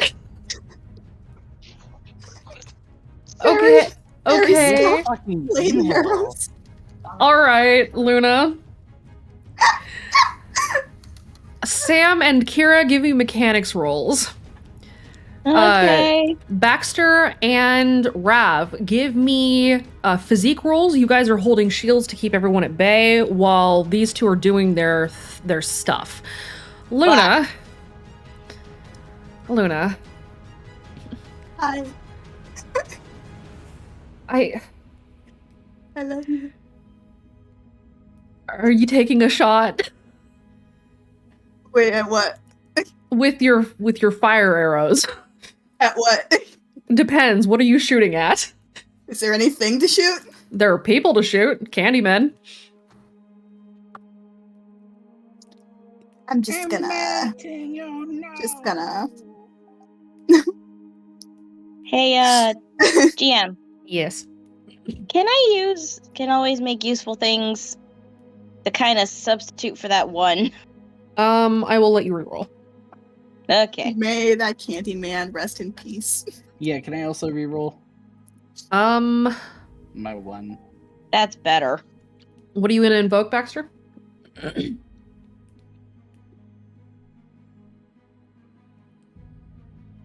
Shit, I don't think I can use anything. What's your score, Baxter? What aspects do you have? I've only got 4 right now. You really need to add more, man. Those aspects are how you use your fate. I've already used. Hey, look over there. Can I me use see. Speedy? I'll let you roll Speedy to try to regain your footing. Okay. Go ahead and reroll. Rav, you are a fucking shield wall. Nothing is getting past you. Baxter, That's you're being right. pushed back. But Rav, you're holding the line here. These guys are trying to slam up against your shield, and you're not moving. Rar. Kira and Sam, together you put together a couple of grappling hooks with the sticky rope and the pieces of the toys. Meanwhile, Luna is rummaging through what's left of the rest of the toys and extracts a flamethrower. It's not a big one. It's a small, like a blowtorch, and yes, Aubrey, that is the toy that I had in mind when I said this. I knew it. Go ahead and put that in VC text so everyone else can kind of see what I was talking about. A classic.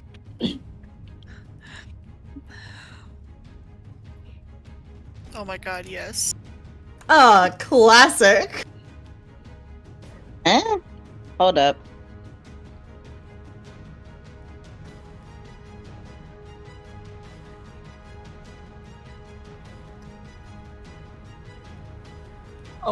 Oh my god.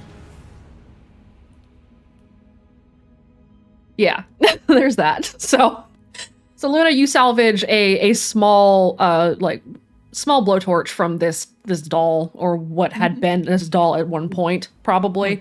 And so you guys have the grappling hook that will get you guys up to the top. You have whatever the fuck it is Luna's going to do with this torch. And Rav is holding the line. You guys have an opportunity to climb the rope and get up to the top as quickly as possible and make a beeline while you also push everyone back down the stairs. Is that the path you're going to take? I think that is going to be one of the optimums. Yeah. Then get going. What the You're fuck coming did I too. just watch? Rav will probably be the last one up that rope. Yes, but Okay. yeah. Kaide's going up first. Afterwards, for that shoot I rolled, rest in peace, that Candyman. Oh god. So Luna, did you shoot one of the Candymen that are being pushed back by Rav, or one of the ones that are further up the stairs? Further up. Okay. You shoot the Candyman with a flaming arrow, yes? Yes. Roll me a random. Oh god.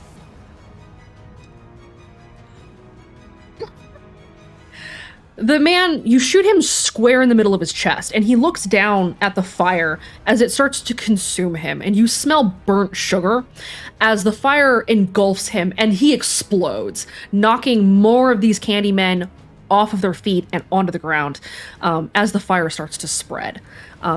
The Candymen that are being pushed up against Rav's shield, they start to slip and slide as the bottom floor of the castle gets a little bit slick because it's starting to melt. You better climb. Fast. That worked a little too well. Whoops. Remind me never to give you a flamethrower. Maybe the fire after we get up next time. Yep. Okay.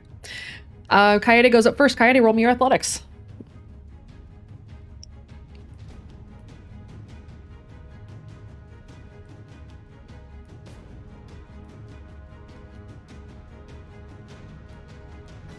Did Raven die?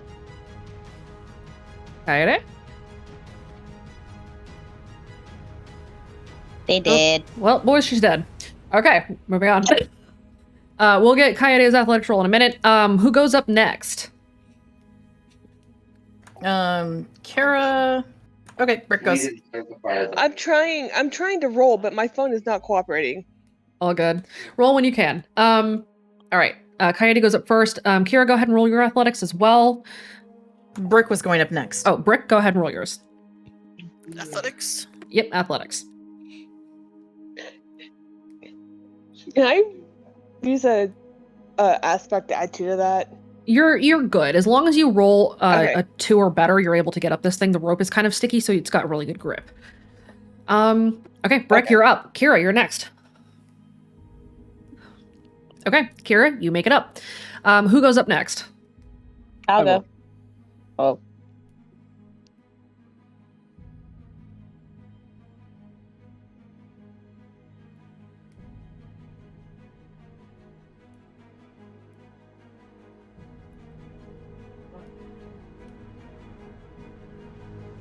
Okay. Baxter, you're up. Sam is next. Hold up. What do you got for I aspects? do have the aspect stay alive. Can I use that? I would recommend it. Yes, you can go ahead Okay. and reroll, or you can take a +2. I'll take the +2. I ain't gonna Okay. risk it. Sam, you get up with a little bit of trouble, but after losing your balance for a minute or losing your grip, you are able to climb up. Who's next? We got Luna, Aurelia, and Rav left below. Rav will need to be the last one up because he is holding the tide back. Aurelia, you want to go up? No, she has her reasons why she wants to stay kinda back, because she doesn't like this mark and she doesn't want to go up that quickly. Okay, There's so only Luna's up next then. Okay. Athletics. Athletics. Oh. Luna, your grip is slipping and you're having a hard time getting all the way to the top. Do you have an aspect that you can invoke to give yourself a +2 or a reroll? I'm better alive than dead. That will do. Just add that +2. Okay. You stumble a little bit on your way up. Your grip slips and you have a little bit of a hard time getting all the way up there, but with some help, you are able to get pulled up over the railing. All that's left is Rav and Aurelia. Rav is holding back the flow, so Aurelia, you're gonna have to go up next. Aurelia, you have the angel. You gotta go. Aurelia's got the mouse. Or mouse, excuse me. Mouse is cuter. Yeah. Aurelia, Basil is hiding in your hood. He peeks out. He's got a tiny little, like, revolver in hand and takes a shot at one of the gingerbread men and hits it square in the forehead as you climb up. That's a gun! He has a gun. Oh my god, this changes everything. Can we keep him? No.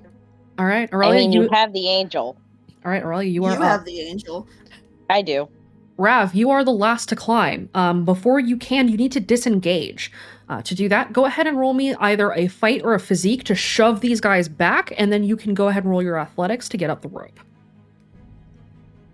All right, you're good. Go ahead and roll the athletics. You slip. Do you have an aspect that you want to use to give yourself a +2 or a reroll?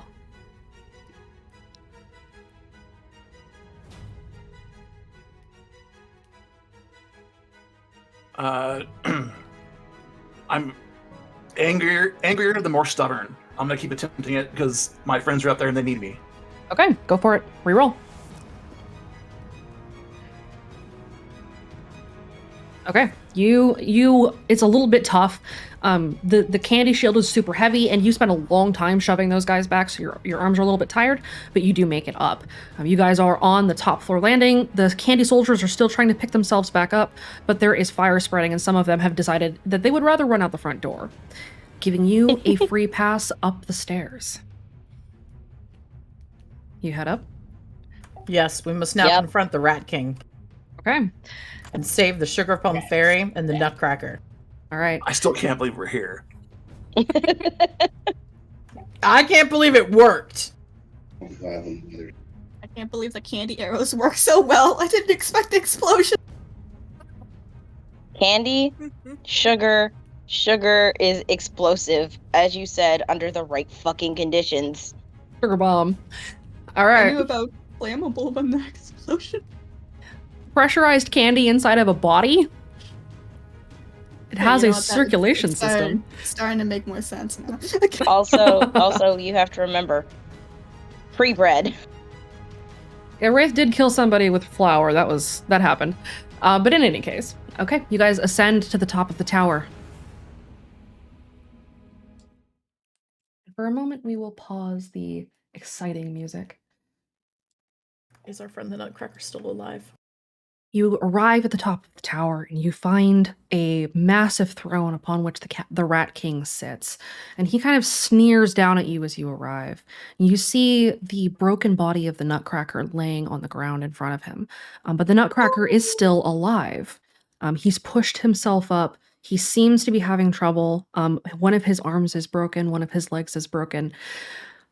But he is still pushing himself up. He is still alive.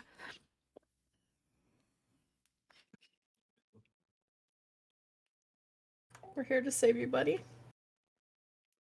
Oh. There are 8 guards at the top of this tower that are sort of flanking the Rat King on either side of the raised dais where the ice throne sits. The ice throne is adorned in human skulls and bones. And Skulls for the skull throne. skulls for the skull throne.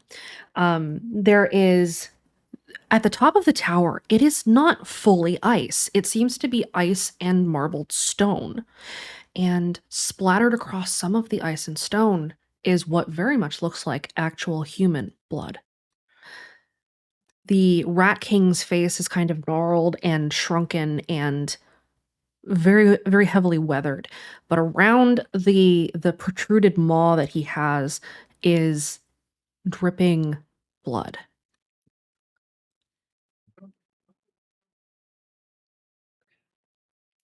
Where's the sugar plum fairy?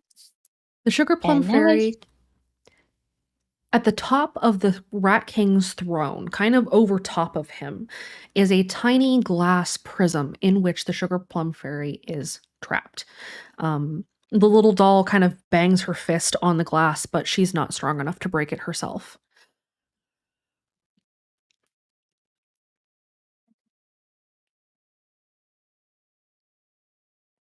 What's the range to the prism?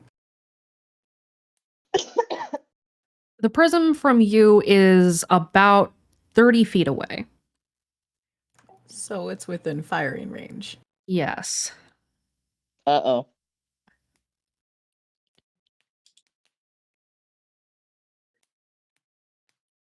Can Kira get in close enough to reach the knight or Nutcracker Knight? If you try to step forward, the guards push forward towards you. You get the feeling that if you go for the knight, it is going to start the battle, ultimately.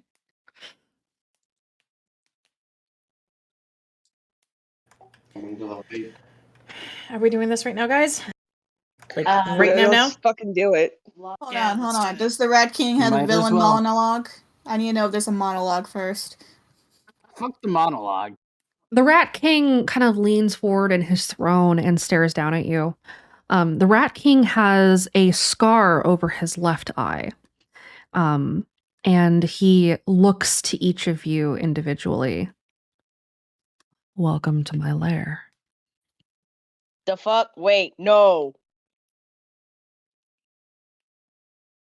Wait, do we know this voice? My lair. Please do not tell me that this is fuckboy. Is it Arcana? You do recognize that voice, yes? Oh god It's damn it! fucking Zeke. Zeke. If it's Zeke, Luna just kind of like throws like her hands up in exasperation. Come on, man! You're supposed to be fucking trying to kill us, not ruin Christmas. Are you shitting me? You stole the fucking sugar plum fairy. The Rat King What do you got tilts to his gain head. from this? I don't follow. I am so not happy Oh, right it's now. like- I don't think it's him. It's like it's the Wizard of Oz. Like we know the character, but the character doesn't know their character.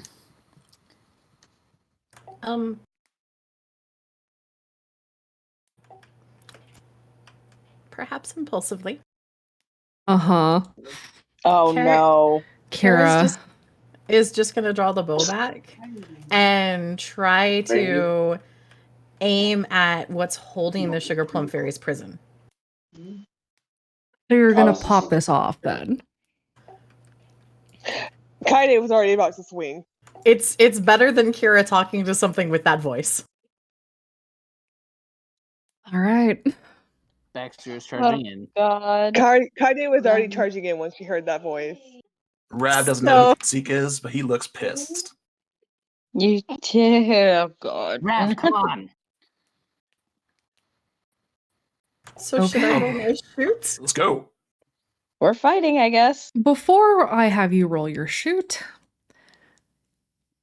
real quick. It's Sorry. time. Where is the Nutcracker? The Nutcracker is on the floor about 10 feet ahead of you guys. That's my first move, is to dash for it when Okay. we're ready. Okay. So before we begin, I need to get the turn order because this is a conflict. Uh-huh. Oh God. Look, we don't need to have a conversation with Rat King Zeke Boy. Baxter, what's your notice? Rat King Zeke boy, I love it. My notice is a 2. Rav, I assume your notice is a 0 since you've been rolling straight face. That is correct. Kaede, what's your notice? 3. Hero, what's your notice? 2. What's your athletics? 2. Baxter, what's your athletics? 4. Luna, what's your notice? 3. What's your athletics? 2. Kaede, what's your athletics?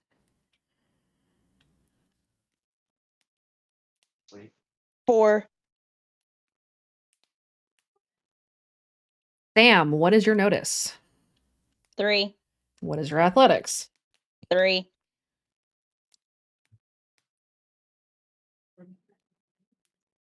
Aurelia, what is your notice? 3. What is your athletics? 4. What is your physique? 2. Kaede, what's your physique?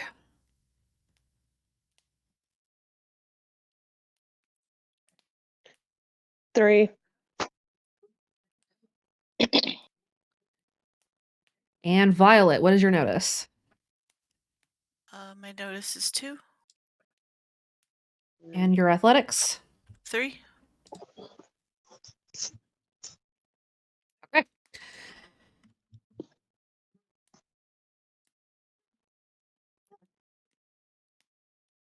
Hi. Is that the rose? It is. Okay. Turn order. Oops. We'll go into VC text. We're gonna make this real quick. So super quick moves. We'll roll, explain what happens, and move on. You need to land 5 hits on the Rat King to kill him. The Rat King, as you might imagine, is using Zeke's stats. Boo. Yeah. Fuck you. That said, your candy weapons give you a boost. Those of you wielding a candy shield take a +2 to your physique.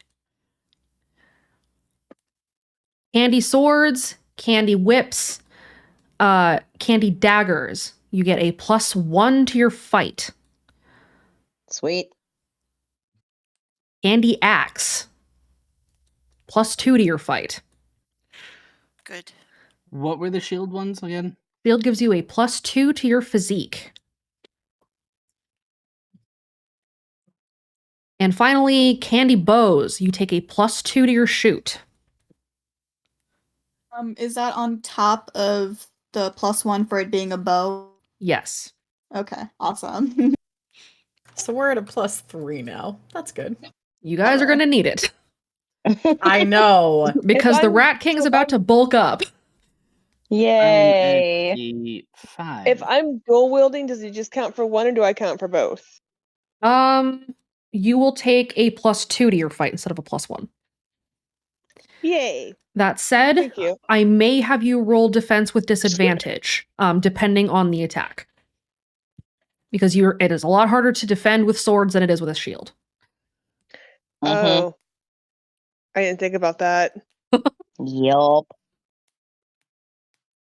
Okay. It's gonna be fun. Any other questions before we proceed? No. I had one and then I legitimately just forgot it. If you remember, let me know.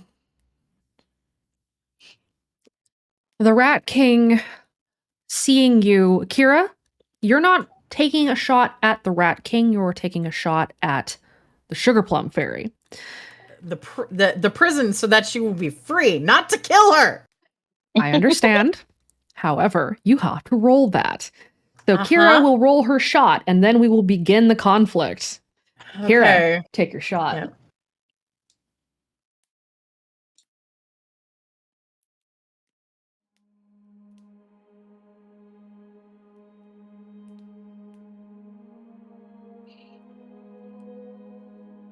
I am going to I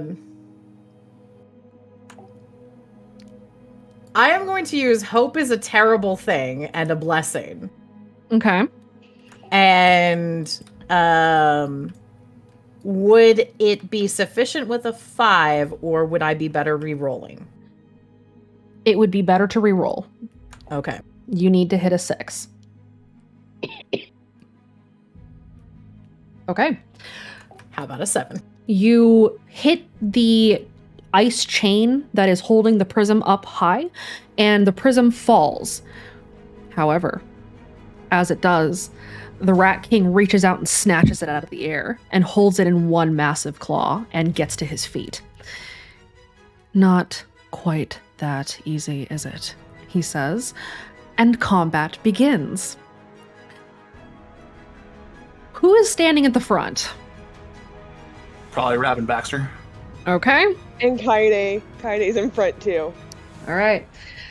Rav, Baxter, and Kaede, you're going to get hit by the same sweep as the Rat King launches himself off of the throne dais and smashes into the ground and takes a swipe at all three of you.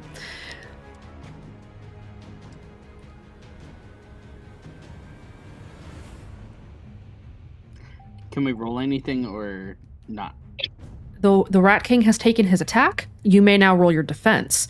If you are blocking, that is physique. If you're going to try to parry it, that is going to be fight. If you are going to try to dodge altogether, that is athletics. Kaede, if you try to block with physique, and if you try to roll with athletics, you will roll disadvantage. What weapons is he attacking with? His claws. Claws, got it. He has massive talons. Can I try to parry it? You can try to, yes. I can't. Ugh. Okay. So that's. I'm plus- going to use another aspect to re-roll that. I'm going to use my family is in trouble and I need to save them. Okay, go ahead and reroll. Ravager, go ahead and reroll one more time with just the Fate 6. It took physique and then 8 your... There you go. Okay. Rav, you block. Kaede, you parry the attack away. Zeke, or sorry, not Zeke. Baxter, you narrowly managed to block this. Rav, what does it look like when you block? I block his claws with my shield and look for an opening. Yeah.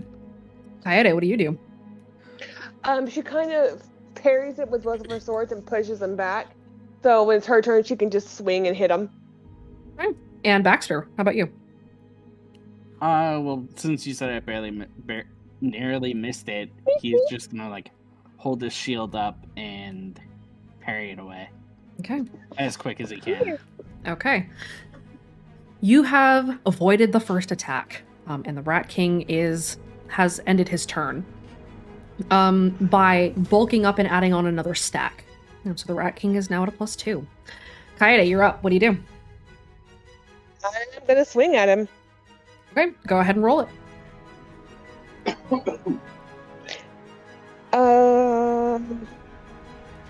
4. That's a 6. Oof. Can I add? Can I use Catch Lee's Hands to re-roll that? Yes, you can. You would have that as a fucking stat.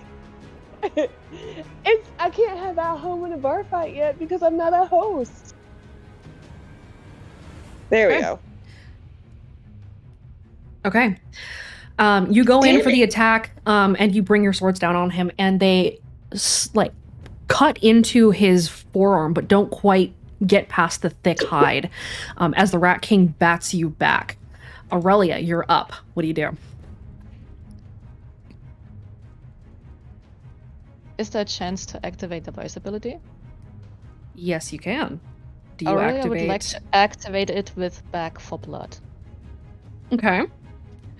You're activating the The feast. Okay. Yep. Okay. Go ahead and add your stack. What do you do next? She would then start to rush forward and try to go in for the attack as well. All right. Go ahead and roll it. So I can also add in conflict something to attack as well. So I would add it to the fight. Yes. If you want to choose fight as your conflict boost, you can take that one.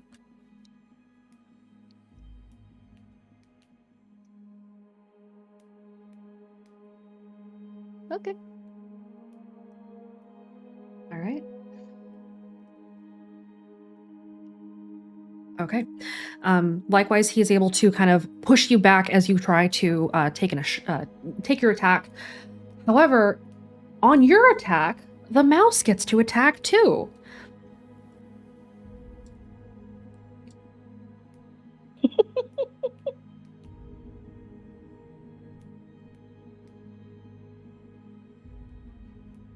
Kick his ass, Basil.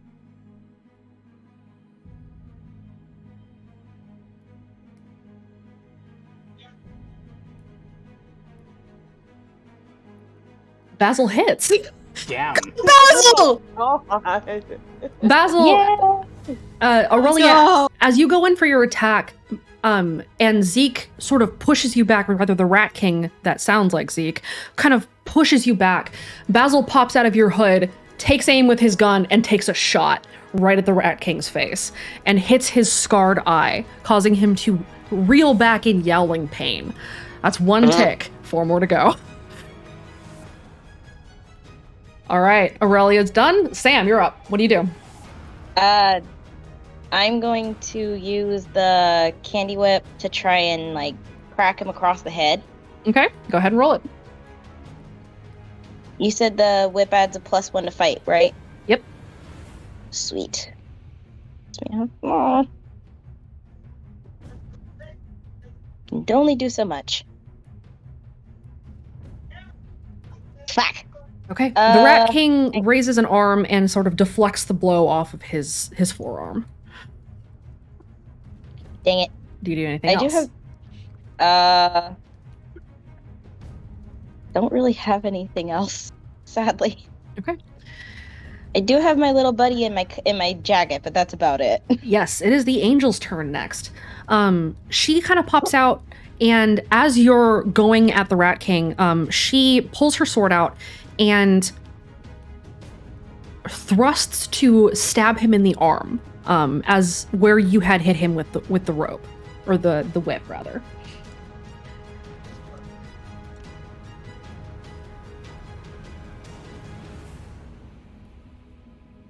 Dang it.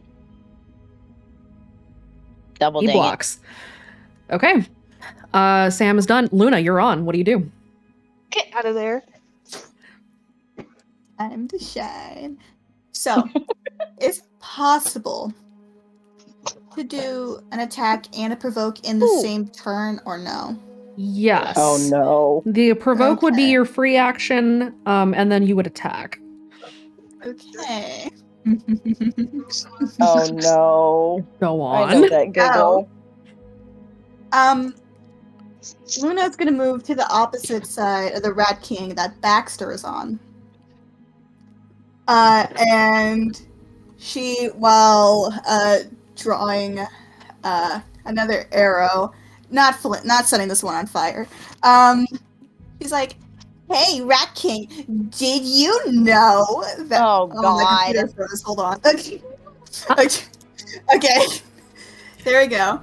Hey, Rat King, did you know the song "We Wish You a Merry Christmas" was originally used as a threat? Because, you know, back then there was a lot of lower class people, and they would go and ask their masters on Christmas for alcohol, and that "we won't go until we get some" was actually part of the threat to really set home the fact that they were just not going to leave. Because, quite frankly, if I was worked to death, I wouldn't want to be like without alcohol on Christmas. Given I don't really like alcohol, but if I was them, I wouldn't want to be without alcohol, especially if it's on Christmas, the day of the day of giving. You know what I mean?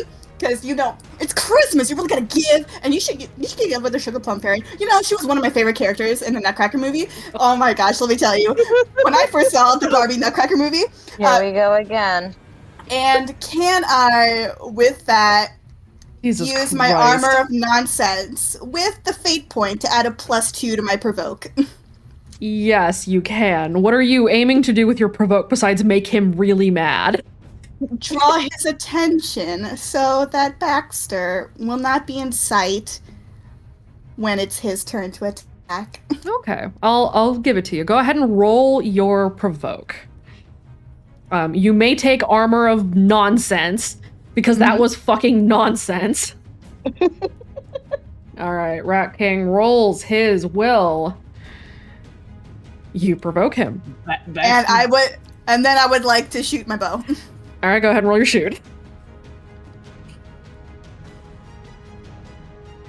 Baxter's face is like, what the fuck? I will literally add a fate to add +2. This is normal. What do you have to burn? Would effect a day keep the Zeke away technically count? I will give it to you this time. Okay, I'll add a +2 to that. Okay, you get the temporary boost. The arrow embeds itself into his forearm. He raises his arm to block, and he snarls. What the fuck did you just say to me? And that is Luna. Baxter, you're up. What do you do?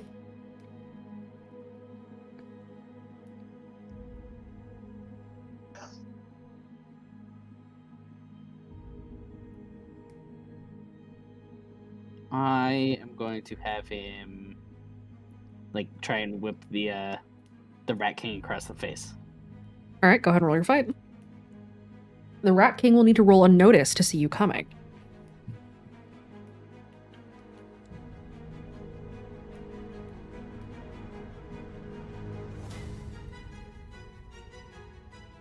Rat King's notice. The Rat King does notice, and he is going to try to stop Baxter, but he must roll with disadvantage.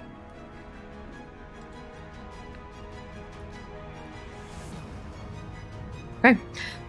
He narrowly turns around and puts his arm up to let the whip kind of wrap around it, but it very narrowly stops it from hitting him directly across the face.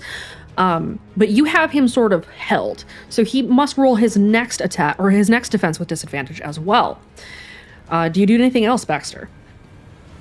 Well, since he's got his hand in a disadvantage, Baxter's gonna pull on it. Okay. And try to get it pinned down. Okay, go ahead and roll me a physique. Since I have a shield as well, can I use the +2? Since you're using the whip to do this, that will not give you the +2. Oh, okay. So 3. Okay. You kind of pull. He is huge. It's very difficult. Okay. Baxter, that is your turn. Violet, you're on. What does Brick do?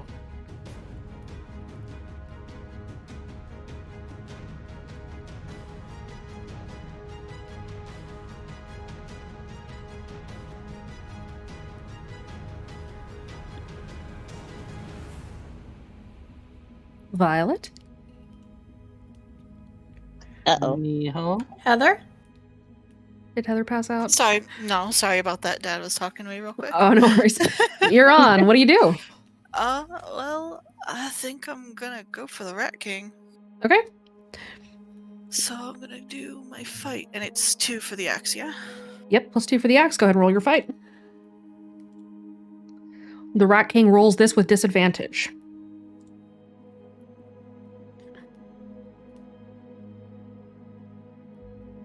Eesh. Dang. He very narrowly kind of knocks your axe aside. But he's still pulled back because Baxter still has him wrapped up in the whip. So he's not able to move forward to try to retaliate. Do you do anything else, Violet? I'm trying to think if I can use an aspect with that. No, I'm good.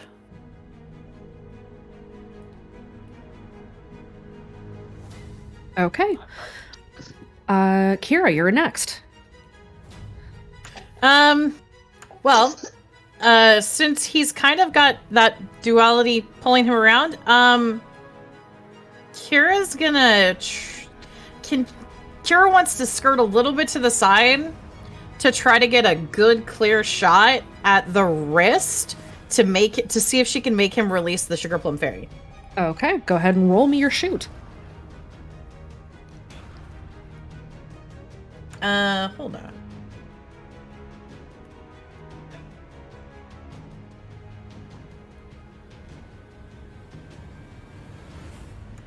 Can I use this? Will work, I believe it will, to... At this point, you can give yourself a +1 boost with it, or you can do a reroll. I'm going to use that to reroll. Okay, go for it. Okay, Rat King rolls with disadvantage. You hit. Oh my god. You hit Let's his go! wrist. You smash into the wrist, and he releases the Sugar Plum Fairy with a shriek of pain. And the prism clatters to the ground and skids across the ice off to the side. Do you do anything else, Kira? Kira's gonna go dash to the prison. Okay, roll me your athletics. Oh god. Oh. Okay, you sprint after the prism and the Sugar Plum Fairy. You will have to roll your next attack with disadvantage, however, as you have to dive for that Sugar Plum Fairy prism. I would rather save her than even bother taking an attack. Okay. That is Kira. Rav, you're on. What do you do? After hearing Luna's nonsense, Rav whispers under his breath, "Damn it, I was gonna do that." He'll take a strike. He'll take a strike against the Rat King. Okay. Go ahead and roll me your fight.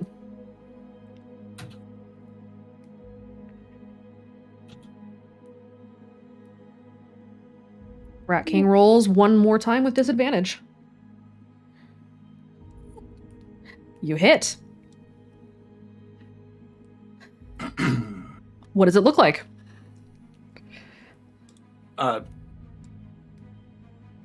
Rav just shoves his sword straight forward. Simple and easy. Get the job done. You thrust forward with your sword, and it pierces the right side of the Rat King's chest. And he snarls heavily as blood starts to leak down from the wound. And he reels back. Slowly, the Nutcracker tries to get to his feet and falls, unable to fully get up. He tries and tries and tries. And after a moment, he drags himself off to the side. And Luna, he tugs on your pant leg and points at his broken arm and leg. You need me to put you back together? He nods. Okay, come here. Okay. Rav, do you do anything else? I will snicker and smile as I pull out my sword, and then I'd like to move behind the Rat King and get ready for the guards. Okay. To keep them off my friends. Okay, sounds good. Go ahead and roll me your athletics.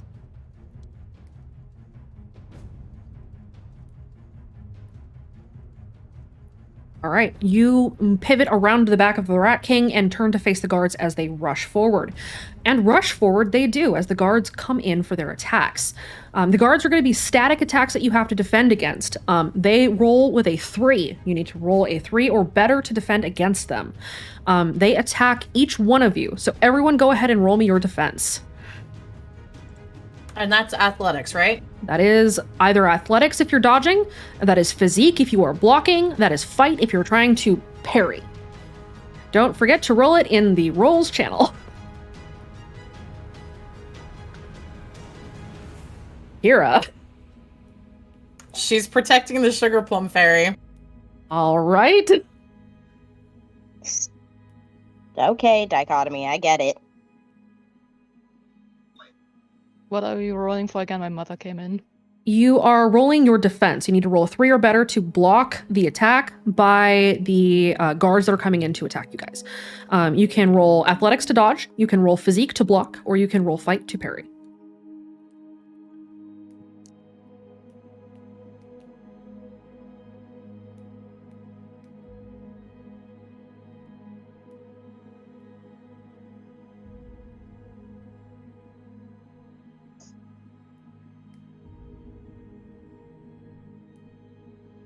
Okay.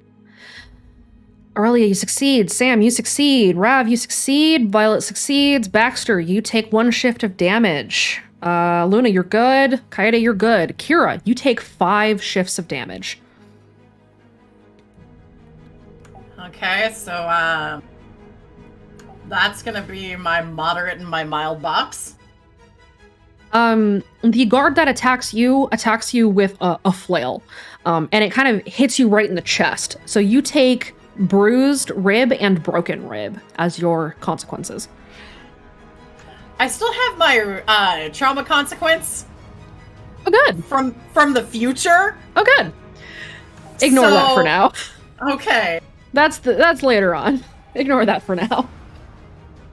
Okay. All right, that is the guards, and we return to the top of the round with the Rat King, who is absolutely irritated with all of you.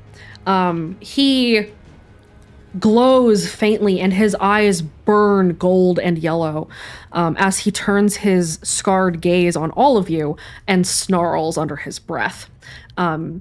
His muscles seem to expand as he suffuses himself with more power as he adds another stack and takes another swing. He's going to take an attack at Aurelia and by proxy Basil.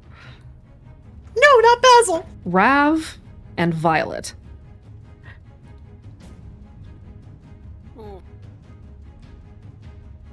Baxter, because he is attacking and yanking you, you're going to need to roll physique to try to slow him down. Baxter, roll your physique first.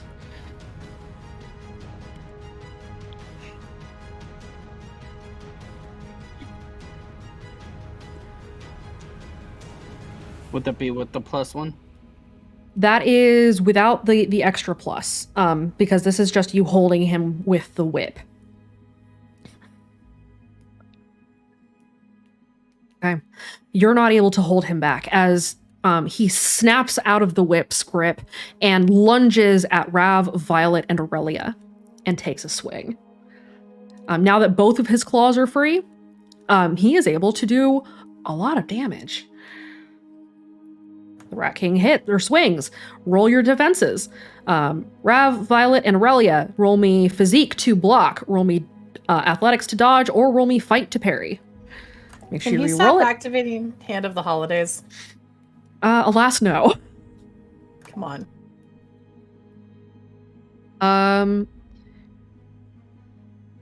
Aurelia, that's 4 shifts of damage. Violet, that is 1 shift of damage.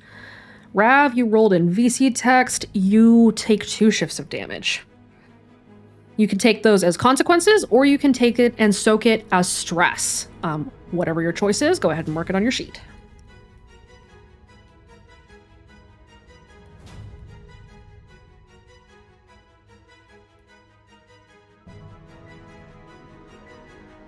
What consequence would it be? It would be lacerations. So you get cut across the face. Good. Okay. Kaede, you're up. What do you do?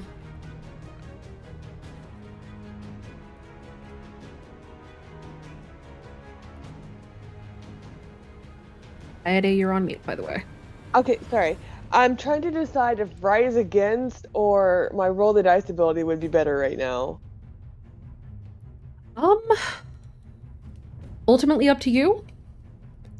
I will say that the Rise Against ability has some pretty heavy things, but the The roll the dice ability would allow you to flip his dice at an opportune time, so it's up to you. Oh, can I still get a +1 to my fight? Yes. You pick the combat or the conflict skill that you boost. Okay. Oh, and I really like being able to flip his dice. Can I do it for other people too, or just me? You can do it for others, so you can do it on one of his attacks if you choose to, or on one of his defenses if you choose to. Okay. Alright, so I'm gonna do a bunch of things at once. I'm about to burn a shit ton of fate to hit this motherfucker. Okay, go for it. So I'm going to use... Oh, I had a roll. Okay, take the chance or lose the risk to invoke my roll the dice ability and give myself a +1 to fight, which puts me at a 7. And then I'm gonna use catch these hands to give me a +2 to my fight, to bring my fight to +9. Because of diminishing returns, it'll only give you a +1. Damn it! So I'm gonna have to use a different one. You'll have to use a different one if you want to give yourself a +2. Can I use rebellion as necessary for development of character? Sure, I'll give it to you. Okay. So that gives me a +9 to my fight? Yes. Okay, awesome. Fuck, my phone's about to die. Alright. Go ahead and roll it.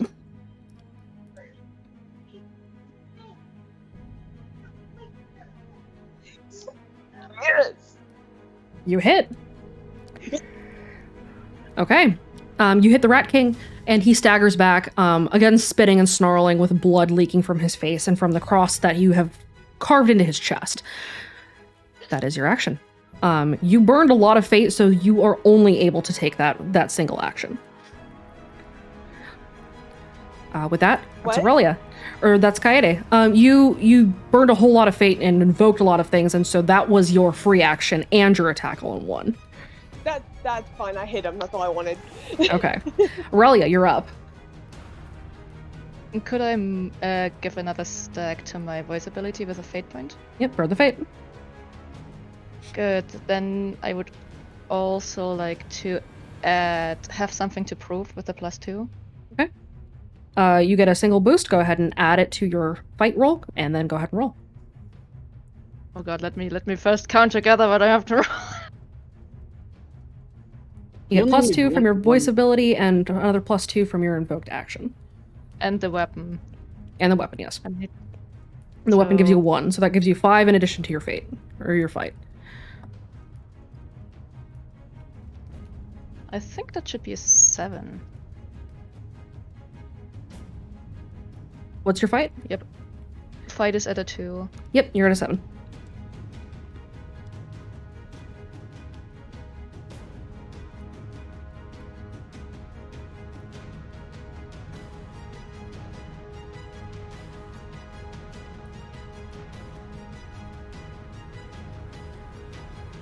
He blocks. However, Basil pops up out of your hood.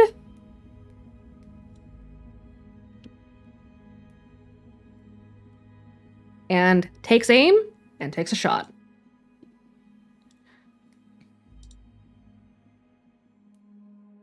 And he hits. Let's go! That's what we'll talk about, baby! Oh, you. You're at 4 out of 5 hits. One more strike, and the Rat King goes down. Basil shoots him in the other eye, and he howls with pain and staggers backwards a step. Aurelia, that is your turn. Sam, you're on. Okay, I do have a question. Yes. My fight is currently at a 3 because of the whip and the sword. Mm-hmm.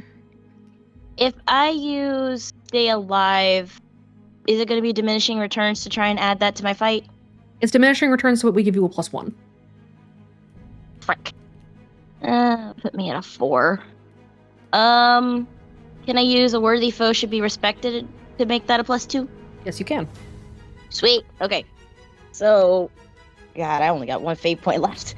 All right, so that puts me at a 5 right now for my fight. Okay. Okay, so I'm gonna do that. Rolls.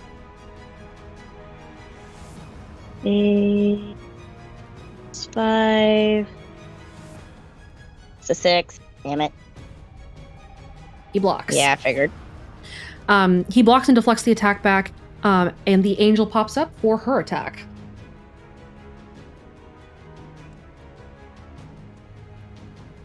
Oh, baby. Trying so hard. And he doesn't even notice, like, her sword hits his thick hide and does not penetrate. Right. I'm gonna take a. Poor Sam does not have the physique for this, but she's gonna take a note out of Baxter's book and try to use the whip to kind of pull him back. Okay, go ahead and roll me a shoot.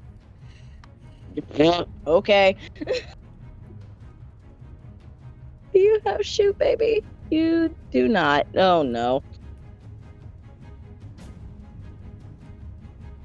Yeah, I figured. He bats the whip away. All right, that is Sam. Yeah, it was worth a shot. Luna, you're on. What do you do? Luna is going to heed to the Nutcracker and try to put him back together. Okay.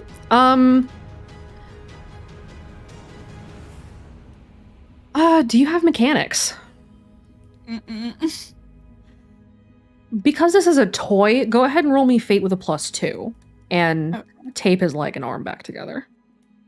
Let's see how you do. Under pressure. Okay.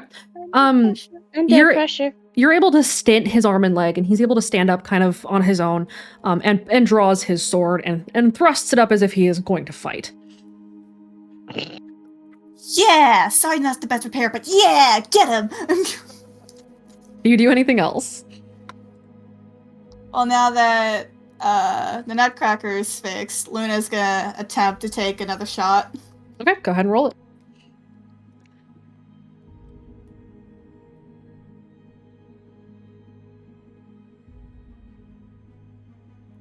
He narrowly blocks it. He bats the arrow out of the air and turns to look at you and snarls. That is Luna. Baxter, you're on. What do you do?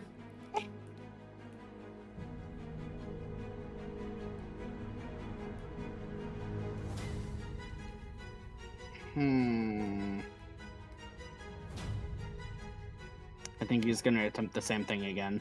Okay. Like whipping at the Rat King's face again. Okay, go ahead and roll it.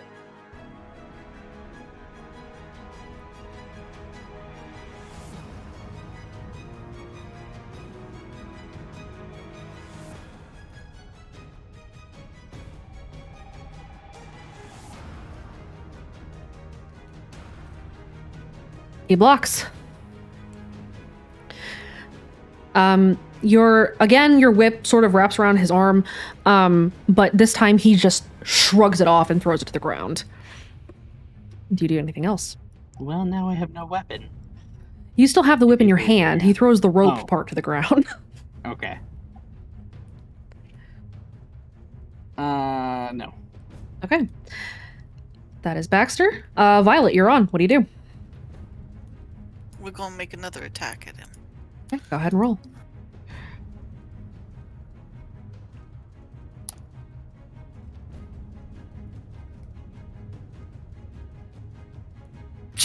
He blocks. Drat! Okay. Wait, can I... If I look his dice, would that make her hit? If I turned all the positives to negatives?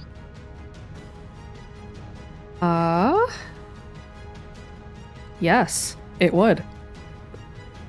I will use I will give it to Violet. I'll let her have the killing blow and flip all of his dice to negatives. Okay, you flip the Rat King's positives to negatives, and 3 positives become 3 negatives and tank his roll. Violet, at first your hit doesn't quite pierce his skin, and then it sinks into his chest, and the axe embeds there.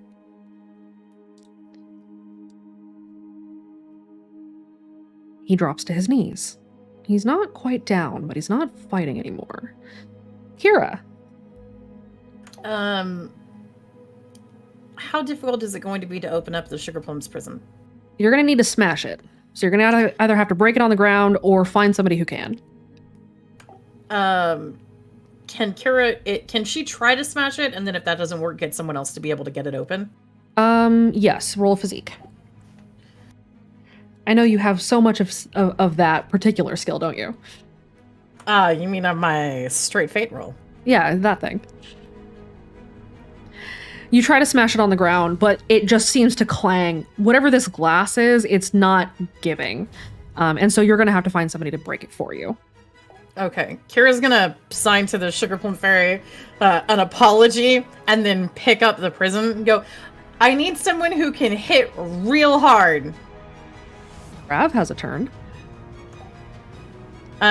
She's gonna like, Rav, right? Can you help me get this open?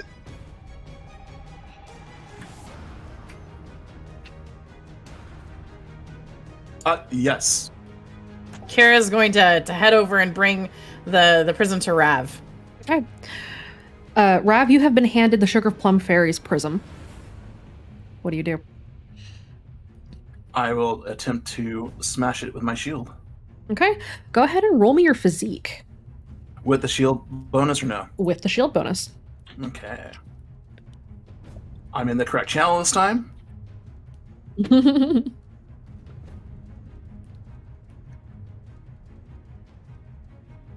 Okay.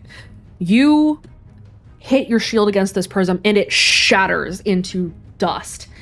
And as it does, the Rat King tips over sideways and twishes once and goes still. The Sugar Plum Fairy expands out slightly. She's about the size of a small doll, and spreads her wings and breathes a sigh.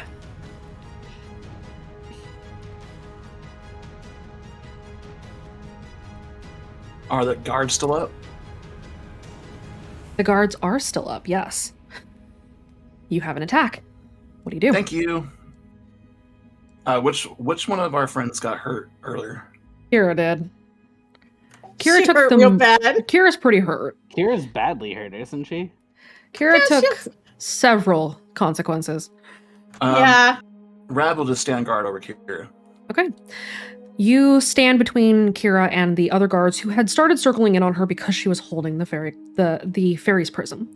And the guards kind of look between each other and then look down at the Rat King who has fallen. And then they look at all of you who are standing, over the Rat King's body. Seeing some of you with the jelly blood on you, especially you, Baxter, given that it's all over your fucking mouth, you goblin. And the guards drop their weapons. On your knees. Oh, good. We had the same idea. Luna was just gonna say kneel. God. I want to do something, and it's pretty violent, and I don't know if I should do it or not, but it's totally in Kaide's character to do it. Oh. Is it? I don't know if I should do it or not. Are you going to slaughter the surrendering guards? No, actually. Are you going to take the Rat King's head as a trophy? Yes. Oh my Yeah. god! As much as that would be highly in character, the Rat King starts to dissolve. Thank God. And melts through the floor. Damn it. Oh God, his blood was made of acid. Is everyone okay? I'm in a lot of pain. As Thank okay you as for we're freeing gonna me. be. Oh, The fuck? hey. Fairy. Hello. Hello. Hi. Are you the voice? Are you a different voice? What's your name? I'm sure you know me. Lay on hands. I'm just trying to make sure that you're actually laying on hands, not, we ran into... Not wholly, I suppose. A fragment. One corrupted, but one nonetheless.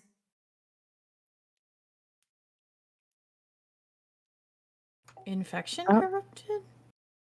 The Nutcracker tips over sideways and just kind of lays on the ground with his arms sprawled out.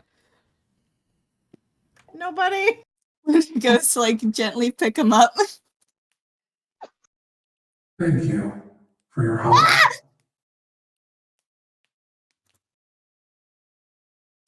Oh God. I'm assuming all of these are going to be talking now. I have a feeling that that's about to be it too. Yep.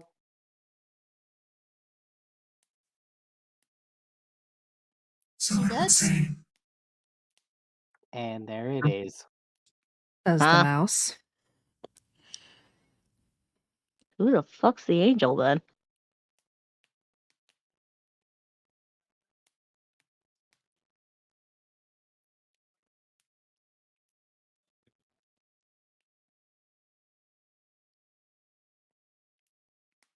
That would be me.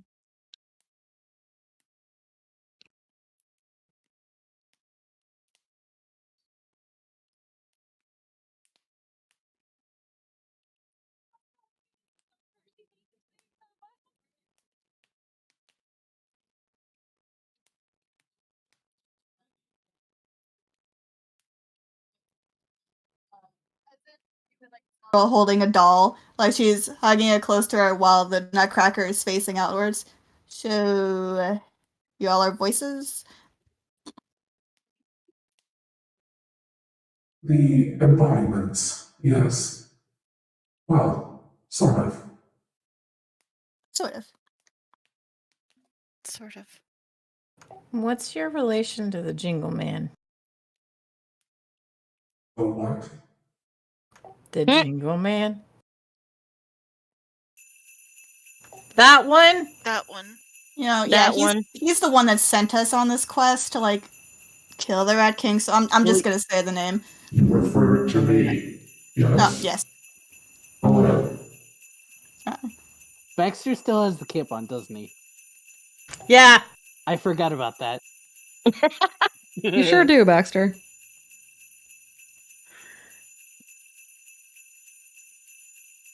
You've banished an infection from my mind, the minds of my hosts. Thank you, children. You're welcome. Who are you? Accidentally exploded candy people. I am Deck the Holes. La la la la la la la. God damn it, Luna. I'm gonna do it every time. Baxter's gonna bonk Luna. Well, this was fun. You kids ready to go home? Oh Yes. man. Yeah, that'd be great. I want Greg to make me hot cocoa. I Can you want get hot cocoa. Well, too bad you're not at the cold shop. My dad. Damn. I mean, some of you didn't want my hot cocoa. Never trust hot cocoa given by an adult. Kira just mutters that again. What? If I had eyes, I'd roll Drugged. them at you. Anyway. You roll eyes, not dice? Oh, for Both. fuck's sake. The puns are killing me. Can we Since go we're- home? Since we're technically blacked out, are we just on the floor? Yeah. Oh, fun. What's gonna happen to the fragments of the other? You will return. What's left of them will be with me. There is very little of what they were once, but they may still have a life with me.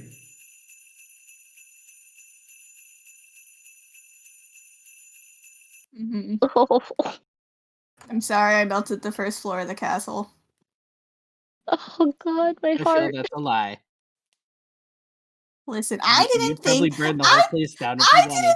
I If you didn't think could. they were going to explode. I didn't think that far ahead. I thought they were just gonna ignite like candy usually does, and then they were gonna melt. I mean, Kira's they did melt. I And mean, then they went boom. yeah, but the castle was just fallout. I didn't intend the castle. I'm sure it's fine. I'm sure it's fine. Fine. Kira's gonna look at the toy representations and the voices. I'm like, are you guys okay with staying with Deck the Halls? Given that there is very little of me left in Redacre, yes, I think so.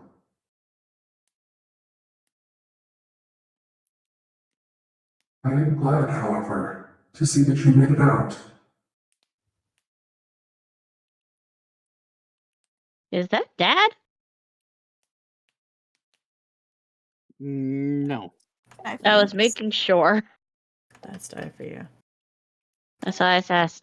My brain is like slightly going out. Yeah. Kira just kind of looks down and they're not responding on that right now.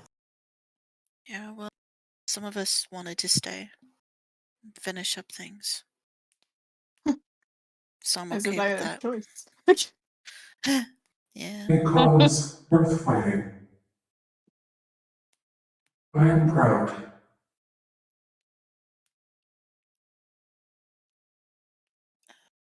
Yeah. Luna, after giving the Nutcracker a little squeeze, kind of like holds him out to Violet. And Violet's gonna just, give him a squeeze and pat him on the head. Alright, There is yeah. very little of me in Redacre as well. The Gorgon has already taken much of me. But on the outside, that is not the case. So I'm sure we'll meet again. Yes. I got tons of lets for you. I suspect you do. It's good to hear from you again, Tooth Mom. It is. I'm glad to see you're well. Sticky Dad's and covered in candy, though you may be. Yeah, he just straight I up just ate wanted one to- of the guards. I just Yep. wanted to know what it tasted like. It was That's cherry so flavor. fucking weird. It's kind of badass, What, honestly. You people don't eat candy? They had it. They had it. I mean, if you think about it, It's candy. he is kind of living a really, really, really, really, really philosophically deep tooth kid life. No. No regrets. Don't Exactly, no regrets. just do You totally, not offend Kira. him. Kara, you totally have to text me if he wakes up with like a mouthful of pillow or something. I will. If I didn't fall from the rafters. Yeah, I'll text you with my new number. Oh, yeah. Okay. My number hasn't changed yet, but you can hit me with. Okay. Yeah. What? Wait. Wasn't I standing under you? No, the Oh. stairs were. Oh. Okay. Don't Oh eat boy. me. Right after this, are we just gonna wake up and think, huh, what a weird dream? Or are we just not gonna remember it like every other Christmas movie ever? It's like, oh, well, that No, we was, haven't. well. We're still in the middle of RPing to find out. No, Luna's saying that out loud. Luna's saying Sam's just that. holding the angel. Wait, am I gonna not have this cape when I wake up? But you're not gonna have the cape. Damn. You might also want to give that back. Is that yours, Deck the Halls?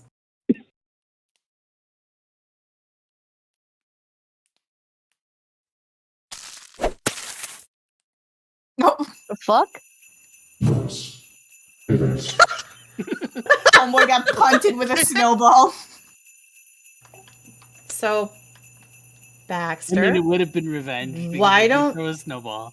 Why don't you give the nice voice their coat back? Fine. Before we go back, I'm gonna do something. Eh. I want to hug Sam and Luna. Stay safe, okay? You Don't do too. anything stupider. And She does Luna, like, stupid things puts... all the Oh, time. no. This is why I didn't say stupid. I said stupider. Luna puts, after the hug, puts both her hands on Kaida's shoulder. And I'll tell your boyfriend, easy, you miss him. Wow. Not my boyfriend. I don't Not think. your boyfriend. You two were smooching on the dance floor. Oh. We really have to talk about that right now, Luna. He's your boyfriend. Anyway.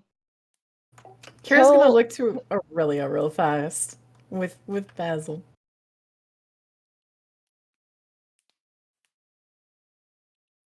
How's Aurelia doing right now? Probably not liking the fact that she has a slash mark over her face. Nah. No. Builds character. She'll be fine in the morning. And she's kind of wondering if a certain someone saw that she used the voice ability well this time, that she finally got to Lol. use it. What? Nothing. Let's drop the lantern. Ew. Oh, Why'd you have to shit. come and ruin Christmas?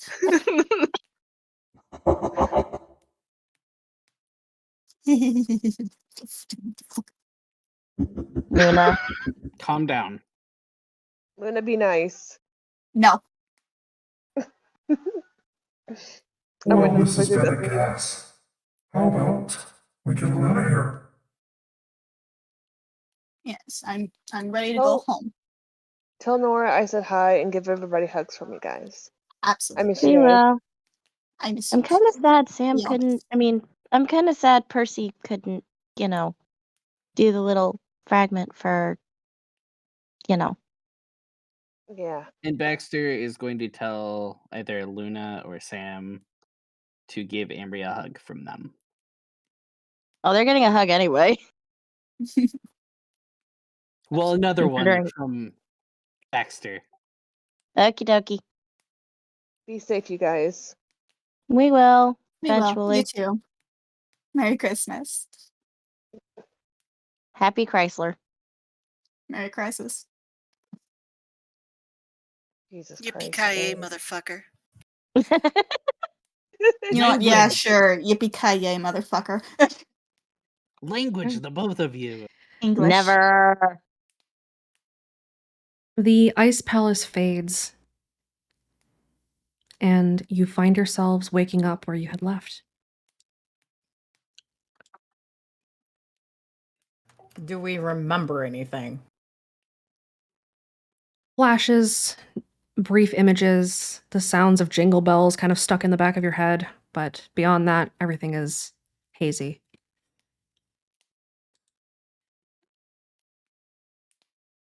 I wish I could have kept the toy. I want the cape. I think I'd take the song over Jingle Bells. Ah! No!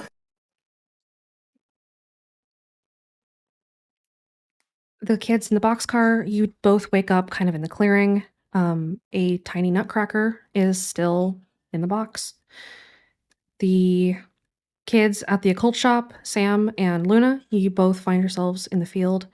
And you hear Amber calling you, guys, what the fuck are you doing outside? It is blizzarding. Good God. As she rushes out with blankets to try to bring you both inside. Those of you in the lodge, you wake up in the living room. All of you are on the couch. Martha is standing over you with a worried expression on her face. And each of you is wrapped in a blanket. Aurelia, in your hood is a tiny mouse toy. It is a wind-up mouse, but it doesn't move on its own. No. Sam, you I do will keep it. find a tiny angel in your jacket.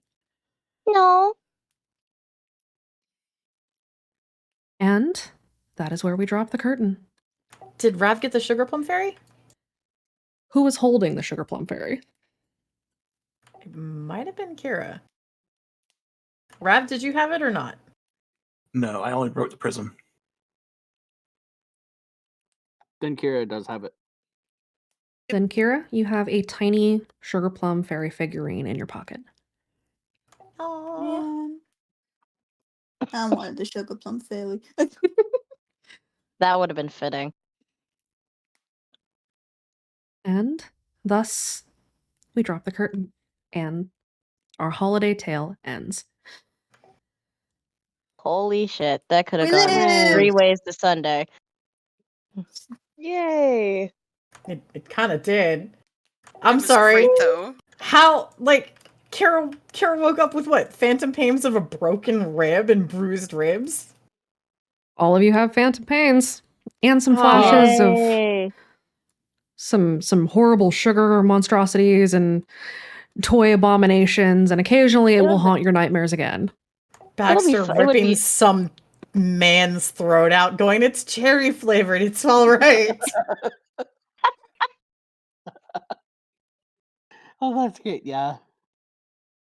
Okay. And Thank you. scene. This was great. It was Thank That was fun. fantastic. Thank you all so That much was for really participating. That was I fun. loved it. Yay! I put the sugar plum fairy on my inventory. Thank God there was no duck. Yeah, I'm I need to putting the do it with nutcracker on basil. mine. There should have been a duck. I think there was a way that the duck could have happened. It just, we didn't get there. Thank God. There was a path for the duck. Yes, you did not take the path. What would have happened if we went the opposite way that the toys were directing? You guys would have stepped into holiday twisted madness nightmares that turned you into the lost toys, and you'd have to fight your way out. Oh my God. Yo! Nice. I'm having Why to is that take the all right so route. infinitely cool? That's why Baxter would have turned into a little wind-up duck. Yes.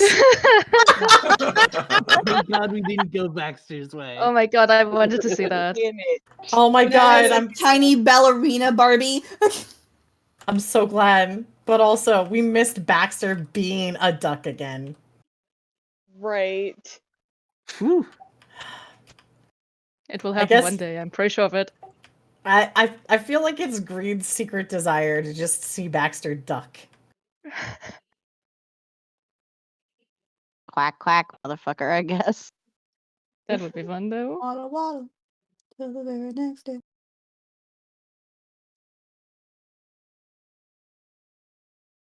A duck walked up to the lemonade stand and said to the Really? Got any grapes? Oh my god.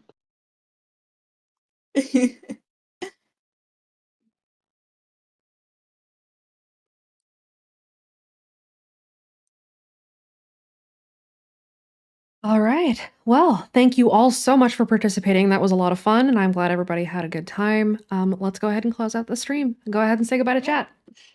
Bye, guys! chat. Bye, chat. Good night, chat. Cat. Thank you guys so much for tuning in today. This was really fun. This was our holiday special for All the Stars in the Sky. We will return in 2 weeks with the probably the finale of the Harmony arc of All the Stars in the Sky season 2. And we will proceed on to the next part of our story. Next weekend, we will be back on Vidzilla 101's channel with the Misfits, All the Shadows on the Earth. We will be back in the asylum during that, so you can also tune in over there.